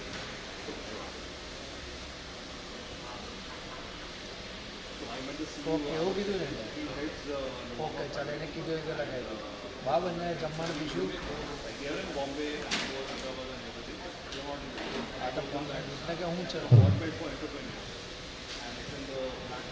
જે મને કહે બરાબર ખબર પડે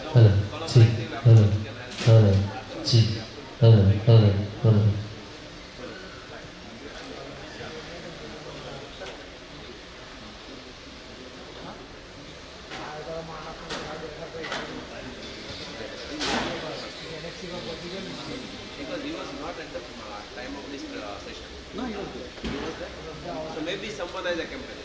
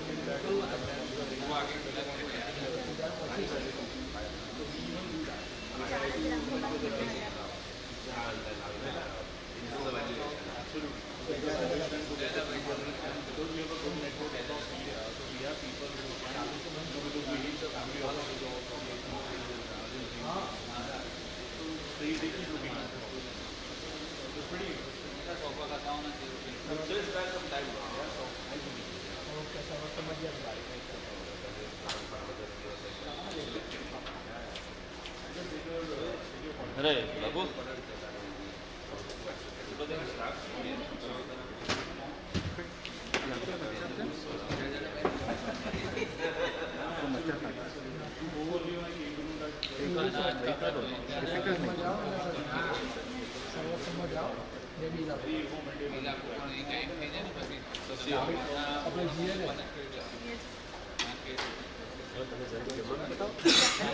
MOC has to complete fast.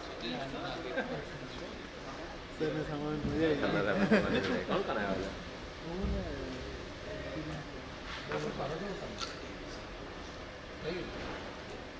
एक कदाच रूमમાં પ્રેશર થવા ગયા છે જે સહાની જી છે સહાનીના અડધો કલાક છે અડધો કલાક પતીને આવી જાય ચાલુ કરતા સાઉન્ડ જવું એમની પાસે તો લાઈટ કોઈ જવું નહીં ટેન્શન નહીં તો એમ તો કોઈ જગ્યા નહીં કદાચ એવું હલાવે ને તો કોઈ ફરક નહીં પડવાનો હા એટલે સહાની જી પાસે કોલ કરશે ચાલ મળીએ પાછા હે ચાલ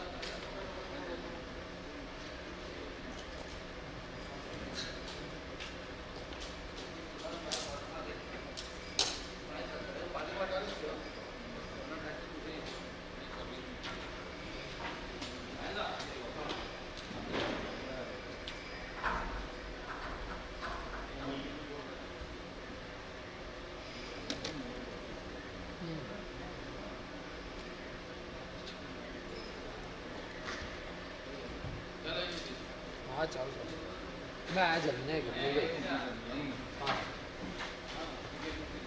तो बाय चांस कदाच 5-10 मिनट आउट થાય ને તો જો હું બતાવી દઉં આ સ્વીચ દેખાય તમને ખાલી આ દેખ આવી જશે 10 મિનિટ એવું નહીં પછી આ તો એટલું નહીં આવવાનું ખાલી આ સ્વીચ દેખાય કેમેરાનું આ ક્લિક કરશો ને તો સેન્ટરમાં તમારી પીપીડી આવી જશે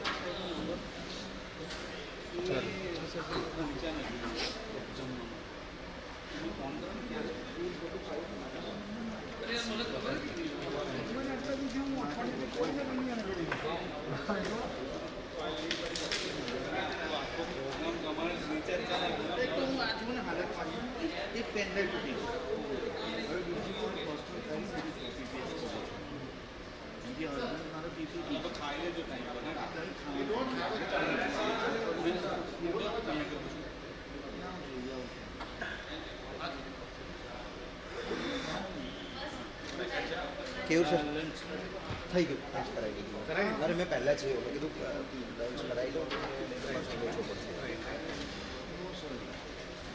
અરે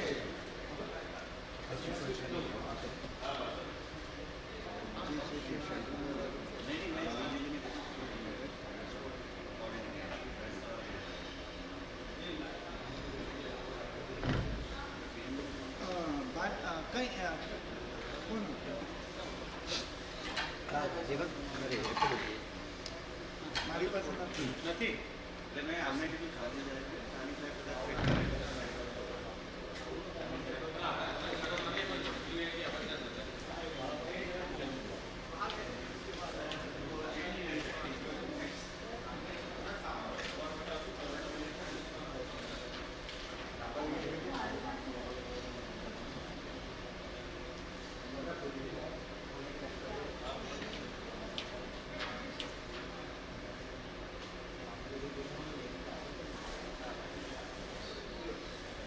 like hi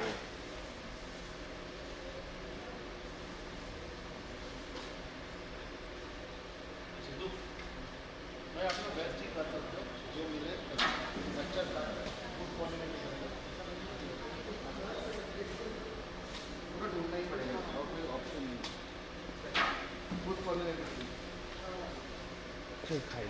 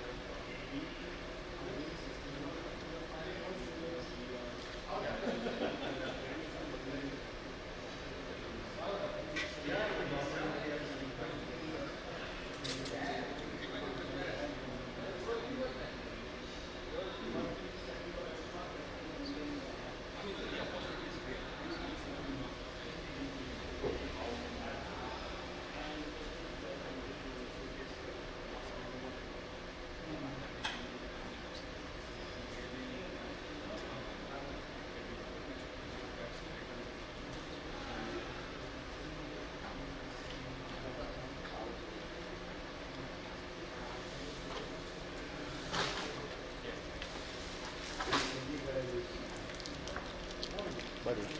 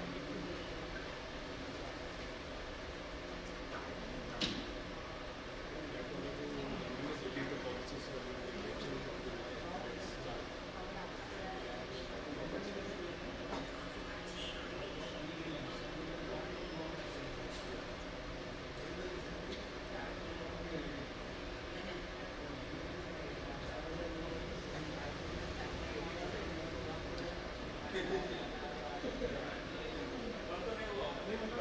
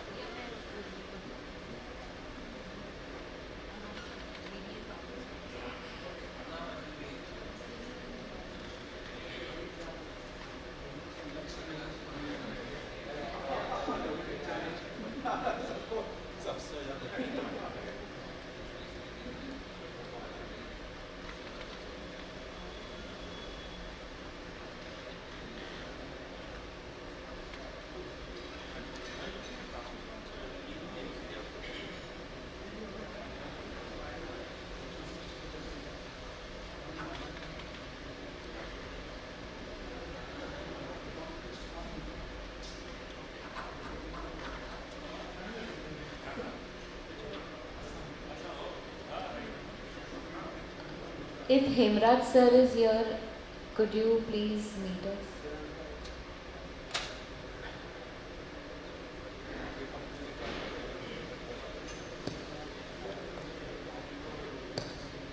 I request all the delegates in the lawn to please come inside.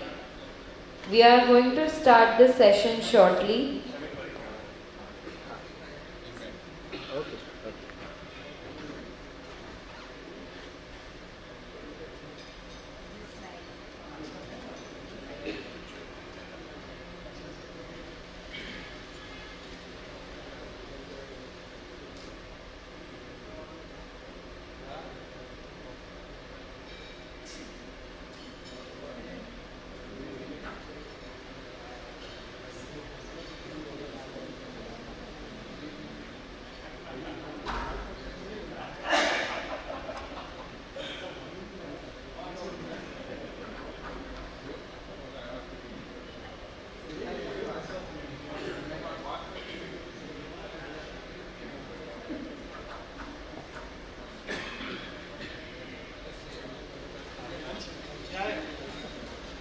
क्या खबर है?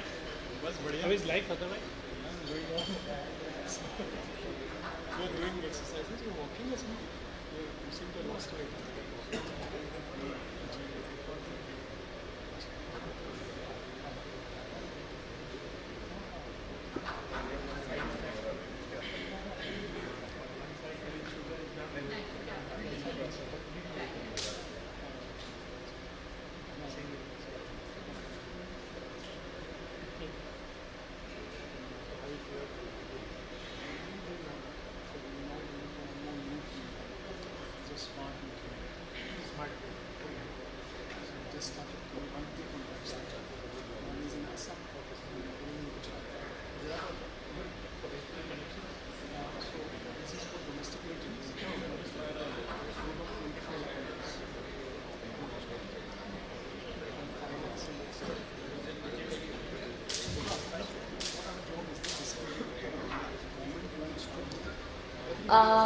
जितने डेलीगेट्स अंदर आ गए हैं, अगर आपको पता है कि आपके कॉलीग्स या फ्रेंड्स बाहर हैं, तो प्लीज़ उन्हें भी खींच के अंदर ले आइए.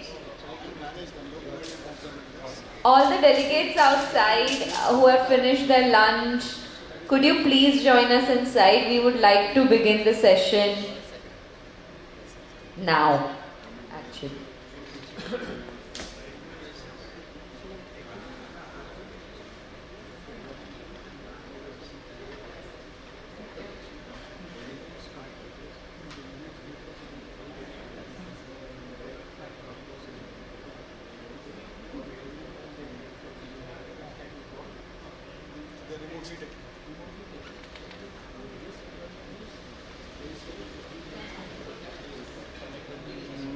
ના ના ના એ તો પછી પાછો વાત કરું છું.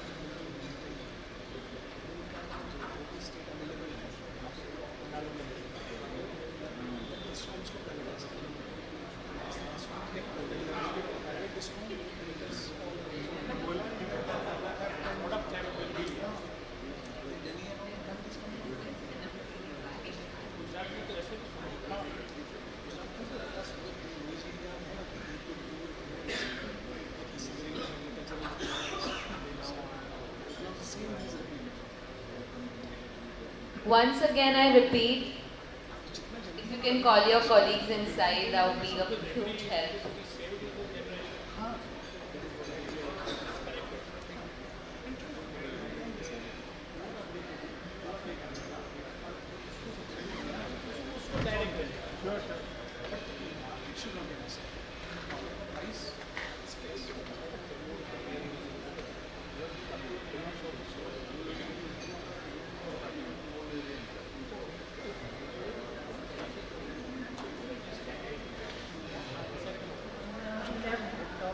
He started his own business, manufacturing.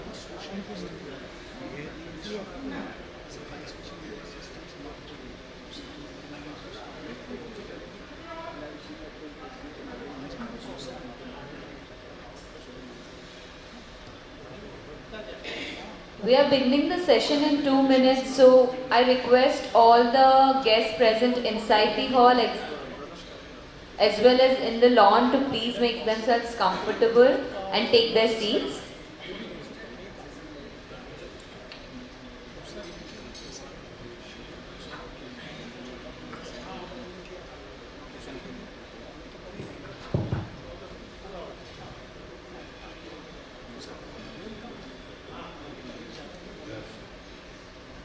Good afternoon all, dignitaries and delegates. Sustainability is not a fad or trend. It is the only future for business, as said by former Unilever CEO Paul Allen. With that amazing panel discussion we have had so far, we segue into our supercharged second segment on energizing India, pathway to green future. For this session and segment, I would like to invite on stage Mr. Sailesh Nigam, Site President, Reliance Industries Limited, who is also the session chair. We would like you to escort Mr. Shamik Parekh, Associate Vice President, Adani Clean Energy Limited, Mr. Abhay Poddar, Senior Vice President, Apraava Energy Limited, Mr. Rajiv Agrawal, Director at Engineers India Limited. We welcome you all on the dais for our upcoming session.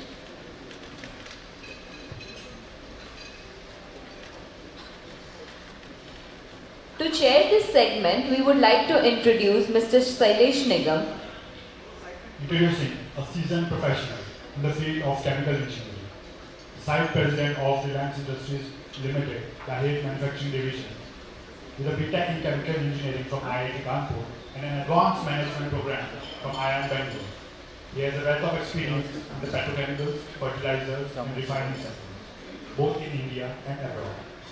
With over 36 years of experience, he has been associated with Reliance for over 30 years and has been involved in various greenfield projects at different manufacturing facilities of the company. He is a master coach who takes a personal interest in coaching the younger generation and also a director and board member at Gujarat Chemical Port Limited. His area of interest includes manufacturing management, startup and pre-commissioning. Let us all, with a huge round of applause, invite Mr. Sailesh Nigam to chair this panel. Over to you, sir.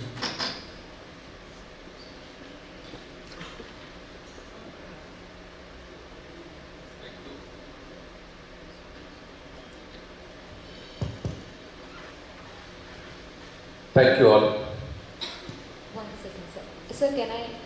The media team, can we please have you here?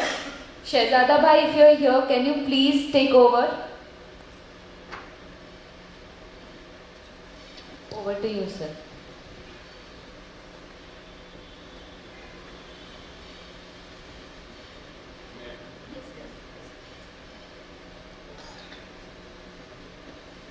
Good afternoon, everyone. I know it's a bit difficult, but we'll try to do justice to the session. And thanks to all the organizers, the support staff. The BDMA in the 9th National Management Convention, and the theme, it has been discussed, together towards tomorrow. addressing the global challenges.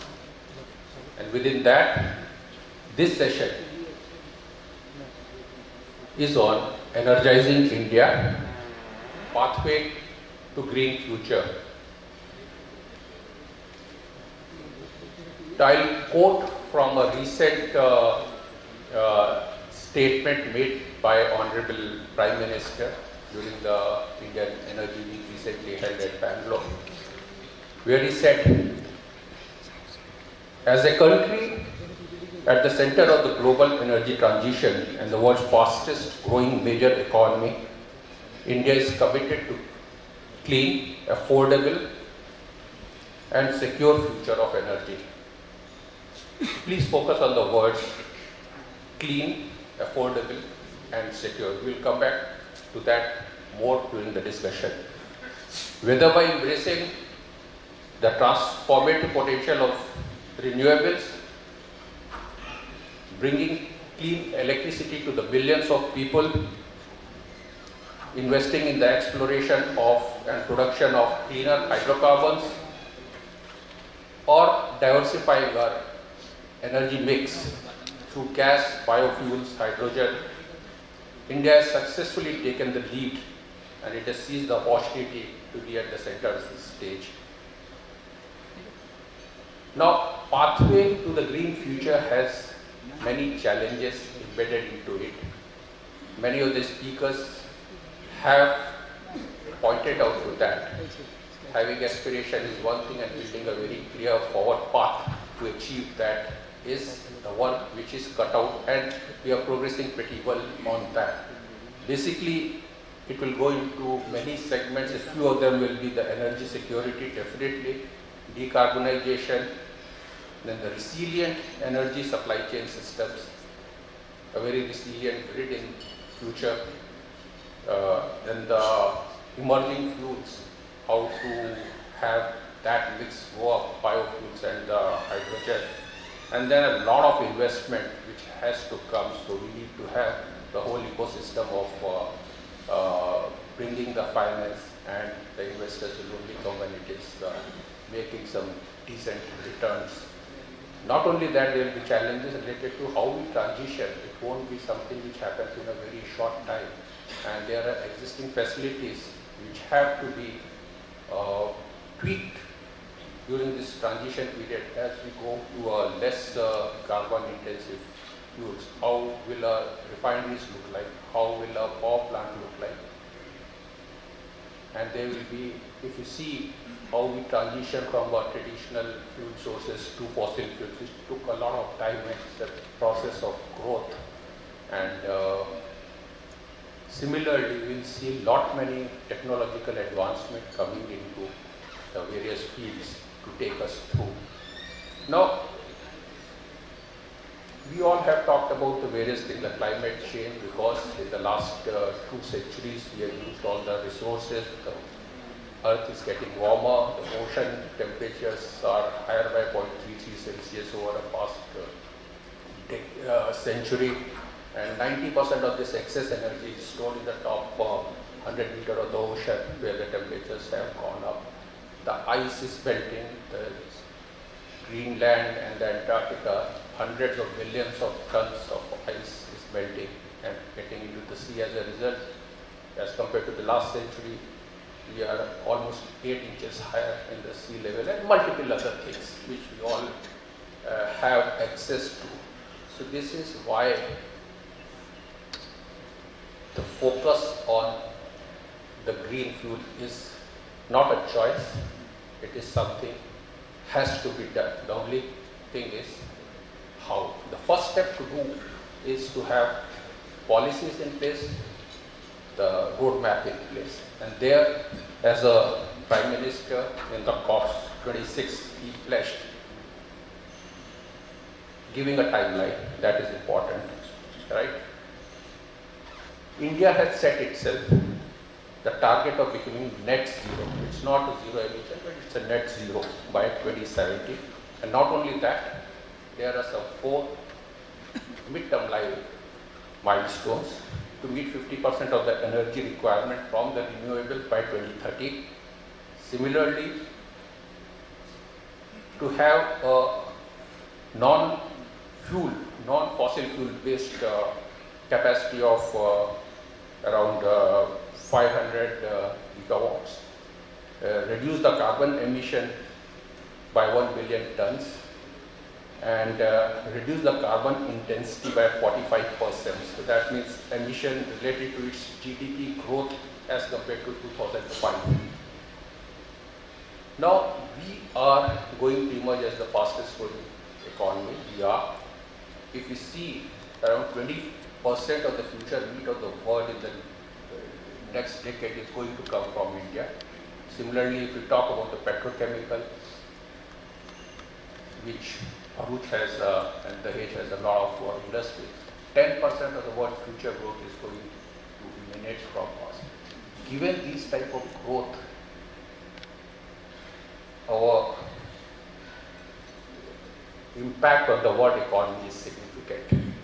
As a result, our overall energy requirements are going up, and as a nation, we have to make sure these are secure and these are clean also, because then only it will remain sustainable. So this is a very interesting, as some of the erstwhile Niti Aayog member, he said it's not a dilemma, it's a trilemma, and he further goes on to explain why it is so. So I will not get more into those discussions because it will take hours and hours to fundamentally the availability of reliable and competitively priced energy would be a fundamental prerequisite to sustain our economic growth. And for that, we have got very distinguished guests with us. Mr. Shamik Parikh from Adani, Shri Abhay Poddar from Aparva, and Shri Rajiv Agarwal from EIL. So what I propose to do is I will invite them, I will introduce them, and then they will take over. They will have a 15-20 minutes sharing of the thoughts with you, and at the end of the 3 sessions we can have a question and answer session. So now coming to the next stage of this,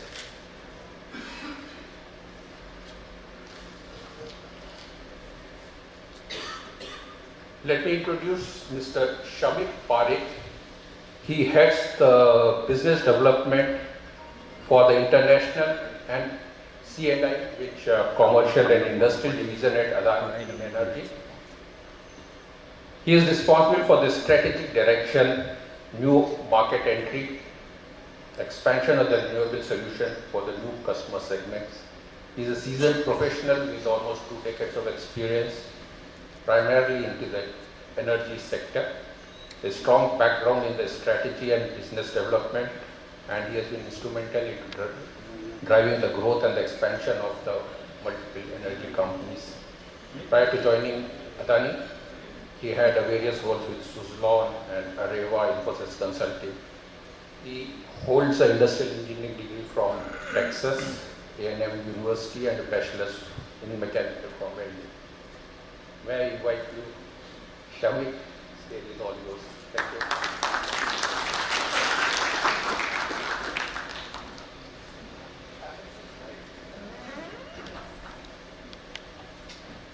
Media team, can we have their presentation after? It is easy. All right, so hello everyone, good afternoon. It's a pleasure to be here in front of all of you, and thanks to BDMA for inviting me to share my thoughts on this topic. Very interesting topic.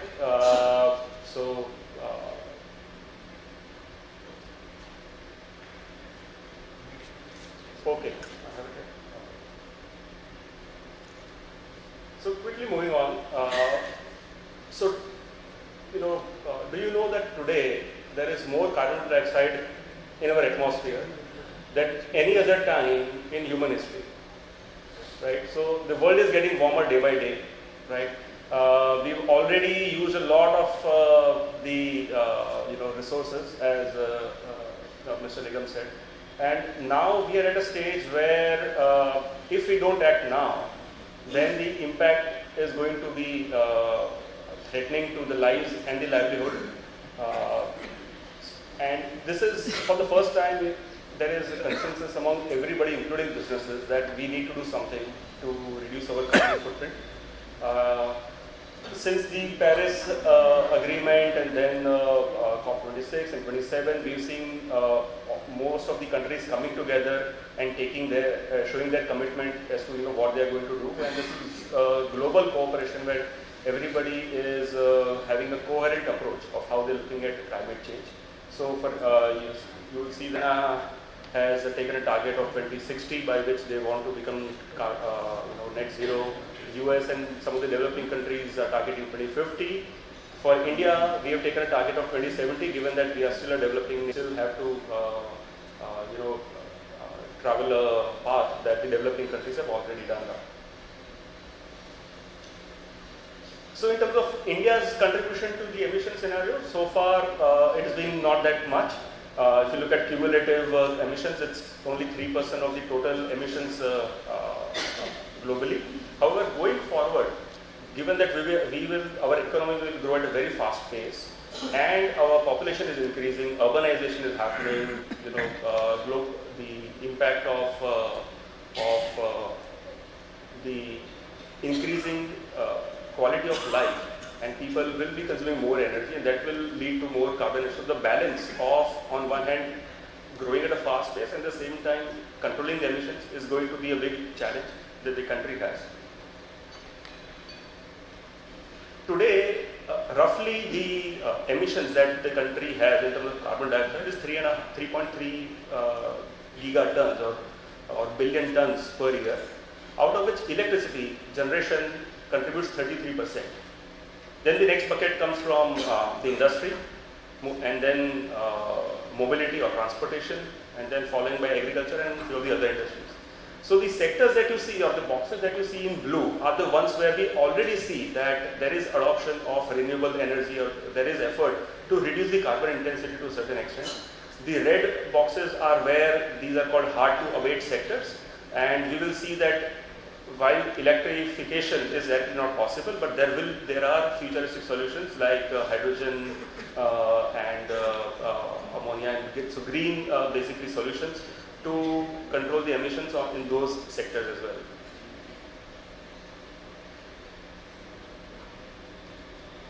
So far, India has done tremendously well, and it's a commendable journey so far that we are today the 4th largest producer in terms of renewable power, and particularly solar power.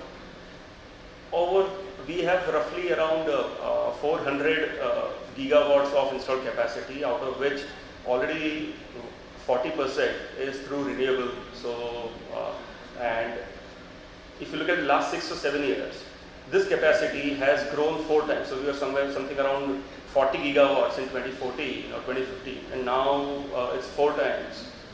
So that's a great journey that we have covered in the last 7-8 years, and particularly during those years, the tariffs have also fallen. So solar has come down by almost 70%, wind has come down by almost 50%. So that has made the adoption of renewable energy easy. And even if we compare ourselves globally, today India is the place where you are able to get the lowest cost of generating electricity. So not only is renewable the lowest or the cheapest source of producing electricity, India is the place where you can achieve the lowest cost. So the question is, it's not about tomorrow's choice whether we should go for renewables or not. It is really the answer for today's requirements, whether it is in terms of cost, whether it is in terms of energy security, or whether it is in terms of being environmentally conscious.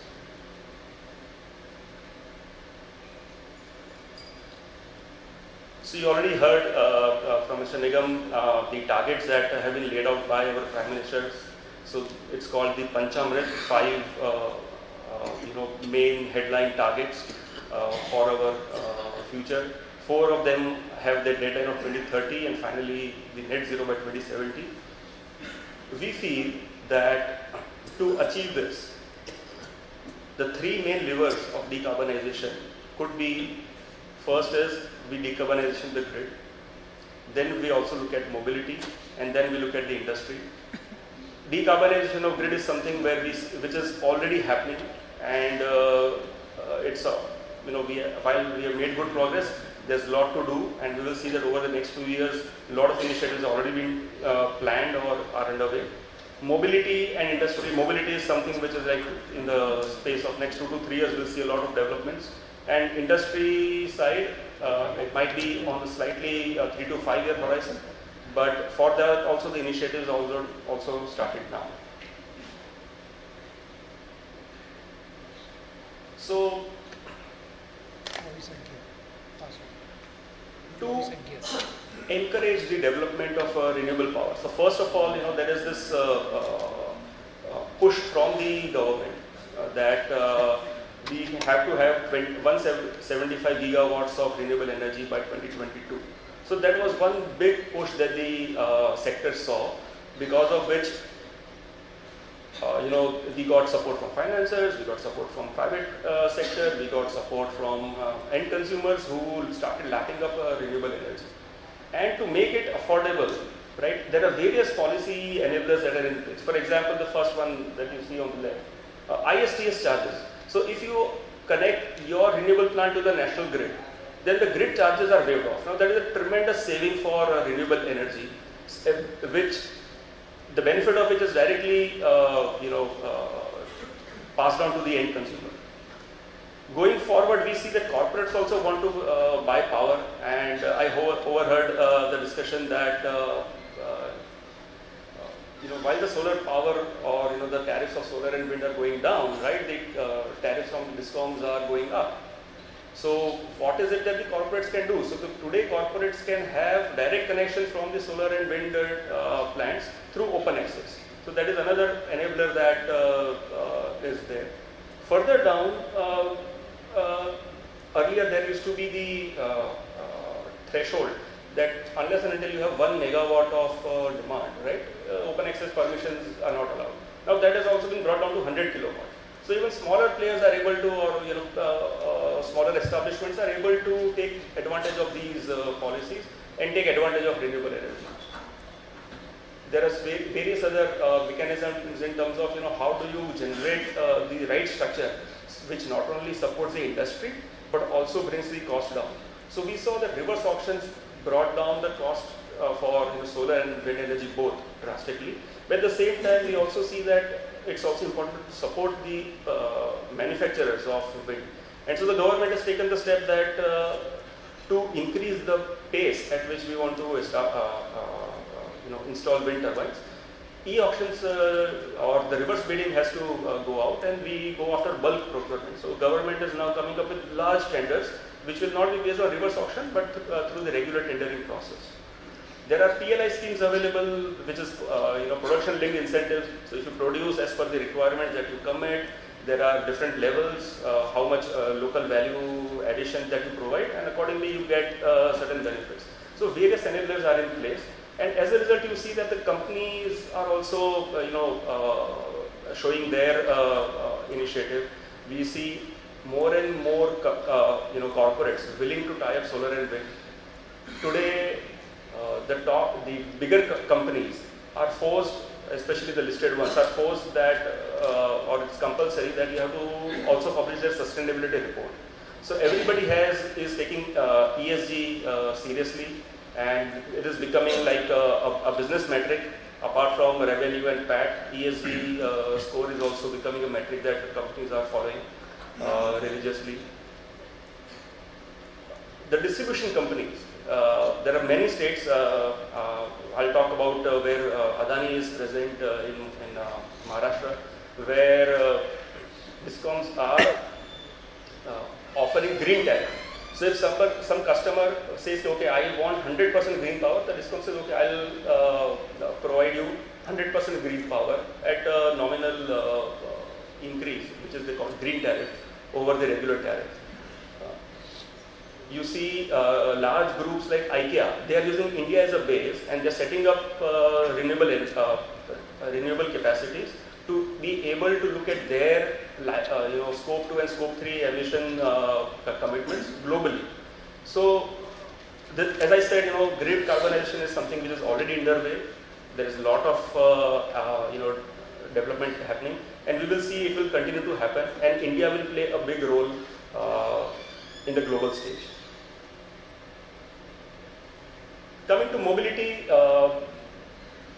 the transport sector is one of the biggest emitters of carbon dioxide. We use fossil fuels, and that is something that is consciously being looked at. How do we reduce it? Electric vehicles is already picking up as a sector. A lot of enablers in place again there. We are already seeing that the two-wheelers and three-wheelers are the sale of electric vehicles in two-wheelers and three-wheeler segment is picking up very well.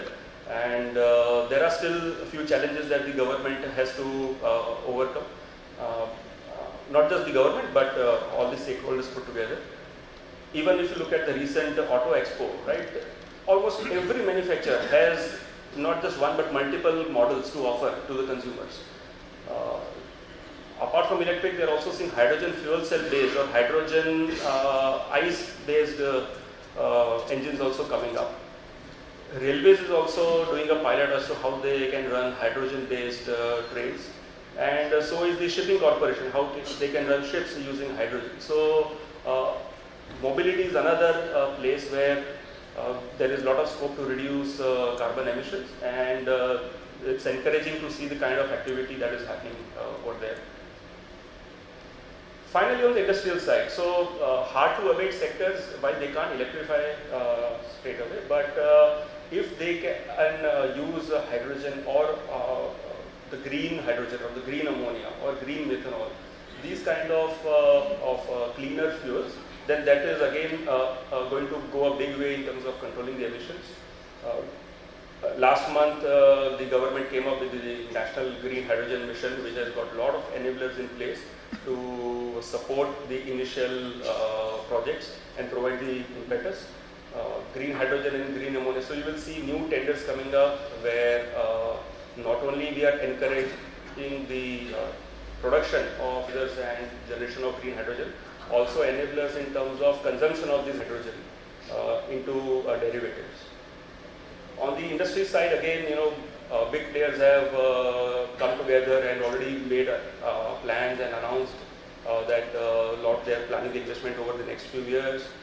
PSUs are also going ahead and doing their bit. Many MOUs have been signed. Even globally, you see players looking at hydrogen and running their pilots.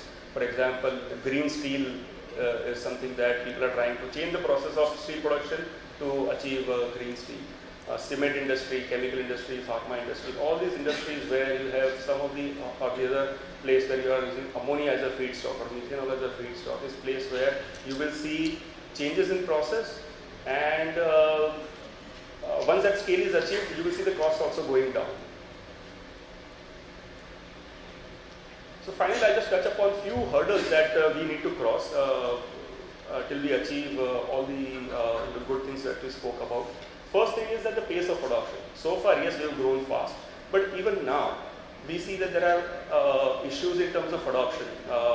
Today, not all the distribution companies are able to procure green power because of their financial health. They are not able to do long-term tie-ups. And as a result, there are green or renewable projects installed, but they are not, fully tied up. Renewable energy by itself is intermittent, and for somebody who wants to use it, there has to be some sort of a support system where if you generate excess, then you store it. If you generate less, then you consume the stored energy. So those are the things that we will have to work on as we move forward. There are some innovative structures that are needed so that the industry can also take benefit in a better way, in a cost-effective way. The scale of project needs to ramp up, while we have been doing 2 to 5 gigawatts every year, now we have to go to 20 and 30 gigawatts every year. So there, government and private sector both have to come together. The right financing support system also needs to be there, so that large scale of investment can come in, and eventually the targets of 2030 can be achieved. So that's all I had to talk about. I'll just leave you with these 3 thoughts, right? That the threat is real, and the time to act is now. India is well positioned to be a leader, and it's not just only the government or only the renewable generators. It's everybody, right? Whether it is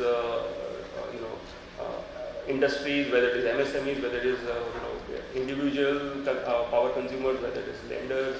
Everybody have to come together and play their role so that we can achieve the the clean transition. So that's all. Thank you.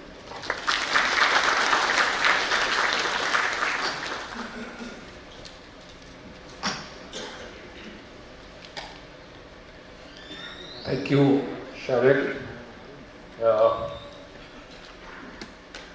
It was quite interesting, especially you touched upon the Panchamrit and also the 3 levers, and not only at a policy level but also at the initiative level. So thanks for the presentation. Let's now quickly move to the next part of the session, and ladies and gentlemen, please allow me to welcome Shri Abhay Poddar, a distinguished person in the field of energy and now in the field of renewable energy. Let me introduce him. He's a renewables BU head at Apraava Energy Private Limited, and he's managing close to 1.5 gigawatts of renewable assets. They are spread over 7 states. Earlier, he has led the same company's combined cycle gas turbines and supercritical coal power, and he has around 3.5 decades of experience into these fields. He has been an organization builder, and he has been driving the commercial performance of the companies with the shared vision of its all stakeholders. He has been known in the industry as a stickler for the ESG and for creating new benchmarks for the operational excellence.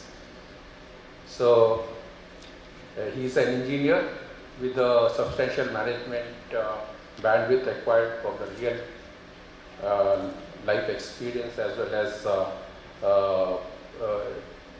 some of the learning from the top institution of India.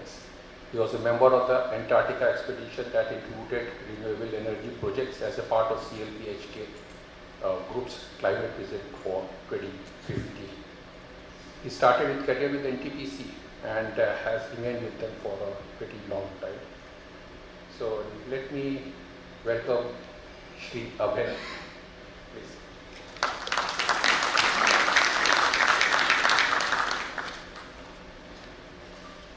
Thank you. Good afternoon to everyone. Amresh Bhai, Ashok Bhai, Hari Bhai, and the BDMA team, thank you for inviting me. I'm very proud of the work done by the BDMA for the last several decades, helping the industry of this Bharuch, Ankaleshwar, Vilayat, all this area, maintaining a continuous leadership education, maintaining the thrust for bringing the latest ideas, and always embracing modernity, bringing changes in the business practices.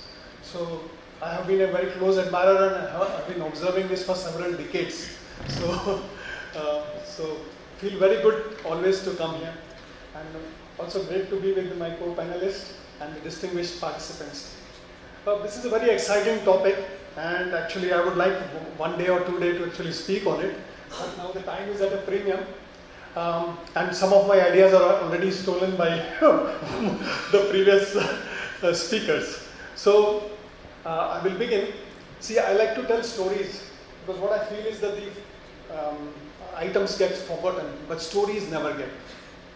So once upon a time, we had a life like this, very cool life. We used to fish, we used to grow our food, eat it, have a quiet life. There were hardly much, nobody heard of carbon dioxide emissions, nobody heard of pollutions. That was the life. And then our brain waves worked, we are intelligent breed, the most intelligent breed created by God. So we started inventing things. So we brought the locomotives, and we brought the industries, and we brought factories, and mobility came. So we started trampling all over the world, moving from here to there, destroying the planet. So with this, the quality of life improved, but then there were the negative consequences of it, which we are seeing now much more. So all this led to extensive deforestation, spewing of exhaust into the atmosphere, leading to a large amount of carbon dioxide, we all know, causing greenhouse gas effect, causing the warming of the planet. And not only warming, the consumption has become so much that we are demanding too much from the earth. Also, we are creating a huge amount of waste. The extent of waste is just phenomenal. So our greed has actually taken over. So from the quest for quality of life, we have already graduated to the greed level. So this is from NASA. This tells about the carbon dioxide trend, what has been there. So if you see before 1900, our grandfathers and great-grandfathers and great-great-grandfathers always had to breathe the carbon dioxide, which was around 200 to 250 ppm. The variation of 30-40 ppm was only because of maybe some volcano erupting somewhere or some other environmental episode. But after 1950, when the industrialization started, we just spewed huge amount of carbon dioxide. And there is an observatory in Hawaii called Mauna Loa Observatory. There, the average carbon dioxide emission now being measured are almost like 420 ppm. So gradually, possibly we are evolving to now live on carbon dioxide. That's what it looks like. And the consequences, as Shailesh mentioned, are this. We are seeing that huge amount of, because of this warming, the ice is melting. So I have been to Antarctica, I saw it by my own eyes. The areas which were vastly covered by ice in the past, they are all moving, the ships are moving there. You saw in the North Pole, and through the Greenland the ships are going. Earlier when we were in the school, in the map that used to be shown as an ice block, nothing can go there. But now, the ship's going. So what happens is, this ice is an extremely important element of maintaining the environmental balance, because the ice reflects the sun rays and reflects most of the heat from the sun away from the earth, preventing the earth from getting warm. So when the ice melts, then the reflection reduces, so the earth is absorbing more heat. And the more heat is absorbed, the sea will become warm and it will melt more ice. So this is going to cause an exponential deterioration going forward. And that's why these forest fires and the other incidents happening are increasing. Now, why this climate change is a problem? So one problem is, as I mentioned, but this is now playing on to everything. I saw there in Antarctica, the weight of the whales had gone down by 10%. Now, why did the weight go down? Because they eat those shrimps and the smaller fishes. Those fishes eat other smaller fishes, and those smaller fishes eat phytoplanktons. Phytoplanktons are small organisms. Now, these organisms are dying because of the global warming. So the small fish is getting less to eat, and in turn, this is the chain. And ultimately, we shouldn't forget that we are also one element of this change. So, more than the topic, I am insisting on speaking on this, because once we understand this, everything else is understood. So, species loss, as you know, you must be reading in the papers, every day hundreds and thousands of species are getting destroyed. The glowworm which we used to see in childhood, abhi dikhta nahi hai. Butterflies, I don't think the children in the cities have seen a butterfly. So this is the situation. Similarly, you are seeing droughts, many areas getting droughts, many areas getting rising sea levels, especially the coastal communities. Even we just commissioned a project in Dedasari in Rajasthan. 3 weeks back, there were floods in that place. Okay, as a project, we have not even built drains there because we don't expect water. So that is the situation. So the CO2 thing is like this, that if we continue the business as usual, that is where we are going to hit that dotted line. Now the whole quest of the world is to go down to that 2030 goal. Now, as human beings, we love politics. So we never reach and go and hit the goal together. So we'll do all in song and dance, and ultimately then when it becomes absolutely untenable, then we will all fall in line. So possibly that's where we are reaching. So with every COP, incrementally, we are giving more and more support to the environmental care. But we have still not put the money where the mouth is. Now, as you know, see, the world is a very divided place, very diverse place. On one side, we have highly developed economies. On one side, we have highly underdeveloped economies. Now, these underdeveloped economies like Asia and Africa and all, they also have aspirations. They want to have a better quality of life. But, so for getting the better quality of life, the United Nations, through that, all the countries have collaborated, and these sustainable development goals have been worked out. So these are 17 goals. Now, if you look at each goal, whether it is eliminating poverty, getting affordable clean energy, or decent work and economic growth, and so on and so forth, I will not go into everyone, but you see, for each of them, there is a need of a huge amount of energy to achieve that level. Just imagine a person in Congo has to live the same life as a person in New York, or a person in India has to live the same life as in New York. Then how much will be the energy extent required? And these aspirations are real. All the countries want to grow. So, all this growth, if we continue the business as usual, Earth will be destroyed in no time.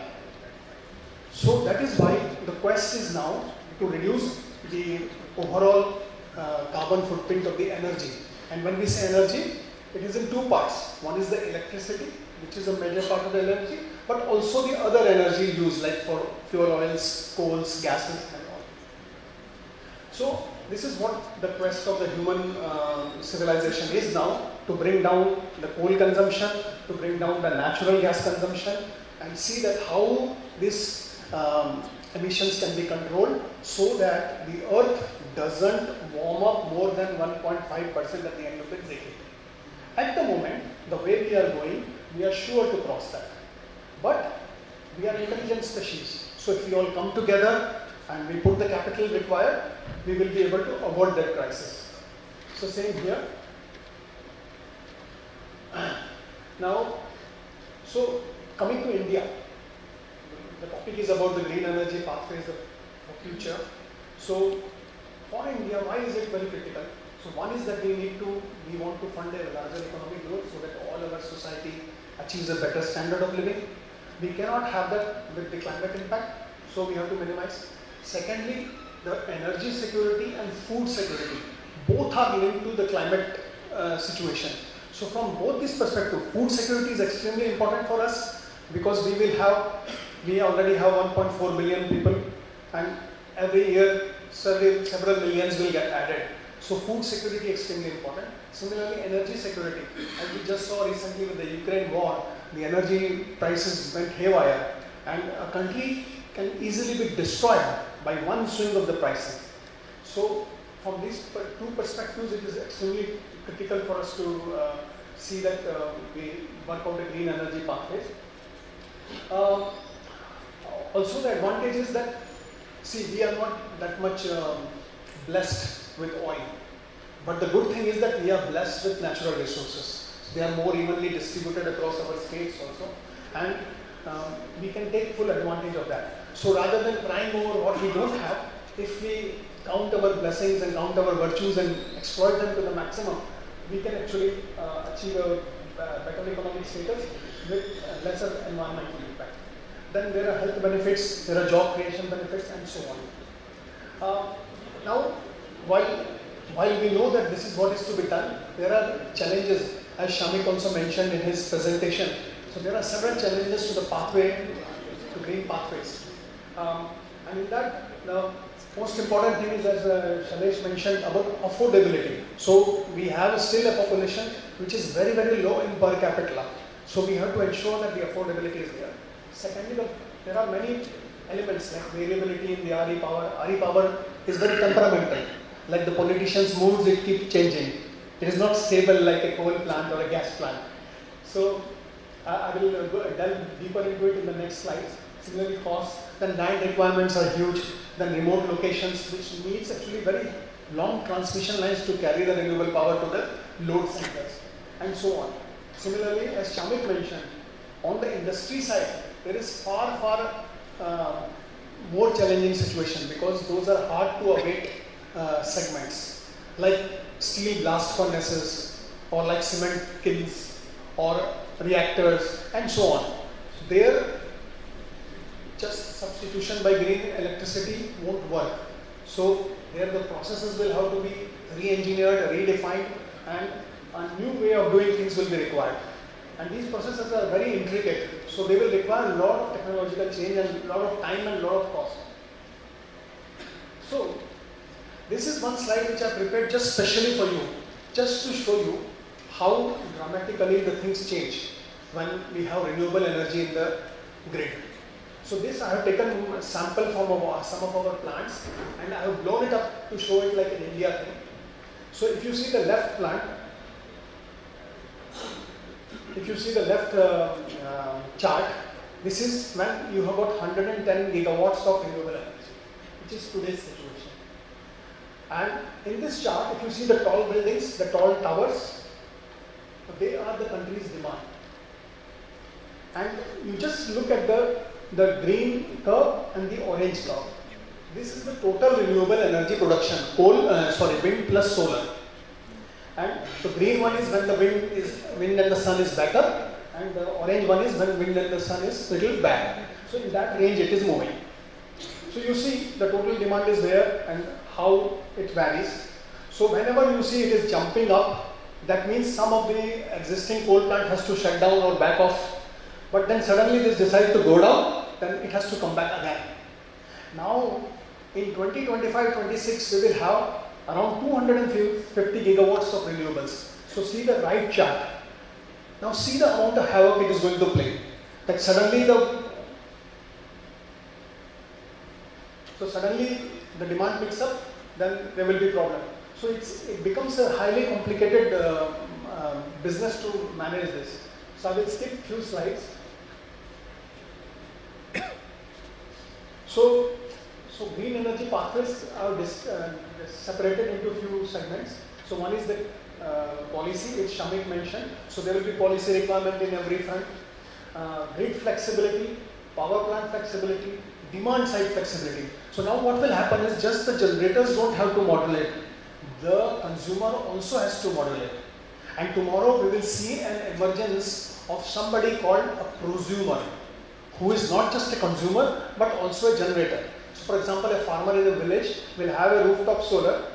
So during the daytime he will sell the electricity to the grid. So he is a seller, and in the night he becomes a consumer, and so on. So there will be many dramatic changes coming. Similarly, financial, there need to be a lot of innovation in the financial side. Also we need to work with UNFCCC and other multilateral organizations to get a lot of funding, because there is a very huge amount of funding, almost like 2.5 lakh crores required to get this energy, green energy, to green India's energy sector. Also, what happens is when you are using only green electricity, the electricity requirement becomes almost 4x, 5x of the normal electricity because of the way it gets produced. This is as per a McKinsey report. I will not go into details because there is a time scarcity. So this is something which you are seeing already being done, railway electrification, metro rails and so on, EVs. You are seeing how mining and metals, everywhere the changes are happening. And then the important thing is that one important thing I would like to press on is the LIFE, which you must have heard about. Our Prime Minister declared the LIFE mission. This is a very important thing, that the lifestyle of the people should have to become pro-environment. Otherwise, no matter what we do, we will not be able to win this battle. So like there was a report of a slum development in different countries. So the moment the slum was developed, within 1 year, 10% of the people were having air conditioners, and within 5 years, 90% of the people were having air conditioners. So you can understand how much will the demand on energy go up.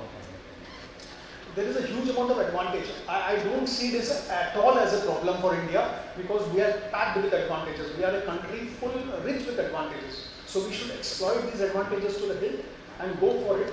And I'm sure we can. I'm not going into each one because the time will be consumed. These are the pathways like ancillary services, market mechanism, demand side management. So this is something which we need to learn from the developed market also because they have done this journey before us. So there are a lot of things to be learned from them. I will just touch on a couple of things. One is the electricity market. So they have developed an enriched electricity market just like a stock market where power can be traded easily. So what happens is that economically the things will settle and you can buy the right amount of power when required. Another great concept is the VPP, the virtual power plant concept. In this what happens is every equipment, every generator and every consumer is actually smart and is electronically connected to the computer network. So from there the trading between the two can happen. So this is something which is being tried out in the US as of now. It is only a $2-3 billion industry, but this will become like a $500 billion industry in the next 20 years. This is just a comparison of 4 major consumers, US, China, Japan and this Europe. And all of them you find by 2030 they are going to have around 25 to 40% of renewables. So I think we are also on track. We are very much on track to achieve it.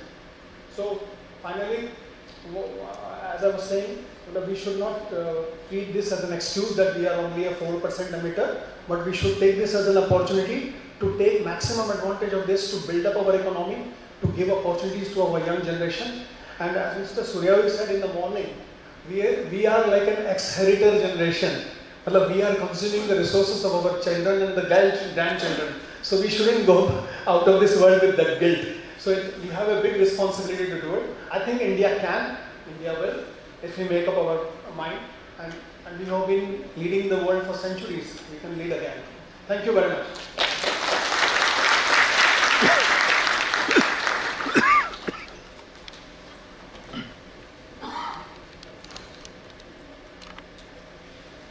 Thank you, Abhay, for this wonderful presentation, rich of all the relevant data and also the way you started with the picture. Excellent. Thanks.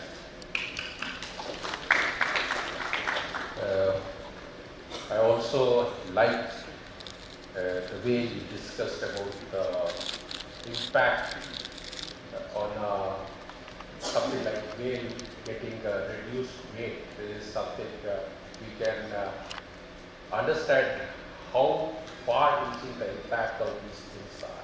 So thanks for enlightening us on those. Let's come to the third session. And allow me to welcome Shri Rajiv Agarwal, who is the Director Technical with one of the India's leading company, Engineers India Limited. And he has worked through the various capacities and led successful implementation of many prestigious projects, mostly the oil and gas, fertilizer and the entire hydrocarbon chain. During his career of more than 3 decades, he has led the design of mega refineries, petrochemical projects, gas processing, complex fertilizers, and he currently leads the team of the process design, R&D, environment, water and safety, and other division of the company. He is also leading the EIL's initiative on the sunshine areas, like green hydrogen, biofuels, net zero interventions. He is a graduate from IIT Roorkee, and let us all welcome him and hear to his views on the subject. So Rajiv, please.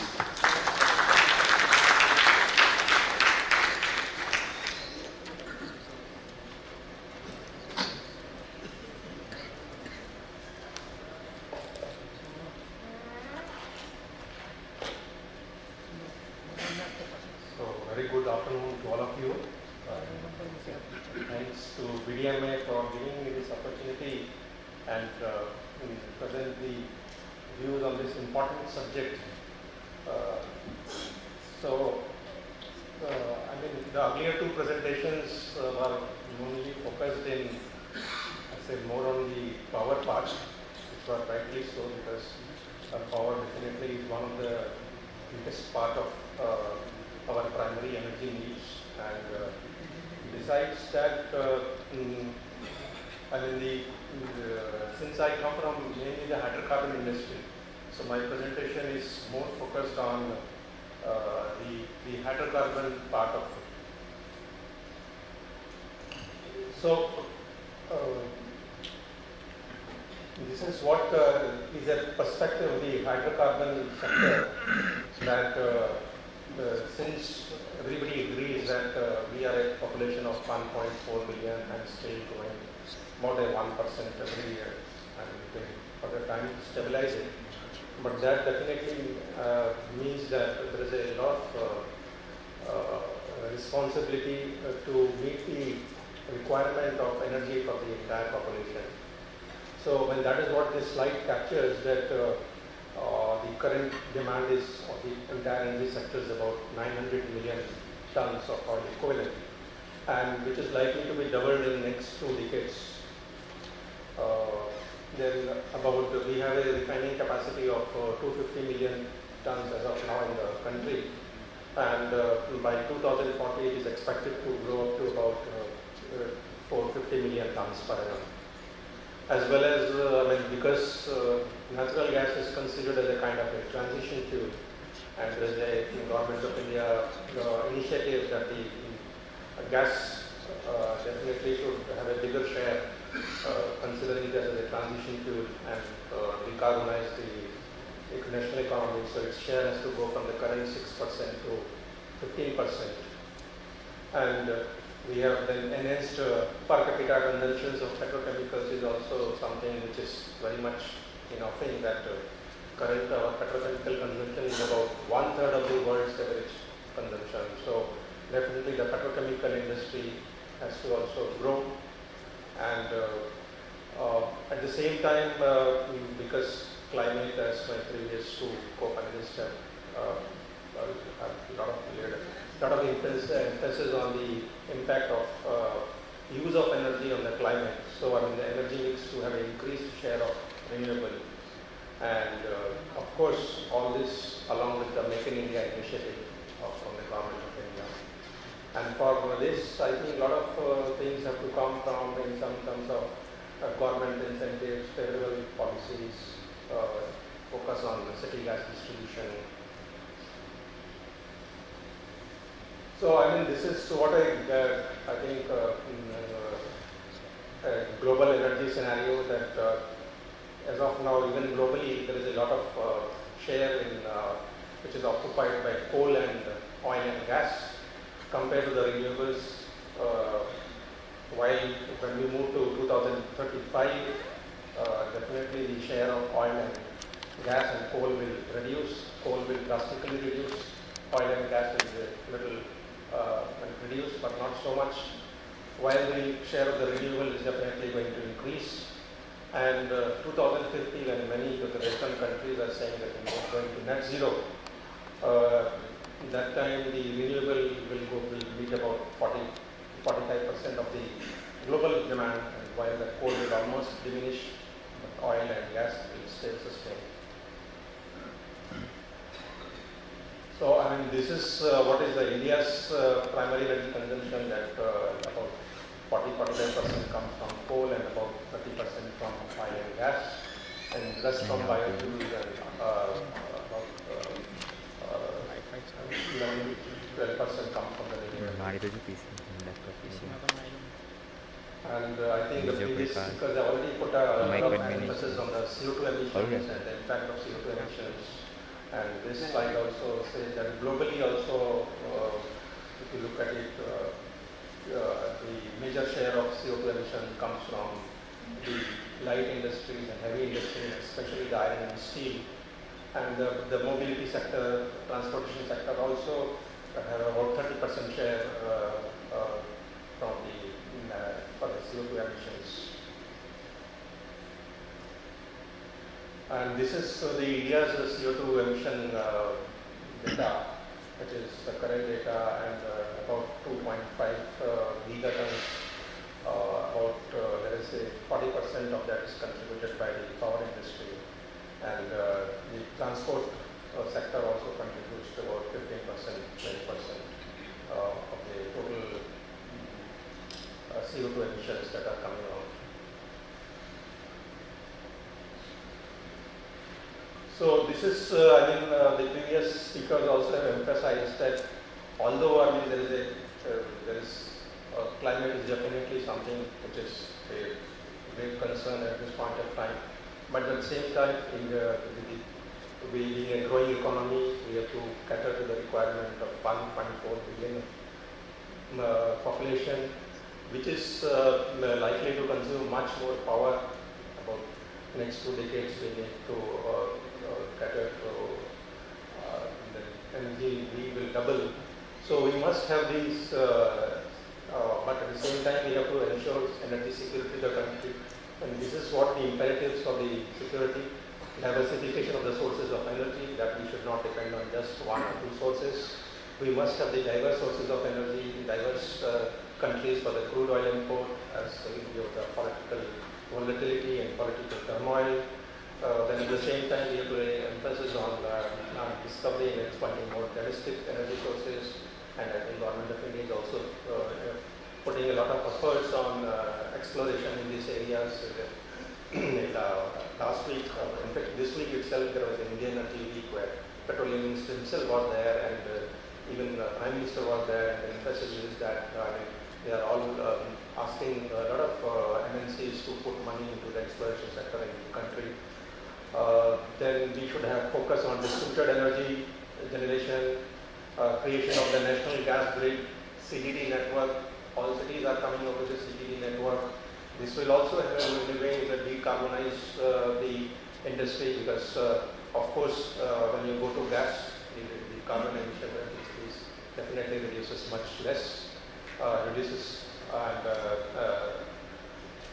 then with the strategic storage also is one of the areas in order to cushion the prices of the crude and petroleum products with respect to the volatility in the market.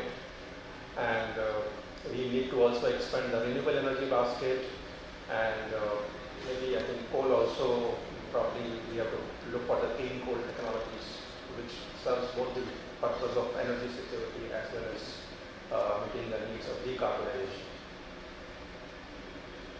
So this is what typically a roadmap is, which is also a part of the theme of this session, that is what is the green future.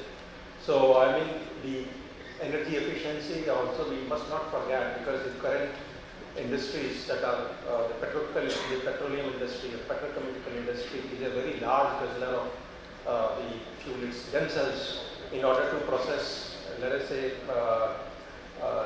crude oil. About 10% of the crude oil is lost within the refining industry to supply the energy to the process.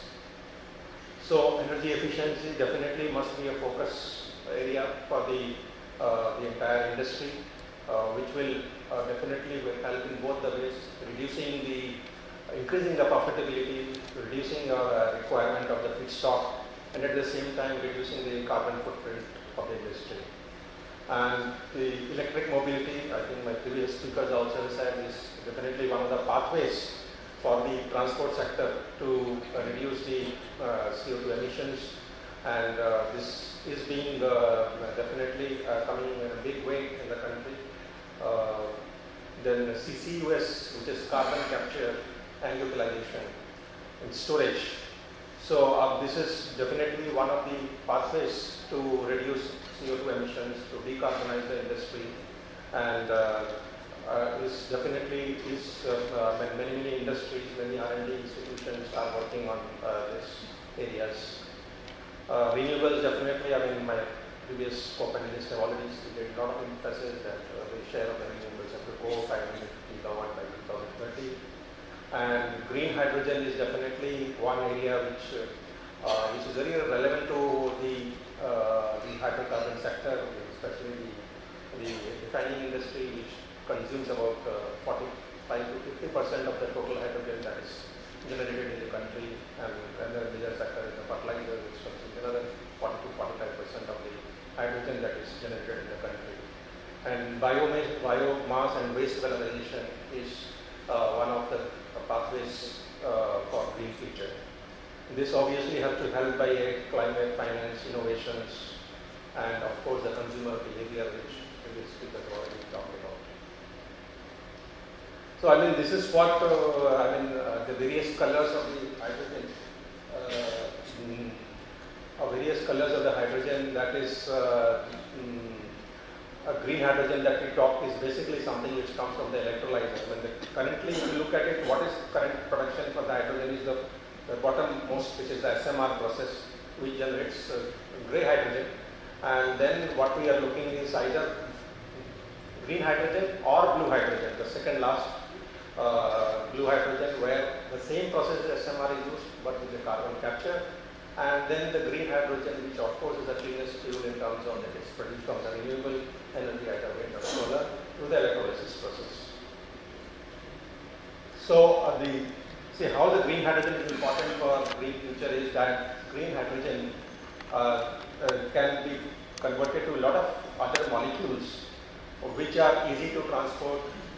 They can become an energy carrier, and this is in terms of green ethanol and green ammonia. So the green hydrogen will be combined with CO2 to produce methanol, and that CO2 will be captured from the flue gases, while the green ammonia is one with the green hydrogen is one of the raw material for the ammonia, and another is nitrogen, which comes from the air separation units. So this is how the green hydrogen will be kind of will be used to run the nation. That the green ammonia will be also one of the fuels for shipping industry. It is considered as one of the very viable fuels to replace and decarbonize the shipping industry. Green ethanol can be also one of the ways of even blending in diesels, and a lot of molecules can be produced from the green ethanol to further decarbonize the industry. And green power, even the green hydrogen can be a way of long distance trucking, which will be fueled by the fuel cell, which will use hydrogen as a fuel. So another way of decarbonizing and for the future, making our future green is the waste valorization. A lot of things have already been done in both the transport sectors. The Government of India vision of about 10% blending of the bioethanol in the gasoline.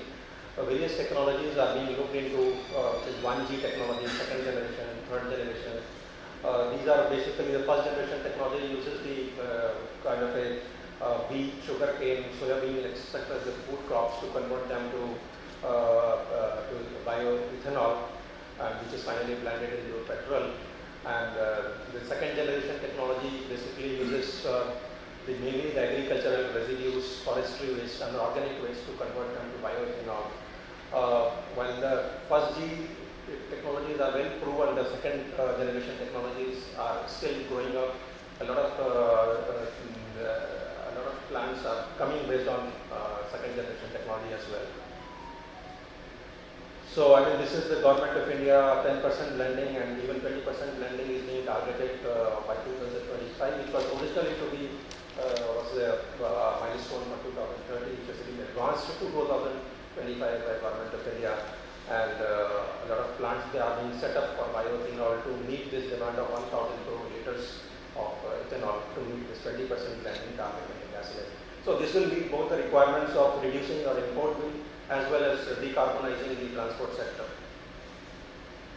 So this is the electric mobility. Of course, it has its own challenges, and a lot of Government of India has support in terms of subsidy, battery research in the battery areas, new materials, charging infrastructure needs to be developed.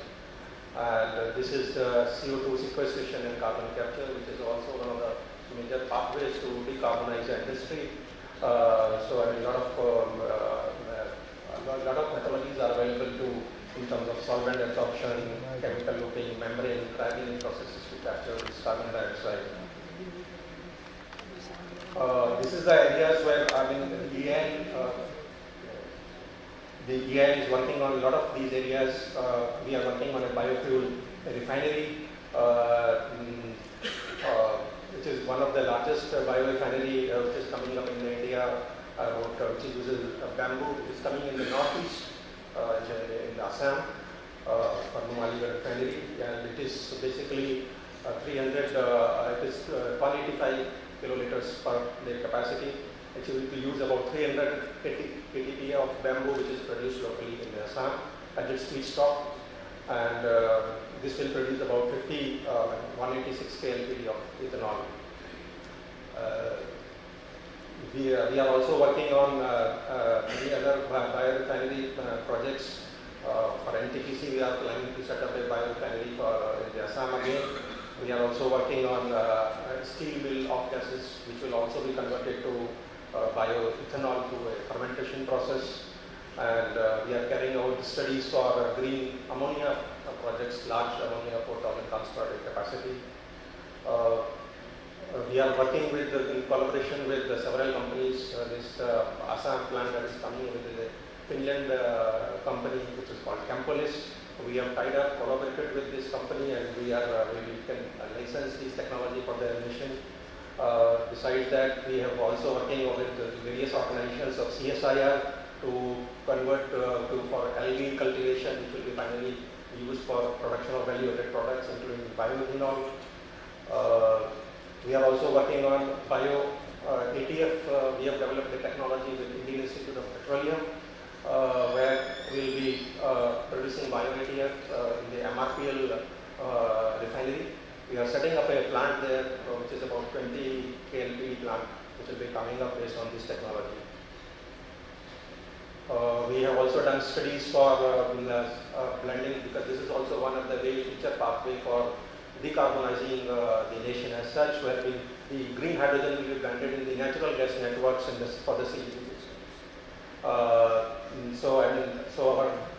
The kitchens can also be decarbonized, because finally the fuel that will be currently, based on our recommendation, about 3% blending has already started in Indore CGD network, and we are planning to go up to 20% blending in the next, because the hydrogen blending itself poses a lot of safety issues. So all of these are being studied by us in terms of material of construction also, because hydrogen blending leads to a lot of embrittlement of the carbon steel pipelines. So we are studying this with some of the renowned institutions and testing the materials also. So and some of the green hydrogen plants, we are working on a 10 megawatt green hydrogen plant for gas authority. They are working on a 20 megawatt green hydrogen plant for other petroleum refinery at the BDMA refinery. Then we are carrying out 4,000 tons per day of green ammonia DFR for one of the refiners. Some studies we are carrying for 100% hydrogen transport in the long distance pipelines. So these are the areas we are working with the industry to make the country futuristic and to tackle the environmental needs of the country. So this is, we also have a proprietary solvent for carbon capture, which our R&D has developed, and we are working on some more technologies for carbon capture in the future. And I think so. Thanks a lot. So that is what I'm trying to tell you, that as a hydrocarbon industry, a lot of efforts are being done.